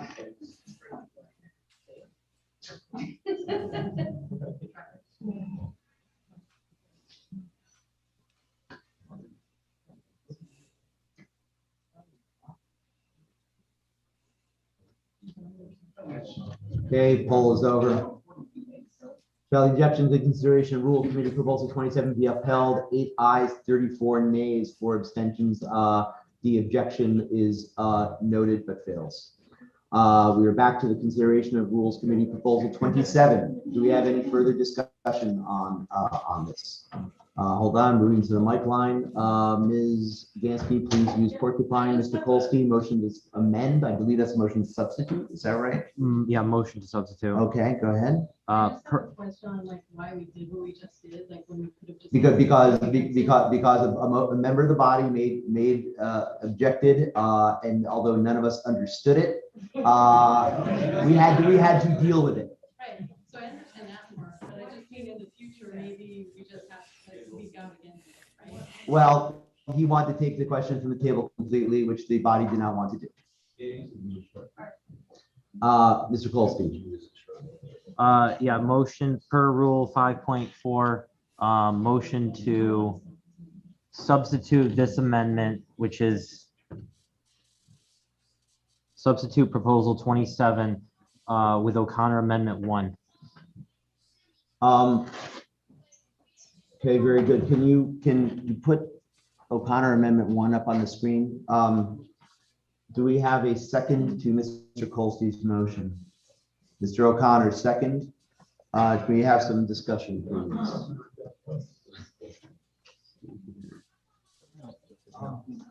Yeah, right. Dr. Brayman, you wanted to make a motion to postpone to a certain time?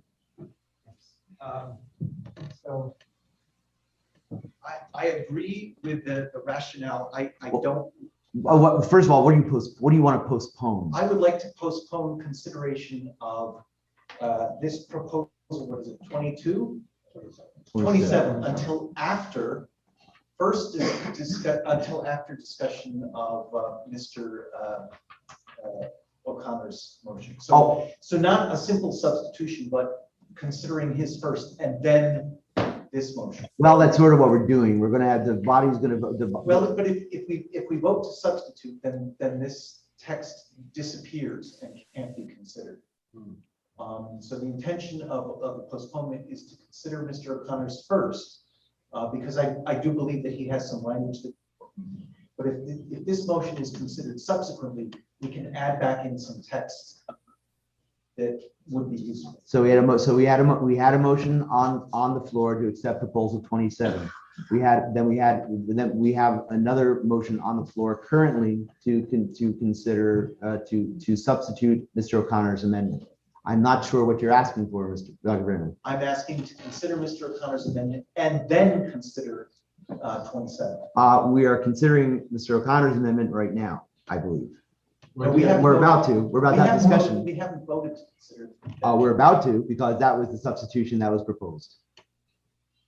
Yes, and that's why I'm not sure whether my motion is appropriate, but that is the intent. I think it is out of order right now, would be my guess, only because we are. Well, that's my call to make, Because but I think.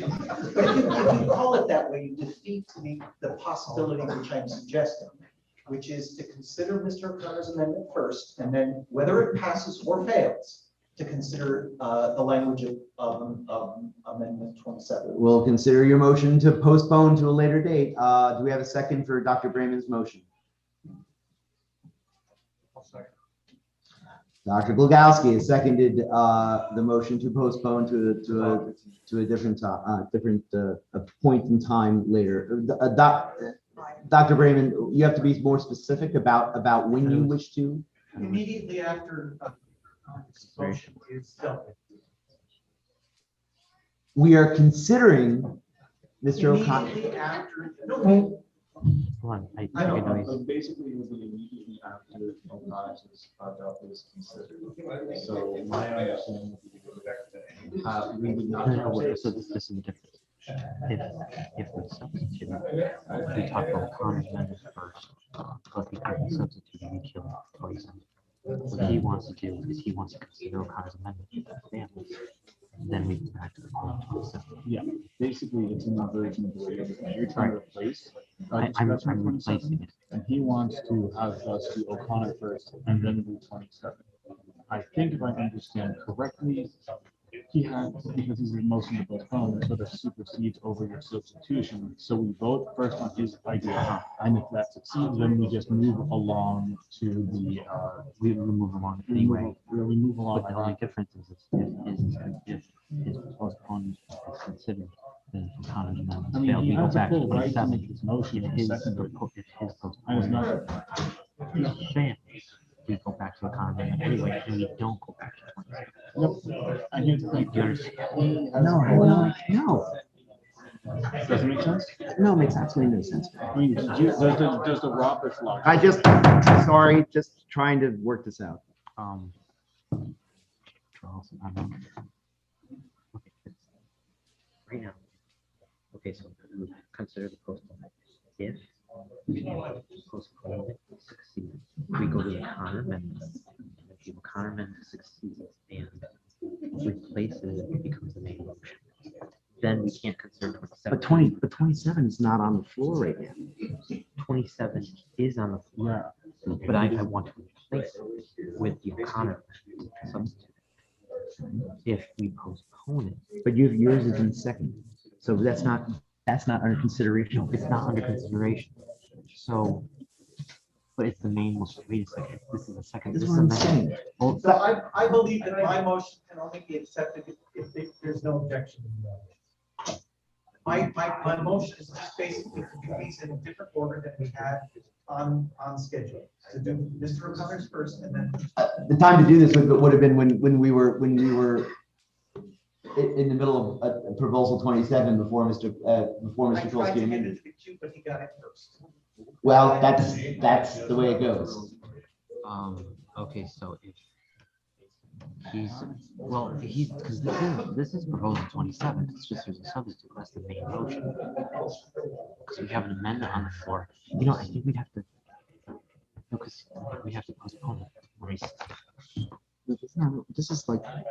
No, so his motion to postpone is about. I don't something that think is there's not on any the floor. simple solution. There is a simple solution. If I it's think done it's- without objection, it can be done. If there's an objection, I don't see. All right, the bottom line is that the body has a motion on the floor right now. And so you want to postpone in consideration of proposal 27. Until after. Oh, well, that would be out of order because we're considering Mr. Kolsky's amendment to consider the O'Connor amendment and substitution. So I believe your motion is out of order, Dr. Brandon. All right, moving back, we're now considering the motion by Mr. Kolsky to substitute the O'Connor amendment for proposal 27. Do we have any discussion on this? Mr. Drazio, are you speaking for Mr. Kolsky's? Okay. So we were speaking again. Are you withdrawing that to speak for speaking for them? So I'm having trouble hearing you, please. My speak for was considered for the main motion. Okay. And was put in line for the Kolsky amendment. Well, it wasn't in line before because I think yours was in. No, it was put in line before he spoke to it. So before I knew what. Oh, I see. Okay, so it doesn't matter anymore. Doesn't matter if it's not right now. Okay, Mr. Drachi, you have a motion to speak against. I assume that's for the main motion. Okay, so that is no longer under consideration. Okay, Mr. Van Helmond is calling the question. We haven't had any discussion on the substitute amendment, so I just need to make sure that does anyone have any discussion on the substitute amendment that Mr. Kolsky has made? substituting the O'Connor amendment for proposal 27. Please make a motion in Porcupine. Looking here, hang on. I have to go through. Mr. Golstein, please speak. Please speak. Wait, Mr. Denicky, what are you speaking against? The amendment? I'm sorry, the substitution, sorry. Mr. Denicky. Yes, sir. Yes, I was. Go ahead, you're speaking against the motion to amend? Yes. I'm sorry, the motion to substitute rather? Yes, I have similar concerns that were just expressed because if one of these passes and the other doesn't, it could cause some ambiguity as far as what we should be doing. These are so closely tied together. Shouldn't they possibly be voted on as a block, either for or against, since they basically are inexorably tied together based on the way it's worded? Okay, thank you. Mr. Golstein, speak for. I'm speaking for the current proposal 27, which deletes the text and adds a note that basically creates a placeholder for the judicial committee. I don't like the idea of mentioning in our rules a notation about internal. I thought we were talking about the amendment, not about. We're talking about substitution. Why the substitute? Okay, got it. Okay, fair I don't like the idea of having mention of internal disputes in there and a placeholder. I think it'd be much better to just adopt Tim O'Connor's amendment and just strike judicial committee entirely. You know, if we want to add something like that or an arbitration committee or whatever later on, we can always re-add it. But since there's so much controversy and both are basically getting rid of the text, I think we just strike it entirely from the rules first, and we can always add something later. So that's why I think we should adopt O'Connor's amendment in place. Thank you. Mr. Drazio, I apologize. You had a point of order. No, Okay, thank you. Ms. Einwalker, precedent privilege. Well, I wanted to make sure I clarify Anderson, because at first I was like, this makes no sense to me. And I think a lot of people like me may not have realized what it's referring to. But essentially what you're doing, or what Andrew's suggesting, is there's already section 11 removal of officers. So what you're doing is eliminating the judicial committee altogether and going with the section 11 on the process of removing officers.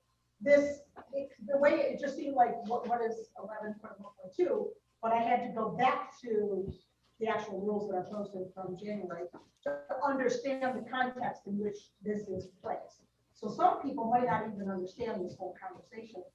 I didn't originally, but now I do understand. It's basically saying we're going to defer to section 11 to handle such matters, eliminate the judicial committee at the present time, and then use the process outlined in the full context of section 11. So that's, am I reading that correctly? Yeah, and just to be precise, it also removes a single reference to the judicial committee in a different article. Right. Well explained. Thank you, Ms. Einwalker. Appreciate that. Ms. Dordal, you have to speak against. And we will get to calling the question. I just want to make sure we have adequate debate on this. Ms. Dordal. Okay, pretty much by adding that, you're taking the judicial committee totally out of the picture. You're simply doing it by election law. And I believe that we've decided that that wasn't the way it was going to be. And that's the reason why our committee has been working so hard to try to do this. I don't like the fact that now you're going to have a substitute for it. And then I think the purpose behind this, and don't get me wrong, Tim, maybe you can explain that to us, is simply to eliminate the judicial committee altogether. Thank you for asking. I do have concerns about a judicial committee. A lot of people are taking positive, proactive steps to, let's say, grow with Mr. Grindle and his actions here, cleaning up our rules. These are ours expressions of liberty. When we get involved in the judicial committee and its existence, I want a sort of a minimalization of why and how we can interfere with people who want to grow in liberty. I hope that, I certainly want to tell you that I have a lot of respect for the work that you have done here. I think that there could be an arbitration committee. There could be a committee where people who want to bring charges to the state committee, we certainly could facilitate that, not as a 9-person judicial committee, because if somebody does something serious enough to be put in front of a judicial committee, we should all be hearing those charges. So that's my basic thought, is that the judicial committee, in a sense, is a bit redundant and could create a process of, I want to say, encouraging certain infighting that I would find overall discouraging. Does that make sense? Certainly, I trust you, but I don't trust, we're creating something that can be used in the future. I would call it weaponized, but politely, because I know the people in this room may not do that. But those things concern me. And I think if we keep all of these arguments in the light of day in front of the whole entire state committee, I think we'd be better off. Mr. O'Connor, I'm gonna, if this motion passes, you know, I might ask you to speak in favor of it under, when we get to that point. Yeah, I understand you're responding to a question from Ms. Zordell, but I think it's probably out of order right now, but we'll get to it. Thank you for allowing me to speak, sir. No, thank you. It's all right, no problem. Dr. Brayman, and then if there's no further comments, we'll bring it to a vote. Get in the queue to speak for Mr. O'Connor's proposal. Got it. Well, okay, great. So we'll wait on that. Yeah, okay, so we'll take it to a vote if there is no further comments, discussion regarding this. We're going to use. Okay, so that's why he was asking. Yeah, but we should have this discussion because. We're going to, if this motion passes, then you can ask that question. Okay, shall we, Mr. Sechrist, shall we substitute the O'Connor amendment for proposal 27? In place of. Oh, sorry, offer the O'Connor amendment in place of proposal 27.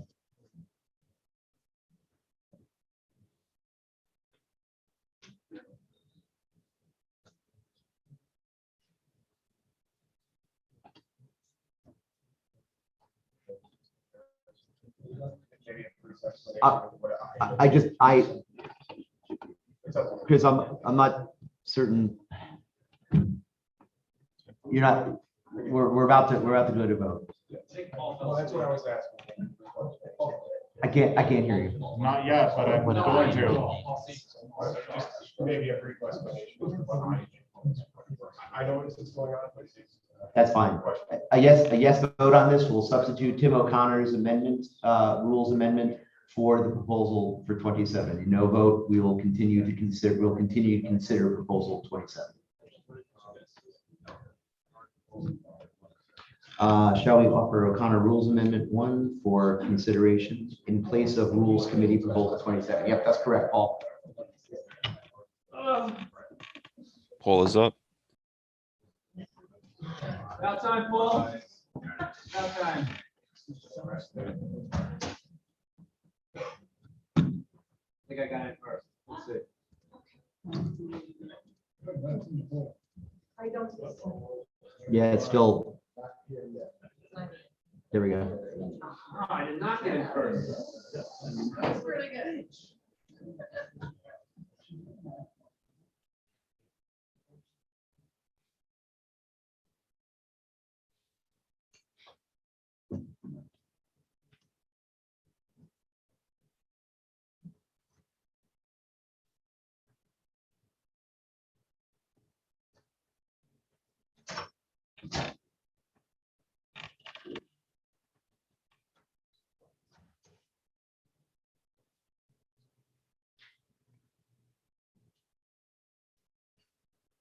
The last one, Paul, right? Yes. Thank God. Okay, poll's expired. Excuse me, poll is expired.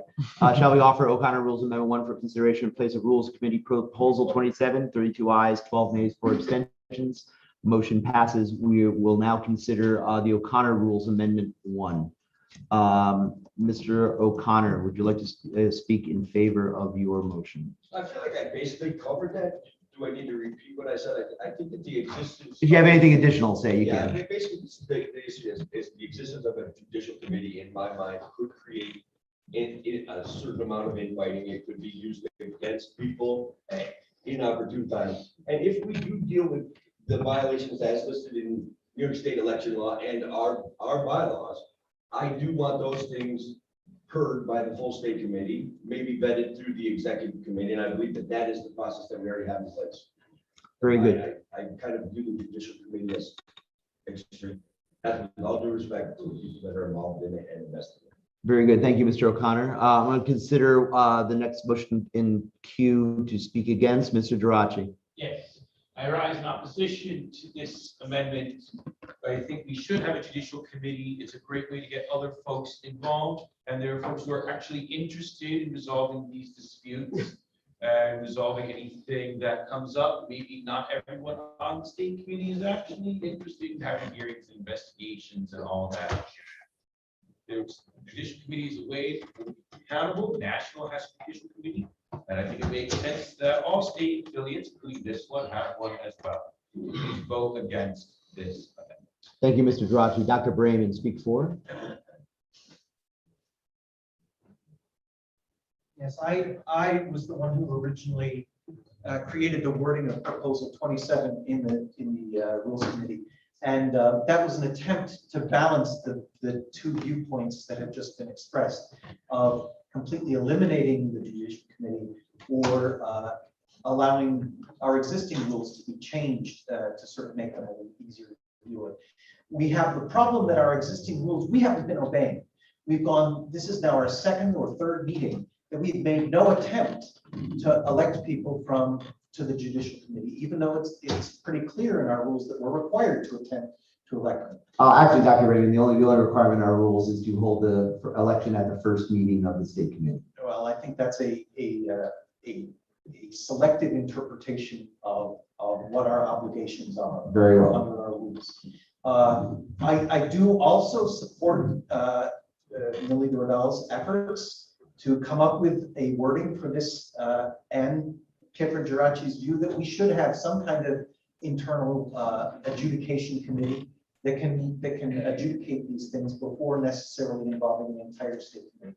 So my wording was intended to incorporate both of those ideas without requiring renumbering it. So the disadvantage, the thing that I would admonish people who try to do this kind of thing in the future, Mr. O'Connor, for example, if you had done what I did was to say that this space is reserved for a future possibility of doing this, then it removes the requirement of renumbering everything.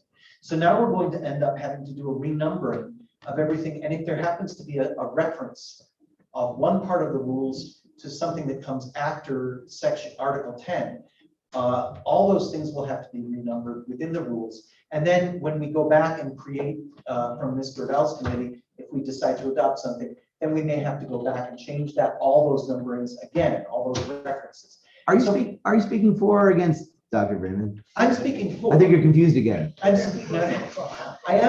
speaking for, okay, but just with the admonition that people should understand what they're doing in the future when they decide to delete entire articles from our rules. I understand. All right. Thank you, sir. Ms. Dordal, speak against. Okay, I'm just gonna speak from here. Everyone can hear me. I can speak pretty loud. Okay, folks, this is the way I see it. Everyone is saying, oh, 9 people, we don't trust those 9 people, we don't. We've removed, how many people have we removed? Like 12 people 3. already? Well, Oh, 3 really? without counting the ones previous to that. We've removed people. The way it's been done is through the executive committee. So you have like. Oh, no, it hasn't. Absolutely not. Well, I object to that. presented it Ms. to us. You presented to Correct, and the us. body voted to hear it. That is absolutely correct. So if we are talking about like 3 or 4 people collected the evidence and presented it to you, and you voted, and you were okay with that process, that was okay. Imagine if instead of it being the executive committee, it's 9 people that you chose, 9 people that you feel are objective, impartial, that can actually do the job. Imagine if the person that we were going to remove is Mr. Anderson. You think Mr. Anderson is going to say, well, nope, you know, I shouldn't be here. Yes. He's not gonna do it. I say that every day. Thank you. The point being that if there is wrongdoing, even within our organization, we want 9 people that are outside of that leadership. The ones we vote for, because we vote for that judicial committee. It's people that we trust, okay, to do that job of presenting it to you, because that's all they do. So conspiracy theories here are, you're going a little too far. I object, Okay. I object to classifying my views as conspiracy theory. Well, targeting, you said, you used the word targeting, I believe. I said weaponized, and I tried to keep it in a light sense, not totally, it's not a total weapon, but what we are creating could be weaponized, even against Cody Anderson, or against you, or against myself. So why don't we want these, if there are issues, to be brought in front of the state committee? They will be. If you heard what I was saying, all they do is investigate and then present their recommendations with the evidence from whatever. I'm sorry, Billy, I apologize. If you and Mr. O'Connor both address the chair, I apologize. Okay. It's just, I don't want to debate between members. Mr. Carr, request for information. Yeah, just a quick question. Those people who were removed, if, just refresh my memory, weren't they removed for dereliction of duties, which is pretty cut and dry? Abandonment is the official term under the rules, but yes, there's several for abandonment. Actually, they're all, everything that this body has done has been for abandonment under our rules, Objective. which this body also approves in the rules. Right. Okay, thank you. Yes, Mr. Grindle, request for information.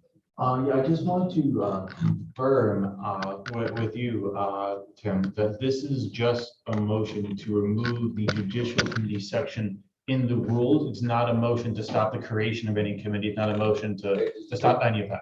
Yeah, it's not a move to forbid it in the future. I would hope that we see the rules compiled and get presented, and that we're able to debate the rules of what a judicial committee might be. I mean, off the top of my head, I don't like that it's 9 people. I think it should be 3. I think that if it is to exist in the future.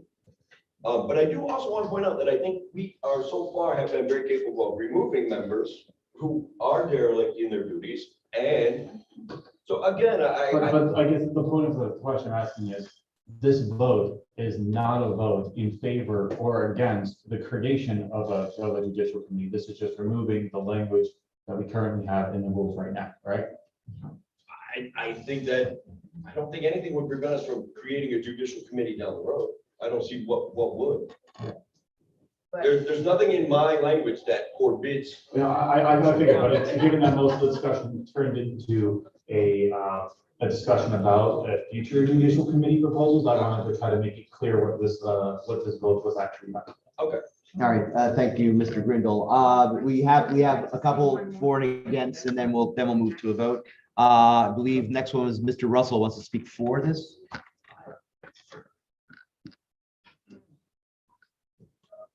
The way I'm reading it, and I could be entirely wrong, it happens all the time. Is you really have keep the current language, or previously was just remove everything.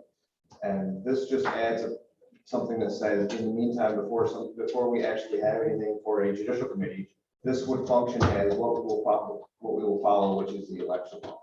So it's not saying we can't have a judicial committee. It's until we actually agree on that, it serves as a place taker right now, is my view. Very good, thank you. Mr. Drossy, let's speak against. Yes, but I'm stealing the microphone and bringing it back to my seat because I want to read something to make sure that we're all on the same page. This proposal references section 2(1)16 of the New York election law, which reads, and I'm going to read it in its entirety, and it's not very long. A member or officer of a party committee may be removed by such committee for disloyalty to the party or corruption in office after notice is given and a hearing upon written charges has been had. The hearing shall be held by the committee or a subcommittee thereof or appointed for that purpose, which subcommittee shall report its findings to the full committee. One, that was clearly written by a lawyer. Number two, that combined with this isn't enough. There's not enough guidance. in it. Striking the entire section like we had before, I know we're not considering that anymore because of this amendment.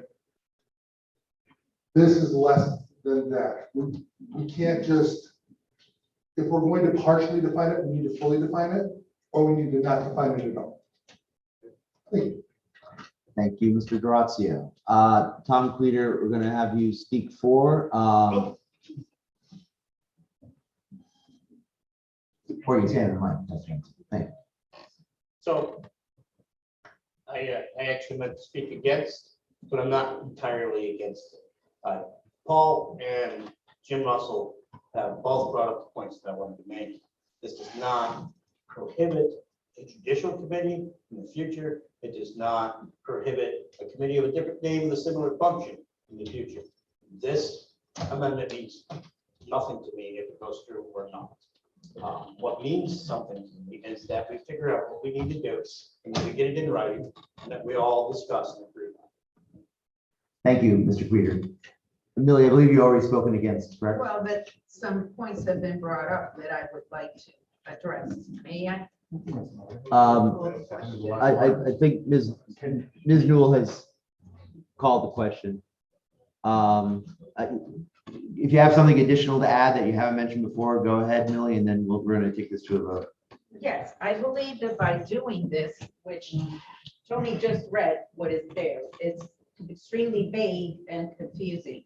Instead of just continuing to change and add and do things, in a haphazard manner, I recommend that you leave the rules the way they are, wait until our proposal, and then do it all correctly. Not start saying, well, let's patch up here, let's do this, and then when our proposal comes, then people will be, well, we already have that over here, so let's only consider this or that. I'd rather have a full proposal that covers all of these aspects, removal, mediation, resolution, everything that makes sense, not have more little things scattered here and there that then we have to piece together. But that's just my view. Okay, thank you. We'll take it to a vote and debate. We will not need to call the question. Mr. Seacrest, shall we adopt the O'Connor amendment? O'Connor Rules Amendment. Polls up.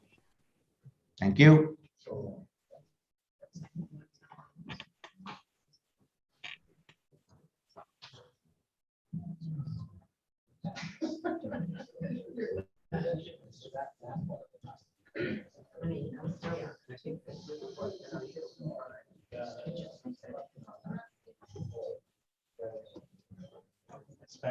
Yeah, we're experiencing the inevitable porcupine lag. I expect it will show up momentarily. Mr. Seacrest, I think we might be at the point where we have to start setting the polls for like a minute and a half. I will set for 2 minutes and put it back out there. Okay, that's fine. Yeah, we're gonna redo the poll. We're just waiting. Paul's gonna kill it, and we're just gonna resend. Thanks. Yes.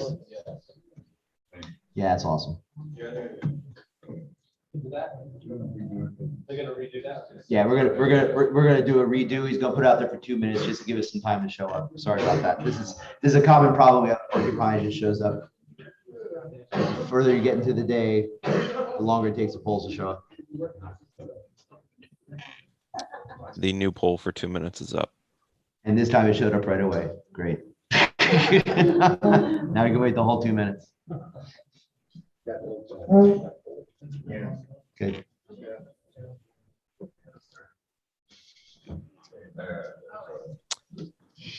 As a note, because I see a few members voted multiple times, please do not vote multiple times. That makes the system run slower. Pietro specifically. It's funny till it's not. Stop voting.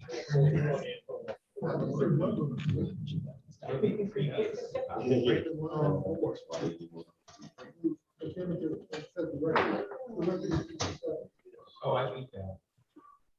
Actually, is the record 67?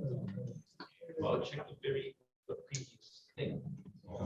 No, I'm. It's a 73. I guess we get a 40. You got 45 seconds left.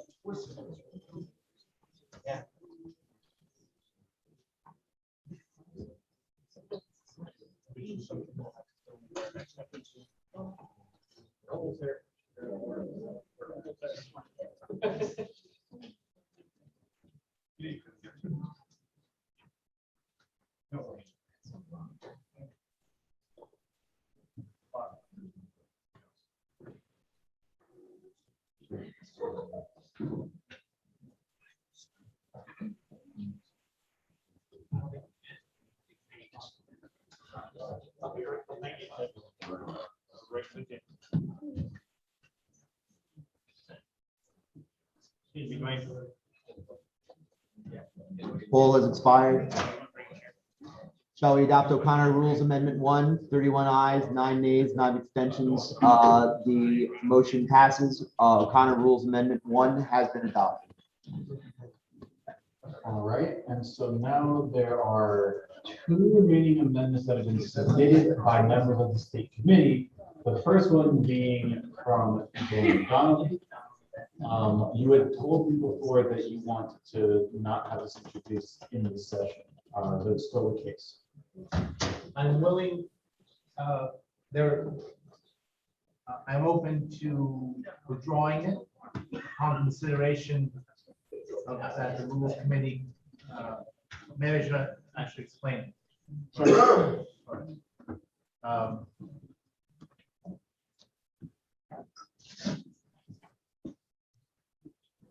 If you read the amendment, one sentence long, it simply says that when we ask the county organizations to jump through various hoops, if we subsequently change those hoops, we should not force the new affiliation requirements hoops on the county organizations. Until their next organization.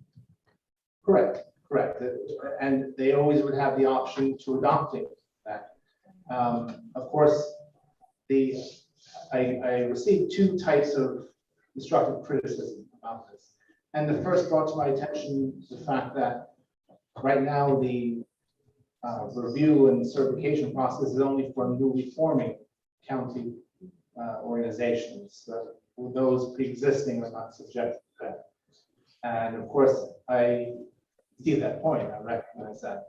And in light of that, I'm willing to draw the amendment on consideration that the Rules Committee consider the creation of such a mechanism for review of county organizations when they are starting their new term of service. The second type of constructive criticism I received is the whole reason behind this, because I had some people who told me, and I'll name no names, that the county organizations are subservient to the state committee, and they should do whatever we tell them to do, whenever we tell them to do it, however we tell them to do it. And guess what? If we change that the following week, they should do that as well. And they should fight. I'll name no names, but that is the mentality which this amendment is seeking to address here. The whole idea that we are the organization supposed to herald in the voluntary society, a society based on persuasion, not coercion, that we should do a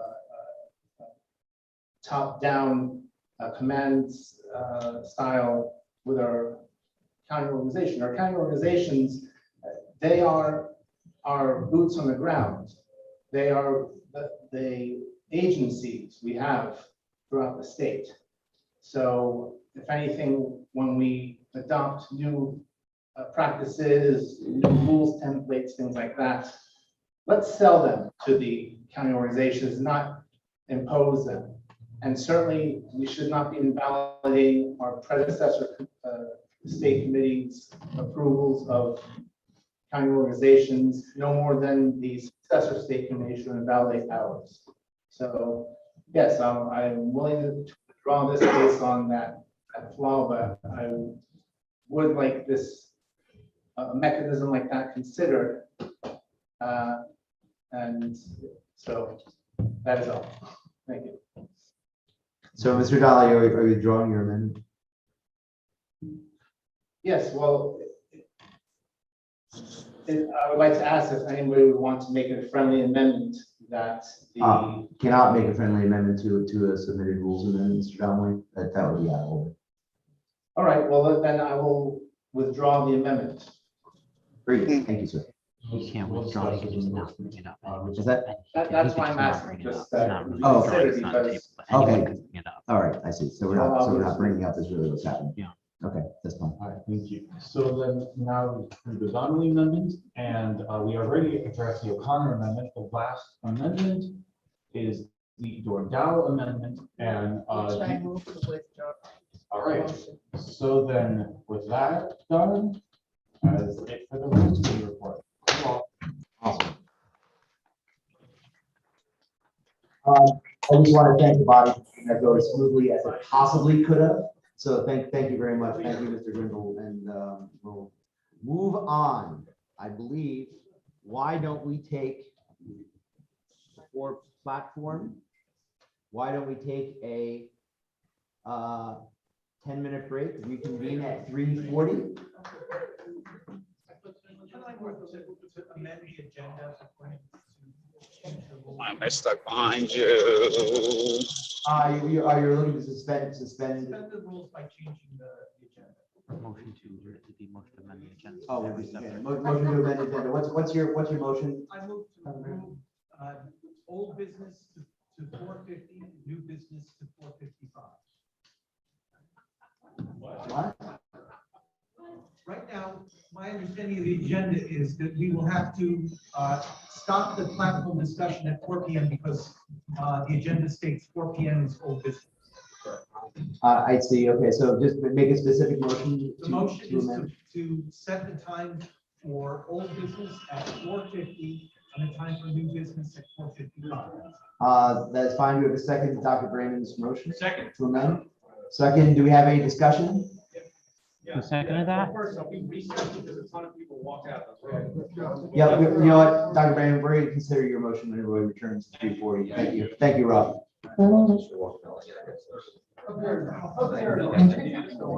Before adjournment, we should announce like doing a group photo before everyone disperses. Oh, that went. That's over now.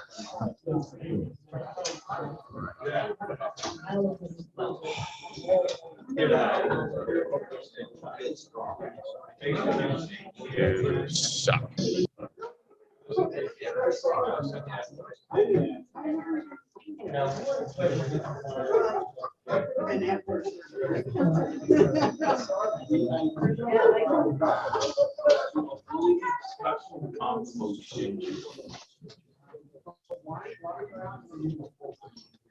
Because I had an ejection.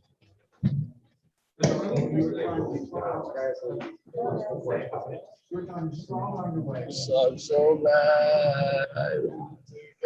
I can ride back to the city after the All right, exam. thanks. Okay, I'm gonna try to attend on the road and vote on the platform stuff.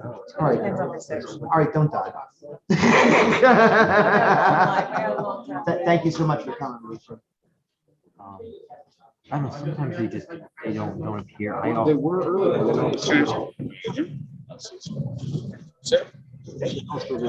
Why don't you put these problems in? That's all I want. Your screenshot.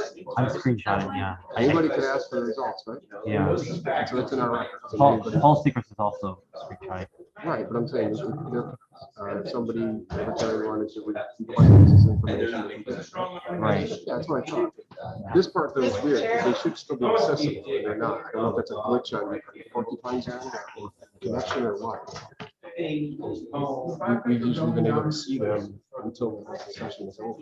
Yeah. You know? I don't know if that's a but yeah, all these votes are accessible, right? Right. We can see the results. That's what But when I make a stand, I make a stand. Oh, thank the Lord. Jesus. Alright.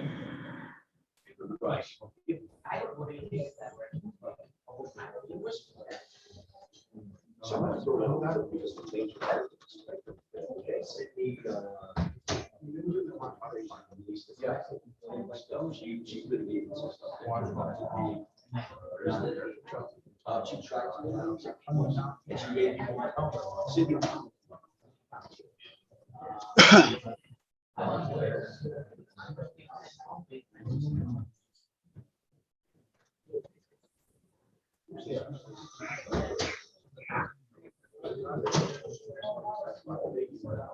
It's embarrassing. No. We have to try to be funny, I guess. Weird perspectives. So that's all right. We can keep trying. That's what we should do. We explore those issues. You can spend an hour. It's okay. You and I had. Oh, yeah, yeah, bye. Are you really? We're up? No.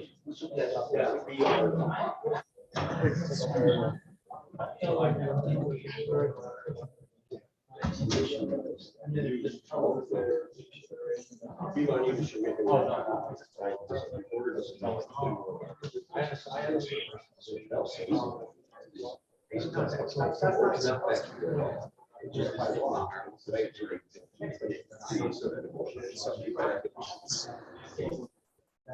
It's just about you didn't just take times we would kill it.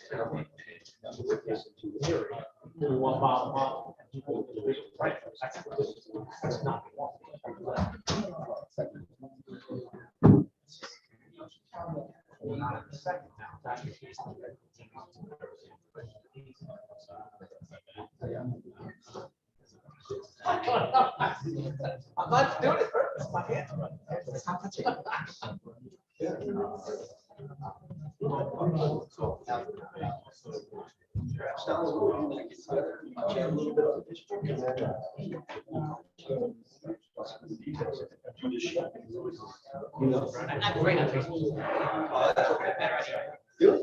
Yes, yeah, I think, you know,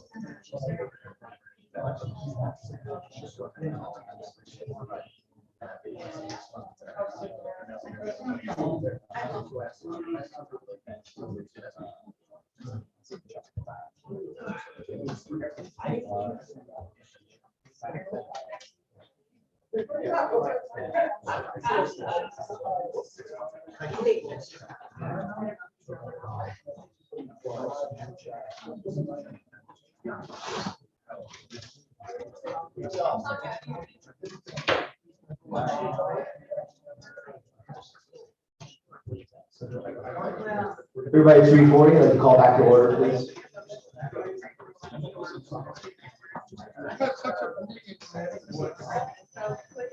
This mic is better.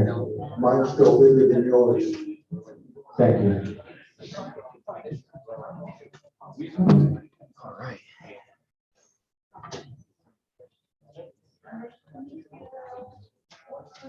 Also, that's what caused the problem. The Pascal caused the problems. That's when it's slow down. Oh. Yeah, and that's why people get clear off. So they're gone? No, that's why the screenshot. Oh. Okay. That's exactly what I call the screenshot and sending to me. Okay. Yeah, because usually in the end I'll go and Which one export a was? PDF. Yeah. Yeah, okay. Got it. Yeah, that's weird.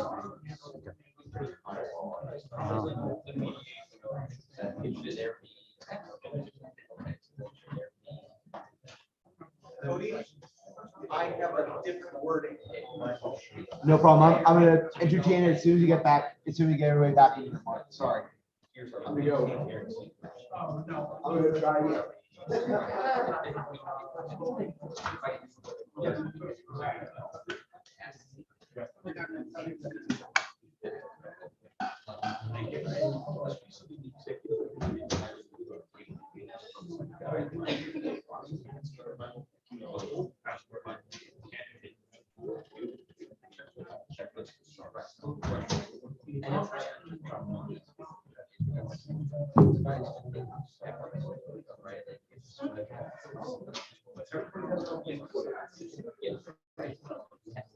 Well, I wish you'd allowed it.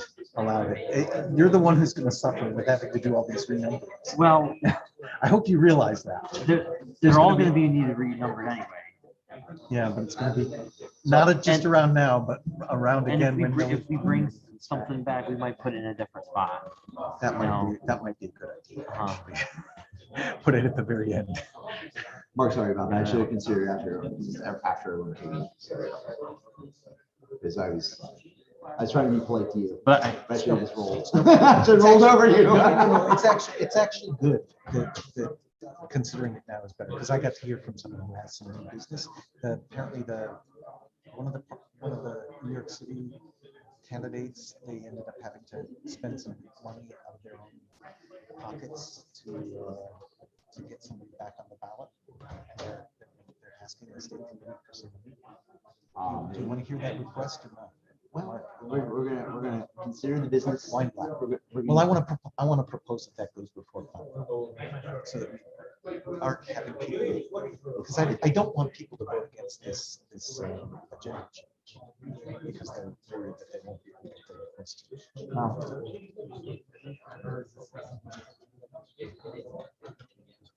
Look, if you want, whatever motion you make, will be seconded or not, and then it'll be voted on. Body will decide. Body will decide. I'm sorry, that's a great, On meeting back to order, 3:44.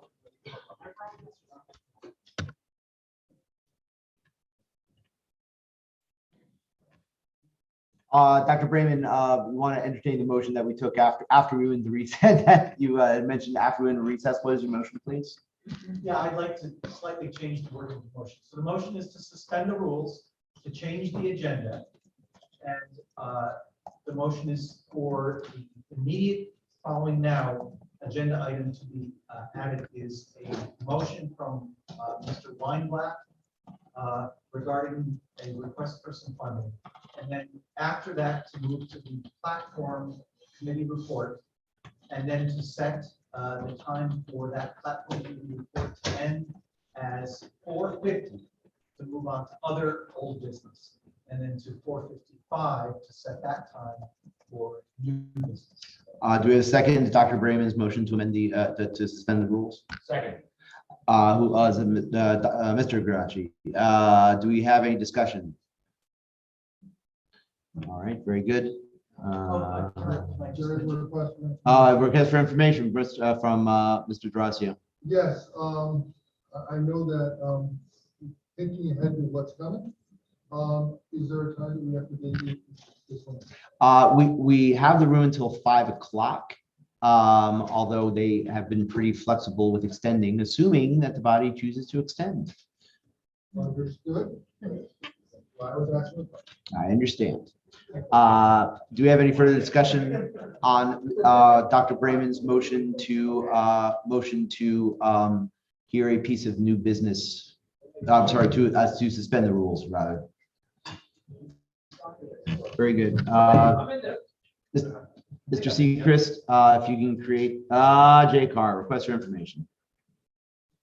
Quick question, with that amendment, change the end tunnel?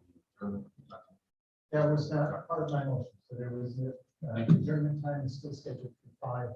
I have no intention. Senor Arrigo, speak against. Yeah, I understand why we want to do this. Unfortunately, we have many delegates that travel several hours to be here. And my concern is if we extend the platform discussion to 4:50 and old and new business are after, we're essentially, in essence, extending the meeting, which is unfair to the delegates that have traveled many, many hours to be here. I don't care. I live 30 minutes from here. But if I lived out in Eastern Suffolk County or I lived in Buffalo, I'd probably care. So I would say let's stick as it is. Can accomplish as much of the platform as we can. And if it has to be pushed to another time, it's pushed to another time. I don't think it's. Great, thank you, Mr. Arrigo. Any further discussion? May I comment? So there is really no time to discuss any platform items because my intention in the platform committee report was to stop discussing 15 minutes before we reach the time where we had to end, because we need that 15 minutes to discuss the platform as a whole, because platform amendments don't take effect unless the entire platform then receives a 2/3 vote of the entire state committee. So there would essentially be no time to do any effective change of the platform if we agenda. All right, very good. Thank you. With no further discussion, we will take it, put it to a poll. Shall we suspend the rules and amend the agenda to allow consideration of a piece of new business as well as to follow by platform and extending the platform time to 4:50. This is very wordy. Shall we suspend the rules to amend the agenda to next add a motion from Weinblatt regarding a request for funding, and then to platform committee report and set the time to 4:50 p.m. for old business and 4:55 to new business. That sounds good, Mr. Seacrest. Thank you.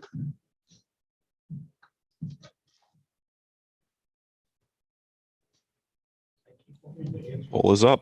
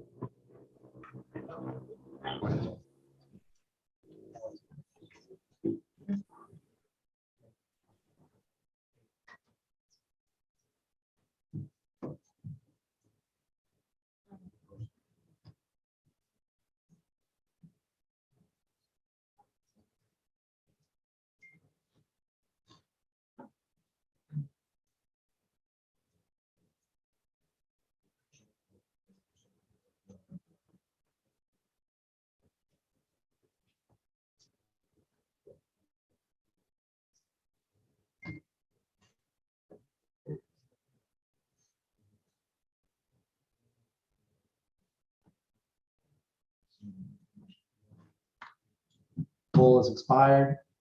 Motion fails, 10 ayes, 27 nays, 3 abstentions. We continue to the next item on the agenda, which is platform committee. Dr. Brandon. Come on down.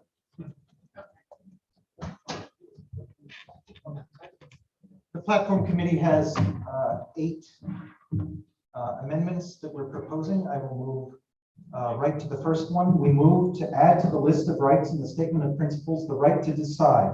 Individuals and families have a right to decide for themselves all issues regarding their health, wealth, and safety.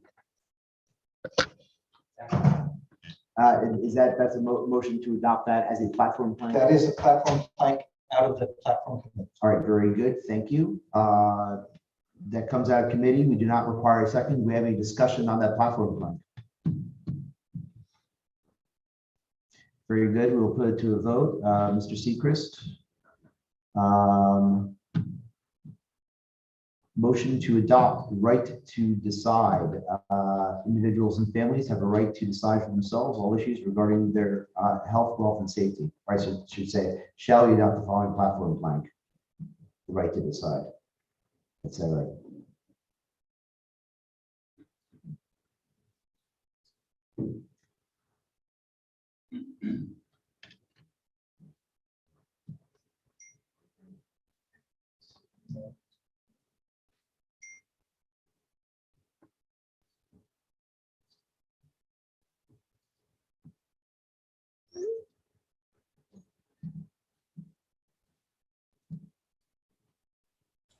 Poll is up.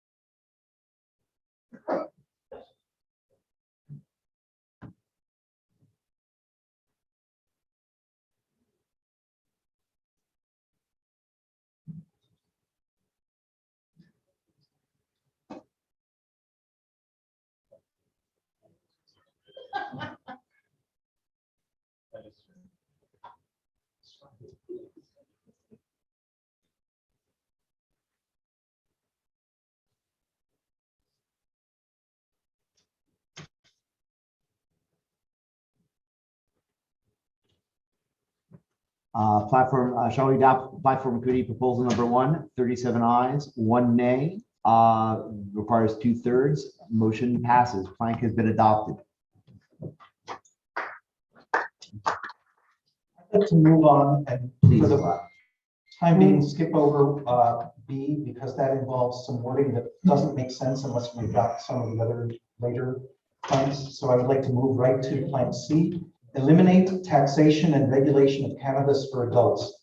We support the full legalization of cannabis and hemp products, including cultivation, processing, distribution, sales, possession, and transportation without introducing any new taxes or licensing requirements. Is that a motion to adopt? Motion to adopt. Okay, From very good. Comes out of committee. That no second is required. Mr. Durazio, suspension of the rules. Yes, I come quickly move, but I was going to recommend the suspension of the rule to move this discussion platform to the certain. It's becoming quickly moved. Okay, very good. All right.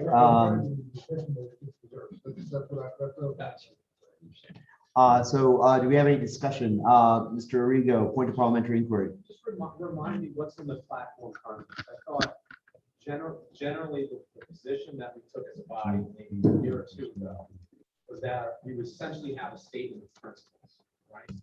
Broad principles. But this platform, as I look through the amendments to it, are very specific in terms of issues. Things that I support, I would support this. But my question is do we want a statement of principles or do we want to give our opinion on every issue of the day? That's my question. It strikes me that the platform committee has made a recommendation that we did request this, and I don't see how this question is appropriate for the debate.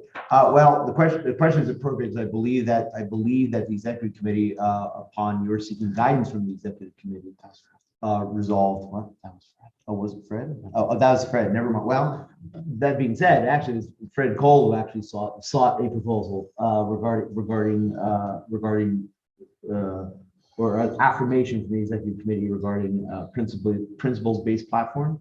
And I think that's the only thing that Mr. Rigo is bringing up. Dr. I Bramer? think it's a little dilatory to bring that up because we don't have very much time. Okay, well, body will decide. Let's go for it. Mr. Drazio, would you speak against this platform plan? Yes, I'd like to speak against this. It's very narrowly focusing on cannabis. We as a party are for the legalization, all we want, I don't care. Could you get on the mic, Mr. Drazio? I'm sorry. Yeah, perfect. How about that? Is that Thank you. better? That's awesome. Thank you. Thank you. You've been great job. It's too narrow to just focus on cannabis. We should be focusing on all recreational drugs. Yeah, this should be a bigger one. Thank you. Thank you, Mr. Drazio. Mr. Rigo, speaking against?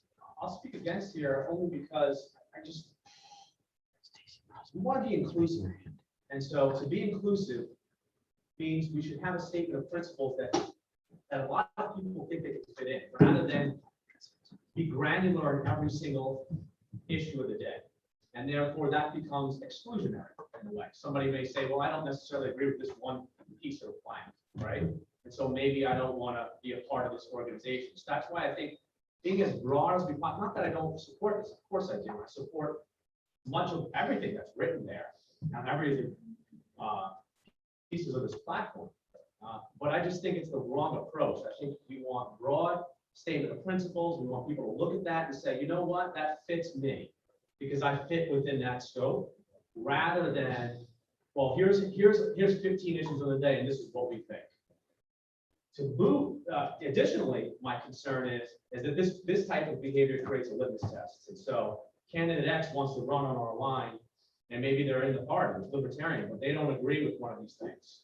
So is that a litmus test? That's my concern as we try to get granular here. So my general view is state broad principles. I think that's a better approach. So I'll vote no on this. I'll vote no on everyone that talks about an issue individually. Thank you, Mr. Rigo. We're going to go to a motion to speak for Mr. Grindle. Say it up here. To go right ahead. So I agree with what Tony had said, that we do want to make bolder strides with legalization, but in New York, we have a specific problem of the bill that just passed, which has an insane amount of taxation and regulation on the marijuana industry. Even if you support some form of regulatory body, what they passed was obscene. And so this does address a unique and specific problem that is a little distinct from the general question of drug legalization. So I do think that it's worthwhile. Thank you, sir. Speaking against, Mr. Wilson. I would say it's not specifically a drug issue, but a regulation issue.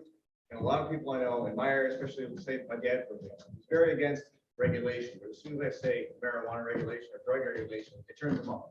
When I speak against regulation of a lot of different things, and taxations on a lot of things, that's something he supports. If that's included as one thing among other things, he'll support it. But if specific to this one thing, it turns them off. So I think we're driving a lot of people away with this. Thank you, Mr. Russell. Mr. Barachi, speak for. Yes, I am in favor of this plan. To Mr. Rigo's point, if this is a litmus test, and this is a very, very light, easy litmus test, if that's how you consider it. And also to Mr. Drazio's point, if we were to go and say we should decriminalize all drugs, then you may have that effect. You might drive some people away, but you're always free to suggest that you give us that, sir. Thank you. Anyway, this is a very basic libertarian principle, and it doesn't make sense to not have this as one of our platform points. And I urge you to please vote in support of this amendment. Thank you, Mr. Barachi. Mr. Queter, speak against. Thank you. So I think everybody knows that I'm pretty pro cannabis. I probably have more cannabis inside of me right now than you can stay away from. However, I have been a candidate, and I'm thinking about this in broad terms. Yes. If this is our platform, this is on our website, this is purported by the party, there are going to be particularly low-level candidates, town boards, because we do have towns now seeking to keep the cannabis industry out of their area as they've been allowed by the new legislation. What that's going to do is make it more difficult for candidates in areas where the people don't want cannabis. And you know, we're libertarians. We like our principles. We really do. I know I do. But the fact of the matter comes down to when you run for office, you have to listen to the people you're running to represent. And some of these very specific platform proposals are going to hinder that, in my opinion. I don't want our candidates, and we just added that the purpose of the party is to get people elected, correct? I don't want to make it more difficult for candidates. Personally, I will always speak in favor of candidates. Thank you. Thank you, Mr. Queter. Ms. Pressman, I see you have an interrupting entry for objection. I think you probably want to speak against the motion on the floor. Is that correct?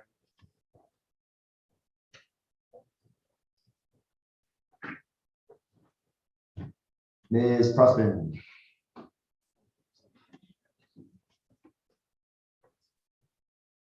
It says you have to ask her to unmute.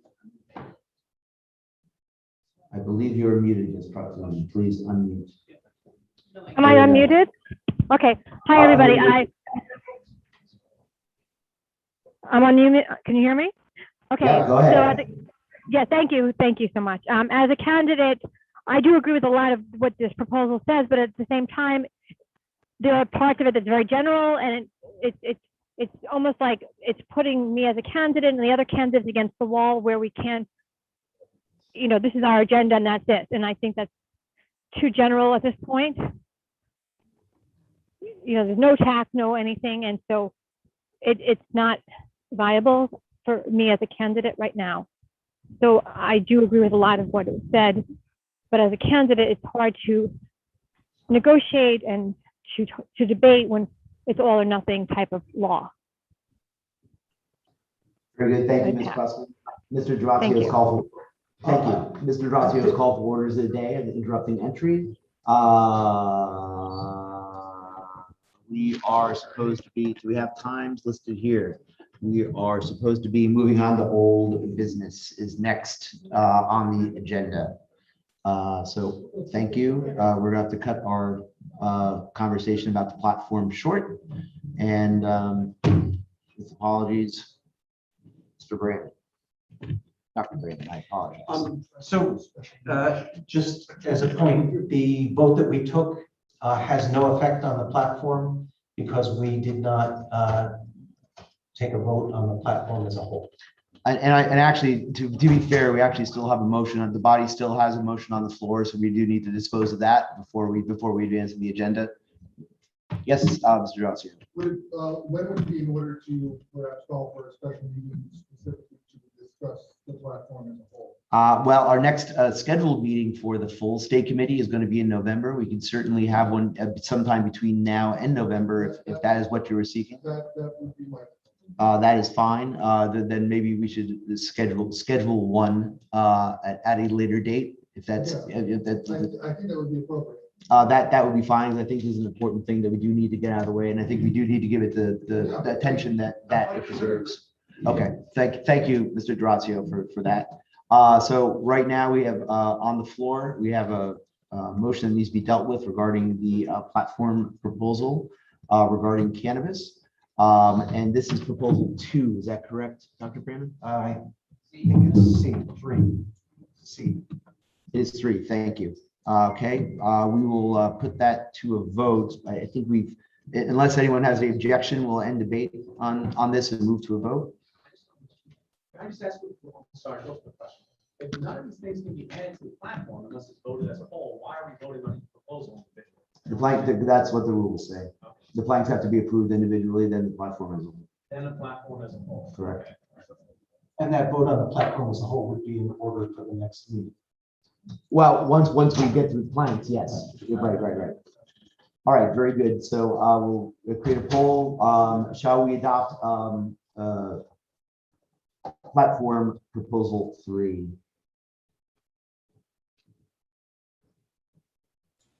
Poll is out.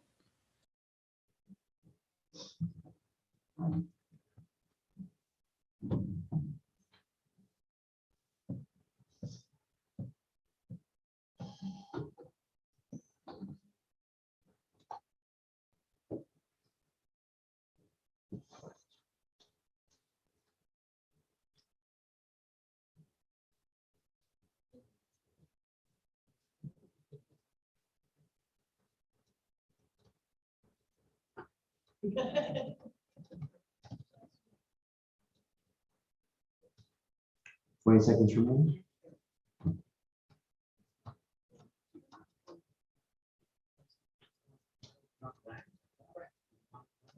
He would say two things. Legally, don't try to run less than yourself. Let's do this. Make a couple on that. People that don't believe in. There are certain people that. Shall we adopt platform committee proposal 3 at 16 ayes, 24 nays, 4 abstentions? The motion fails. The plank has not been adopted. Right. Thank you, Dr. Brayman. Moving on to the next agenda item, which is, so sorry. We are on old business. Mr. Colster, do you have any old business? Not that I'm aware. Nor I. Do we have any new business that falls that needs to come before this committee? I'm gonna flip back over, looking at my agenda, and I gotta go to my mic line, sorry. Always forget, Mr. Durazio. I'd like to make a motion to continue the platform debate by scheduling a state committee meeting for via Zoom and Porcupine on August 15th, 2021. At one. The Sunday. We seem to love Sunday. So, but if a different date works for everybody, I'm open to a friendly. Second. All right, well, it can't be a friendly amendment anymore. Do we have, right, correct.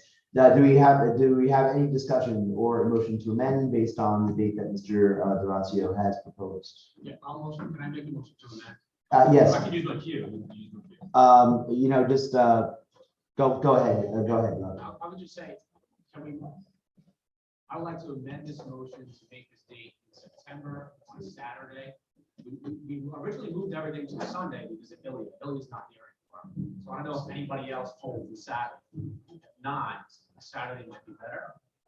And if we can do it in September, given that, most of my, at least for me, weekends in the summer are very, very difficult for a number of reasons. Virgo, would you like to propose a specific specific Saturday in September, Mr. Rito, and make the motion to amend go a lot more smoothly? Yeah, sure. So let's put the 11th.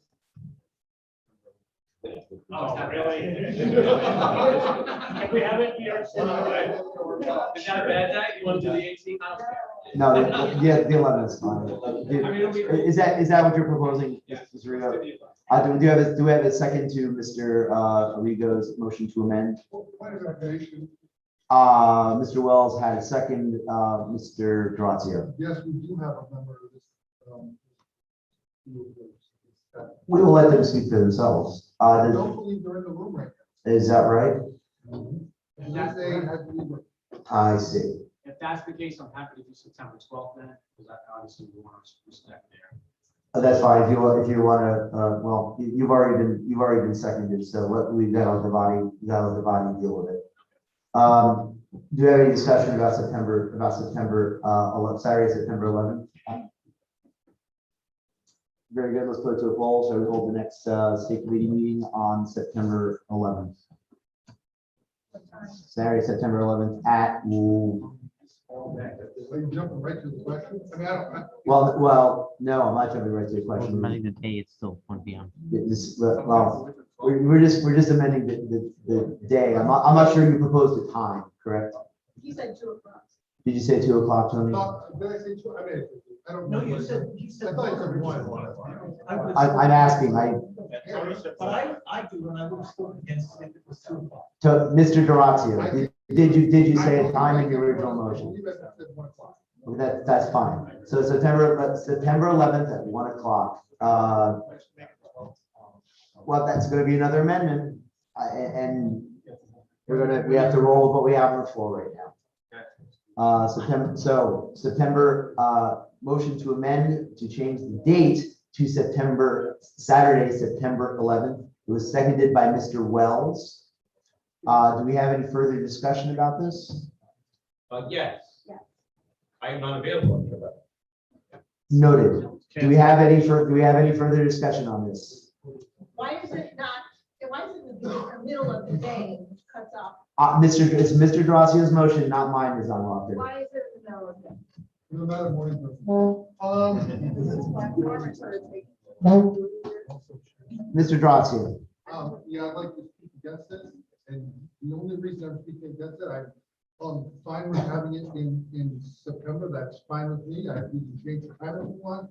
But in order for us to move it to a Sunday, we should go down this amendment, and then somebody should make a new amendment to make it the 12th, and if you want to change the time. Well taken, thank you, Mr. Durazio. Let's put it to a vote, please. Motion to amend, Mr. Durazio's, shall we amend Mr. Durazio's motion to hold the state committee meeting on September 11th, Saturday, September 11th.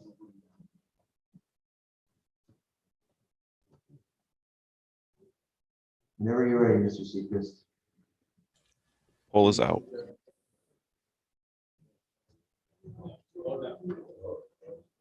Yeah.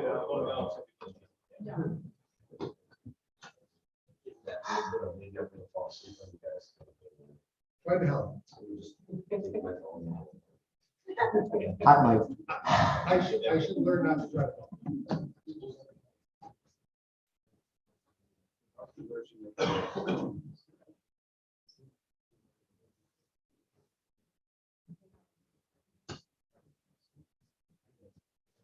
Pietro, are you here on the 12th?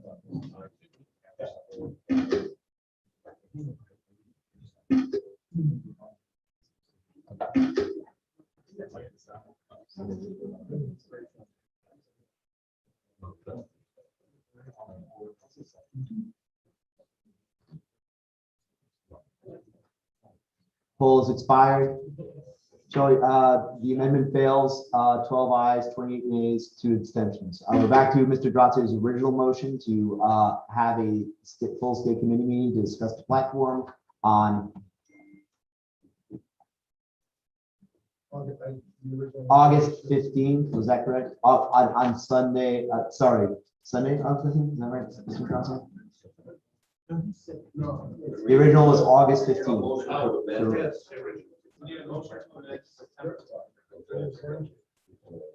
Well, hold on.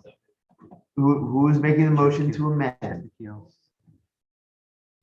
Does I'm trying to find it. It looks like Mr. Polsky is considered.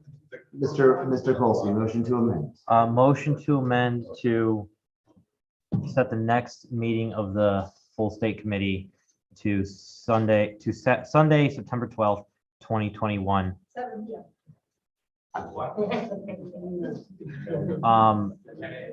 Is the time the same, Mr. Colsey? To discuss the platform and any other business deemed necessary by the executive committee. Is the time the same, Mr. Colsey?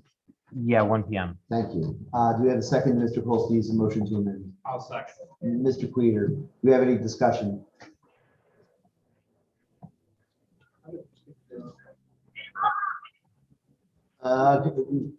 That's fine. Please make a motion for it next time, Mr. Phelan. Go ahead. It's okay. Go ahead. Football, that's all I gotta say. Thank you. Mr. Alinsky, you have a request for information?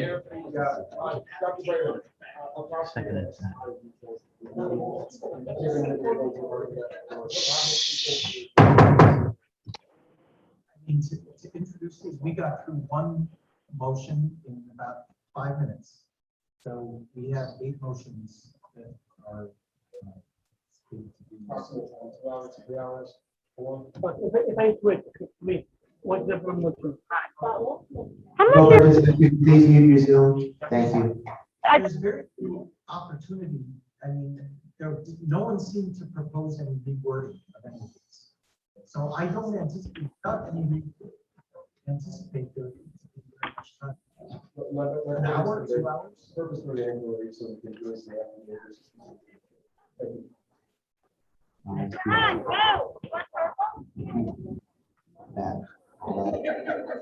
Remote participants, please mute. Thank you. Ms. Einwalker, your motion to amend is out of order. We have an amendment on the floor right now. Mr. Russell, speak against. Yeah, I'd like to agree with that, 7 o'clock or something later in the evening would be easier for a lot of people on Sunday. Thank you. Do we have any further discussion on the amendment on the floor? Mr. Gracia, I'd like to speak for this. Yeah, my recommendation is to accept this amendment and have another amendment in the time from 1 to 7. Which seems to be a possibility. That seems reasonable. Just get rid of it. That seems fine. Thank you, Mr. Gracia. Do we have any further discussion on the amendment on the floor? Mr. Seacrest, please, shall we amend Mr. Grazia's motion to move the, I'm sorry, no, should we amend Mr. Grazia's motion to move the date to Sunday, September 12th at 1 p.m. I got that right? Okay, thank you. Really Discuss question the for you. platform and any other business need necessary by the EC. Right, and to discuss the platform, or any other business that comes forward, statement. Got that, Mr. Seacrest? Poll is up. Thank you.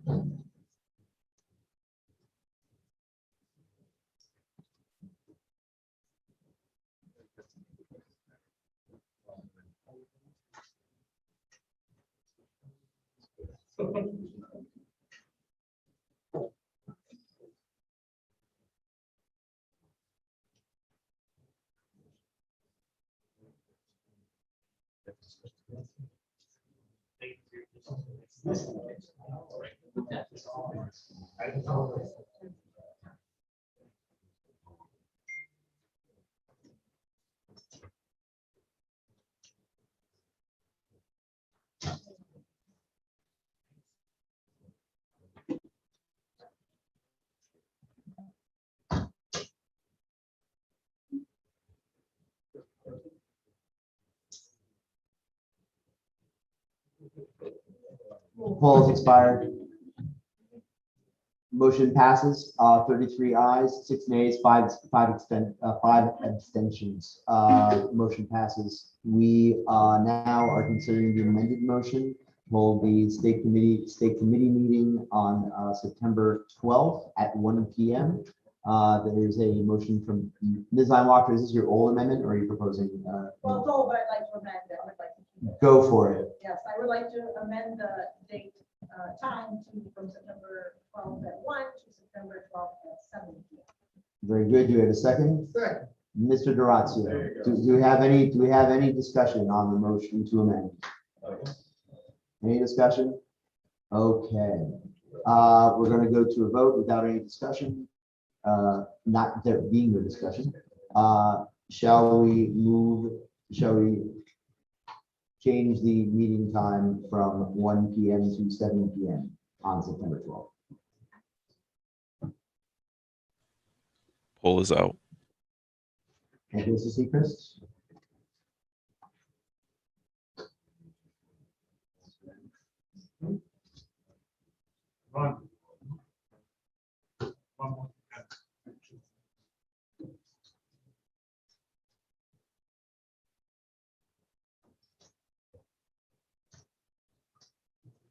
Let the record show Mr. Caulfield pulled an Irish goodbye. Nice.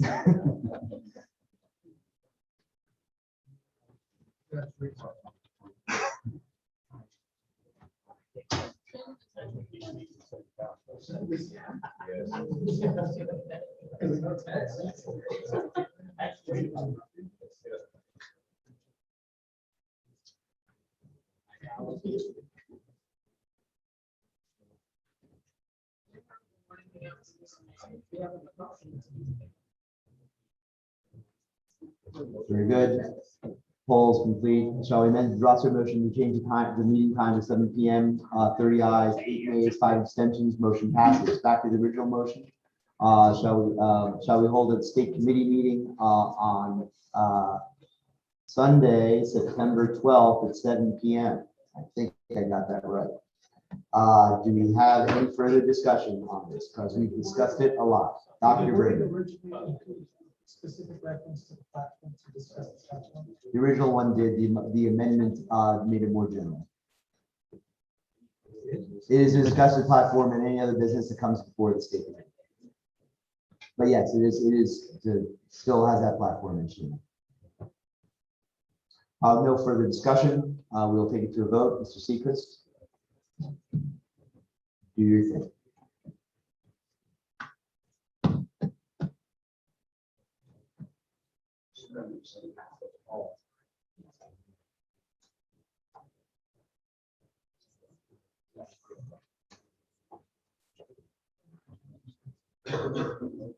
Tony, I just switched back to my line. Sorry, I saw you wanted to speak for it, but I know, but I it's pretty clear you're for it. So Yeah, I just want, okay.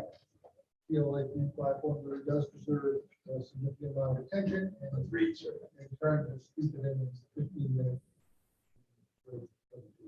Very good. Mr. Whitmer, what other thing did you want to mention? Is it germane to the topic at hand? No, not this one, no, but it's very. Business. All right. That you can make a motion if you like, if it's worded, but getting the agenda queue is what I'm saying. You're in the motion queue is the wrong place for you. Well, I'm always in the wrong place. I know.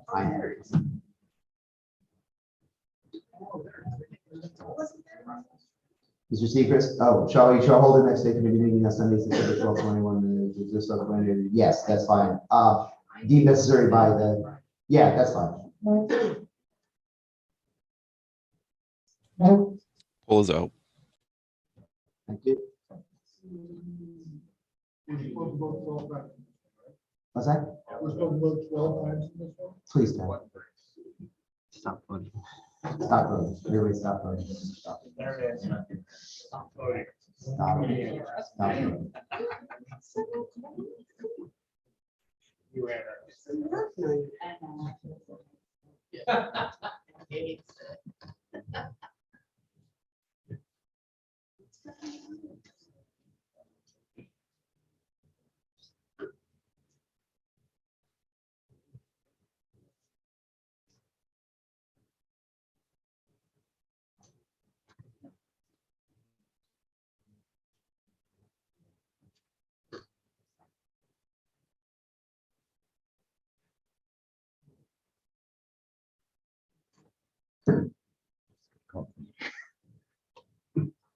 That's a proof.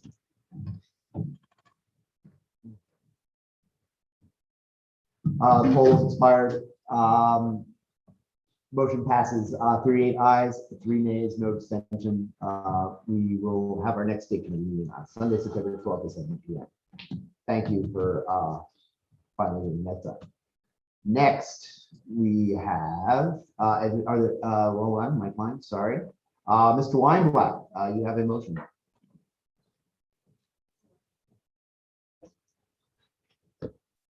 Yes, thank you, Mr. Chair. I would like to make a motion to request reimbursement from the state committee to our chair, Mike Arcadi, who laid out $300 in legal fees to appeal a negative decision from a judge objecting to, supporting an objection to petition signatures for a city council candidate in Queens.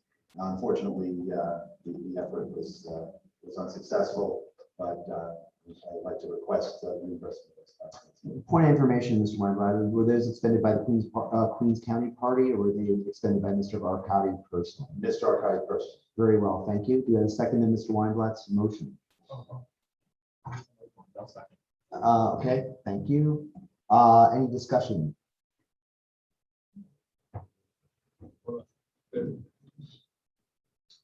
With no discussion, we'll put it No, to. there is Oh, discussion. hold on, I'm looking, there's another, Dwayne, is that an old other? Yeah. Okay, Mr. Seacrest, thank you. Mr. Durante. Yeah, assuming that this was, this is at a lower level, so this wasn't related to LPNY affairs, so I'm not sure why we would be reimbursing this person. I think generally candidates and affiliates are sort of on their own in this regard when it comes to fighting back against petition validations. And much as I'd like to reimburse this person, I think there will be floodgates that we have. Somebody else who's fought against objections and whatnot. I'm afraid I really don't think we can possibly reimburse them, but I don't think it's a good idea to do so. This is something that county affiliates will have to fundraise for. Thank you for that, Mr. Durante. Do we have any further discussion? Very well, we'll put it to a vote. Shall we reimburse Michael Arcadi for the sum of $300 for legal fees related to, Mr. Weinblatt, is there a specific candidate this is related to? Yes, as a Ruben Cruz. Thank you very much. That's just kind of for the record more than anything else, just so we know who the candidate was. Ruben. Ruben. Oh. RUB, sorry. Not that Ruben. To reimburse Mr. Arcadi for legal fees related to Mr. Cruz's legal challenges.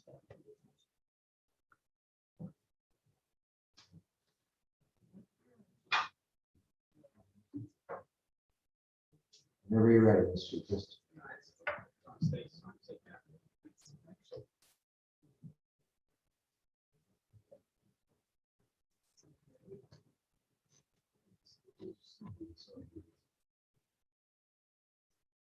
He was New York City Council candidate, is that correct? Yes, that's correct. Okay, thank you. That looks fine, Paul.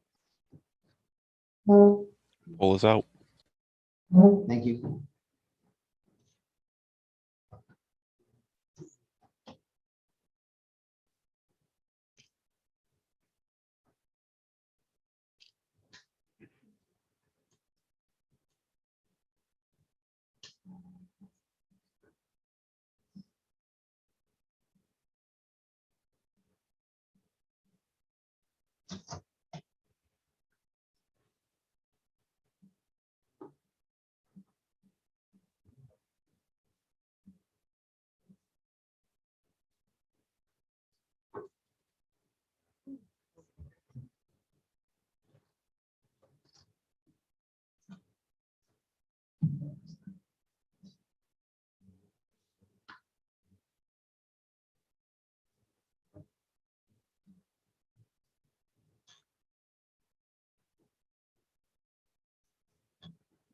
Poll is complete.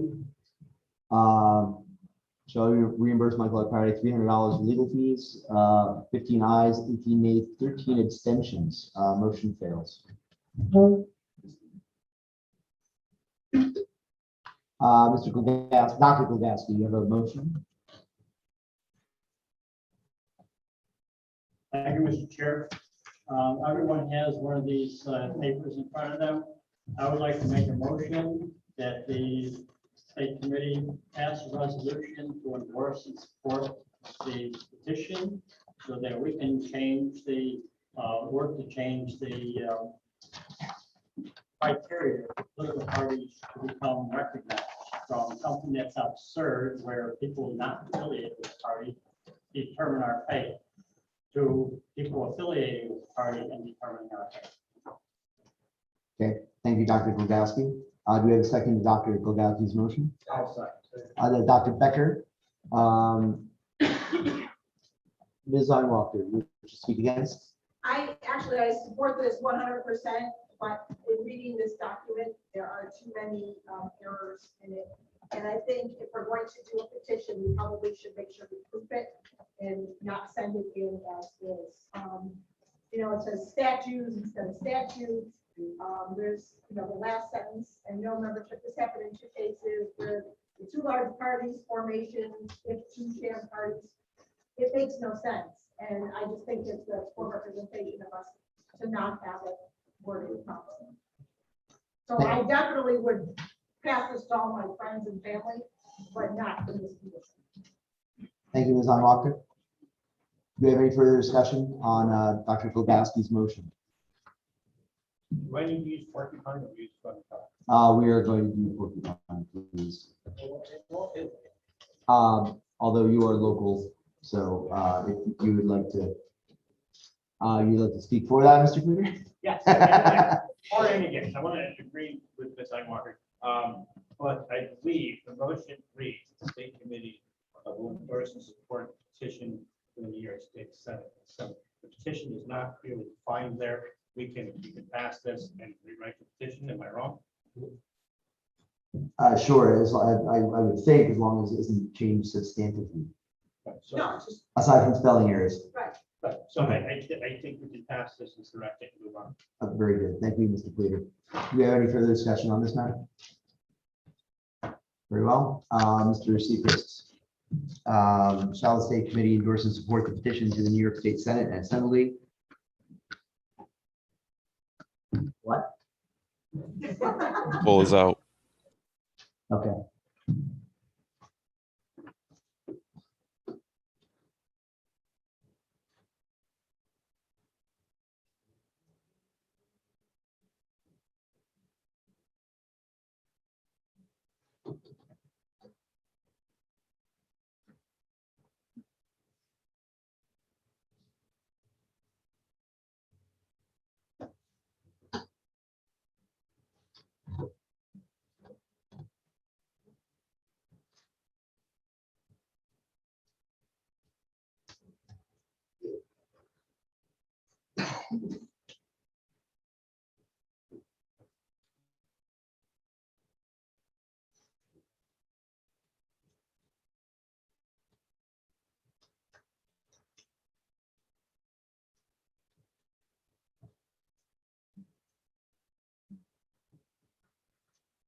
Polls expired, 40 ayes, 1 nay, 1 abstention, motion passes.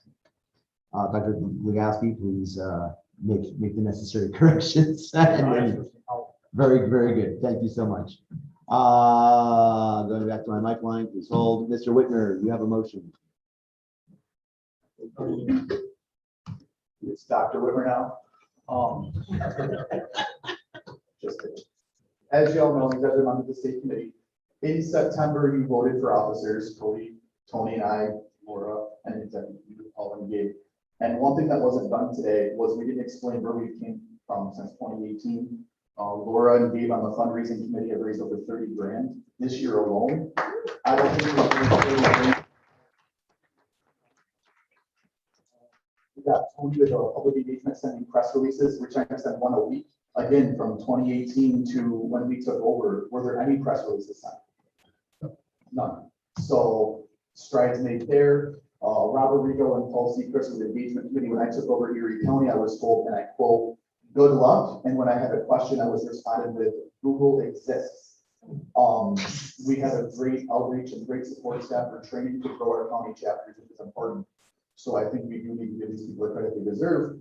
And last, and certainly not least, the 2 wonderful men up front, Kolsky and Cody have put, just so you guys know, they're not paid for this. These are volunteers. We're all volunteers. All the work they put into this deserves to be recognized. From where we came from 2018 to barely scraping by where we are now, we're not done yet, but we're seeing monumental strides. And that's thanks to you guys and the officers. And I do think they deserve the credit they deserve. So in doing so, I'm going to collect money through Mora because you guys don't want to give me your money. I am going to make a fund, and I will personally donate $20 to buy Cody a nice bottle of bourbon after this is all said and done. And Andrew Kolsky, the finest bottle of chocolate milk. The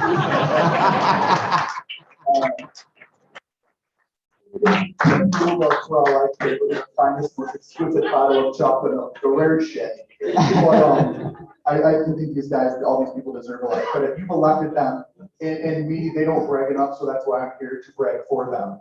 But they've done a great job, and we've made monumental strides, and it's thanks to you guys and them. And we do deserve to give ourselves and them a round of applause. So thank you guys for all you've done. Let's keep it up. Let's stay on each other, and Can I add a name to your list? you can't, no, you're off. Paul Secret. Oh, yeah, Paul Secret, I did. With, Did, outreach. Mr. Whitmer, was there a motion coming out of this? No. Okay. Thank you very much. I'm just here so I don't get fined. Mr. Drazio, there's no motion on the floor, so there's nothing to speak for. Appropriate, Oh, yes, go ahead. because Mr. Whitmer forgot a name. Yes. Who'd you forget? Are you serious? You really don't know? You really don't. You can mention me again, it's okay. Raise your hand if you've been featured on Fox News in the last 6 months. Oh, God, come on.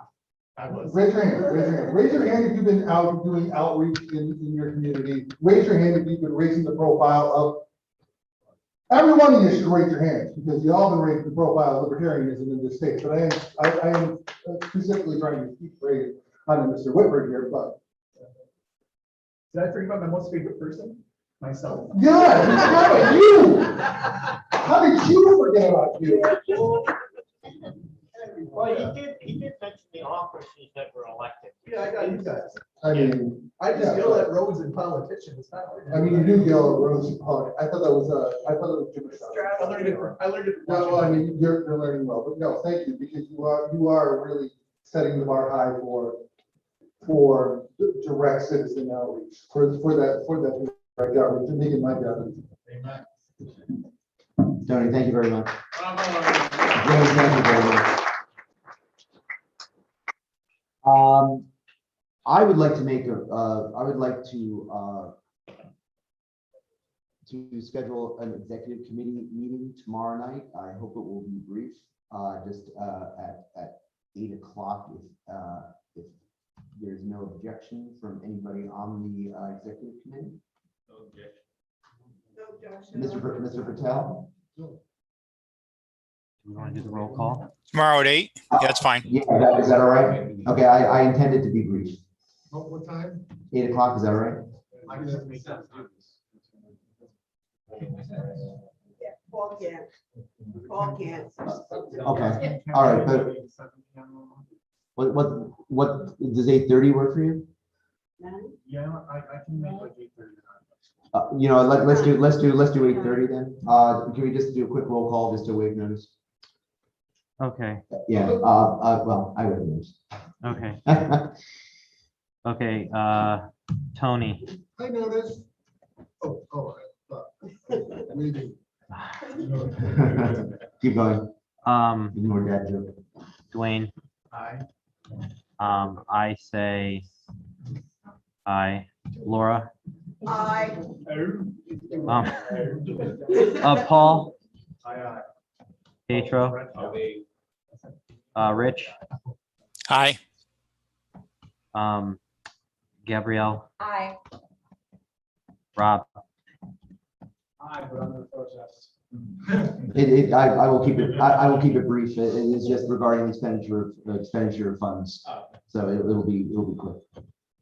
Okay, great. Is there, Mr. Wells, a motion to suspend the rules? If I did that, it was inadvertent, I apologize. Old Fat Finger Wells, thank you, sir. Mr. Droche. Yes, I move to direct the chair to allow anybody who would like to highlight the accomplishments of their county affiliates. to do so. Anyone, is there any county leaders here that would like to toot their horn, as it were, or blow their bagpipes? Anyone? I know. Very good. Do not blow those bagpipes. See, if there's no other business, I might entertain. Motion to adjourn. Oh, Ms. Newell. Second for Mr. Drazio. Do we have any discussion? No. All in favor of adjourning? Thank you all very, very much for helping us run smoothly. I had no idea.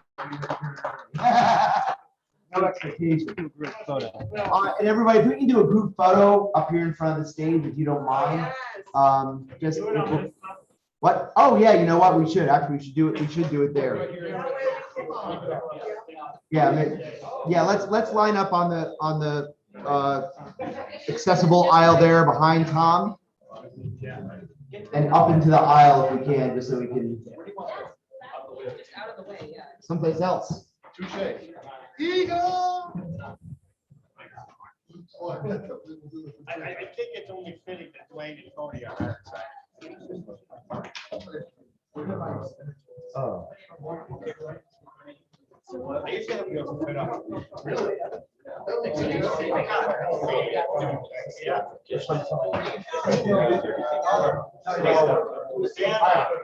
Now who's taking?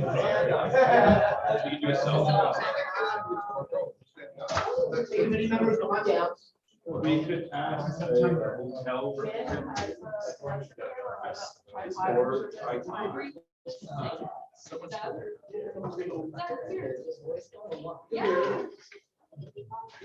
Wait, were you in Scouts? No. Everyone. Do we take a vote? Yeah. No, we're not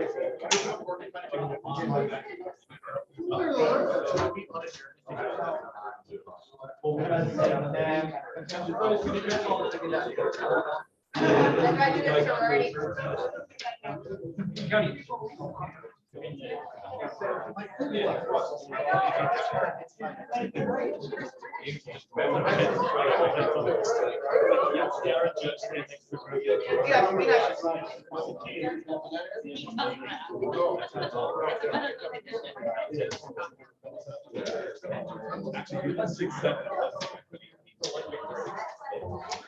Yeah. It's also a bit, just on time.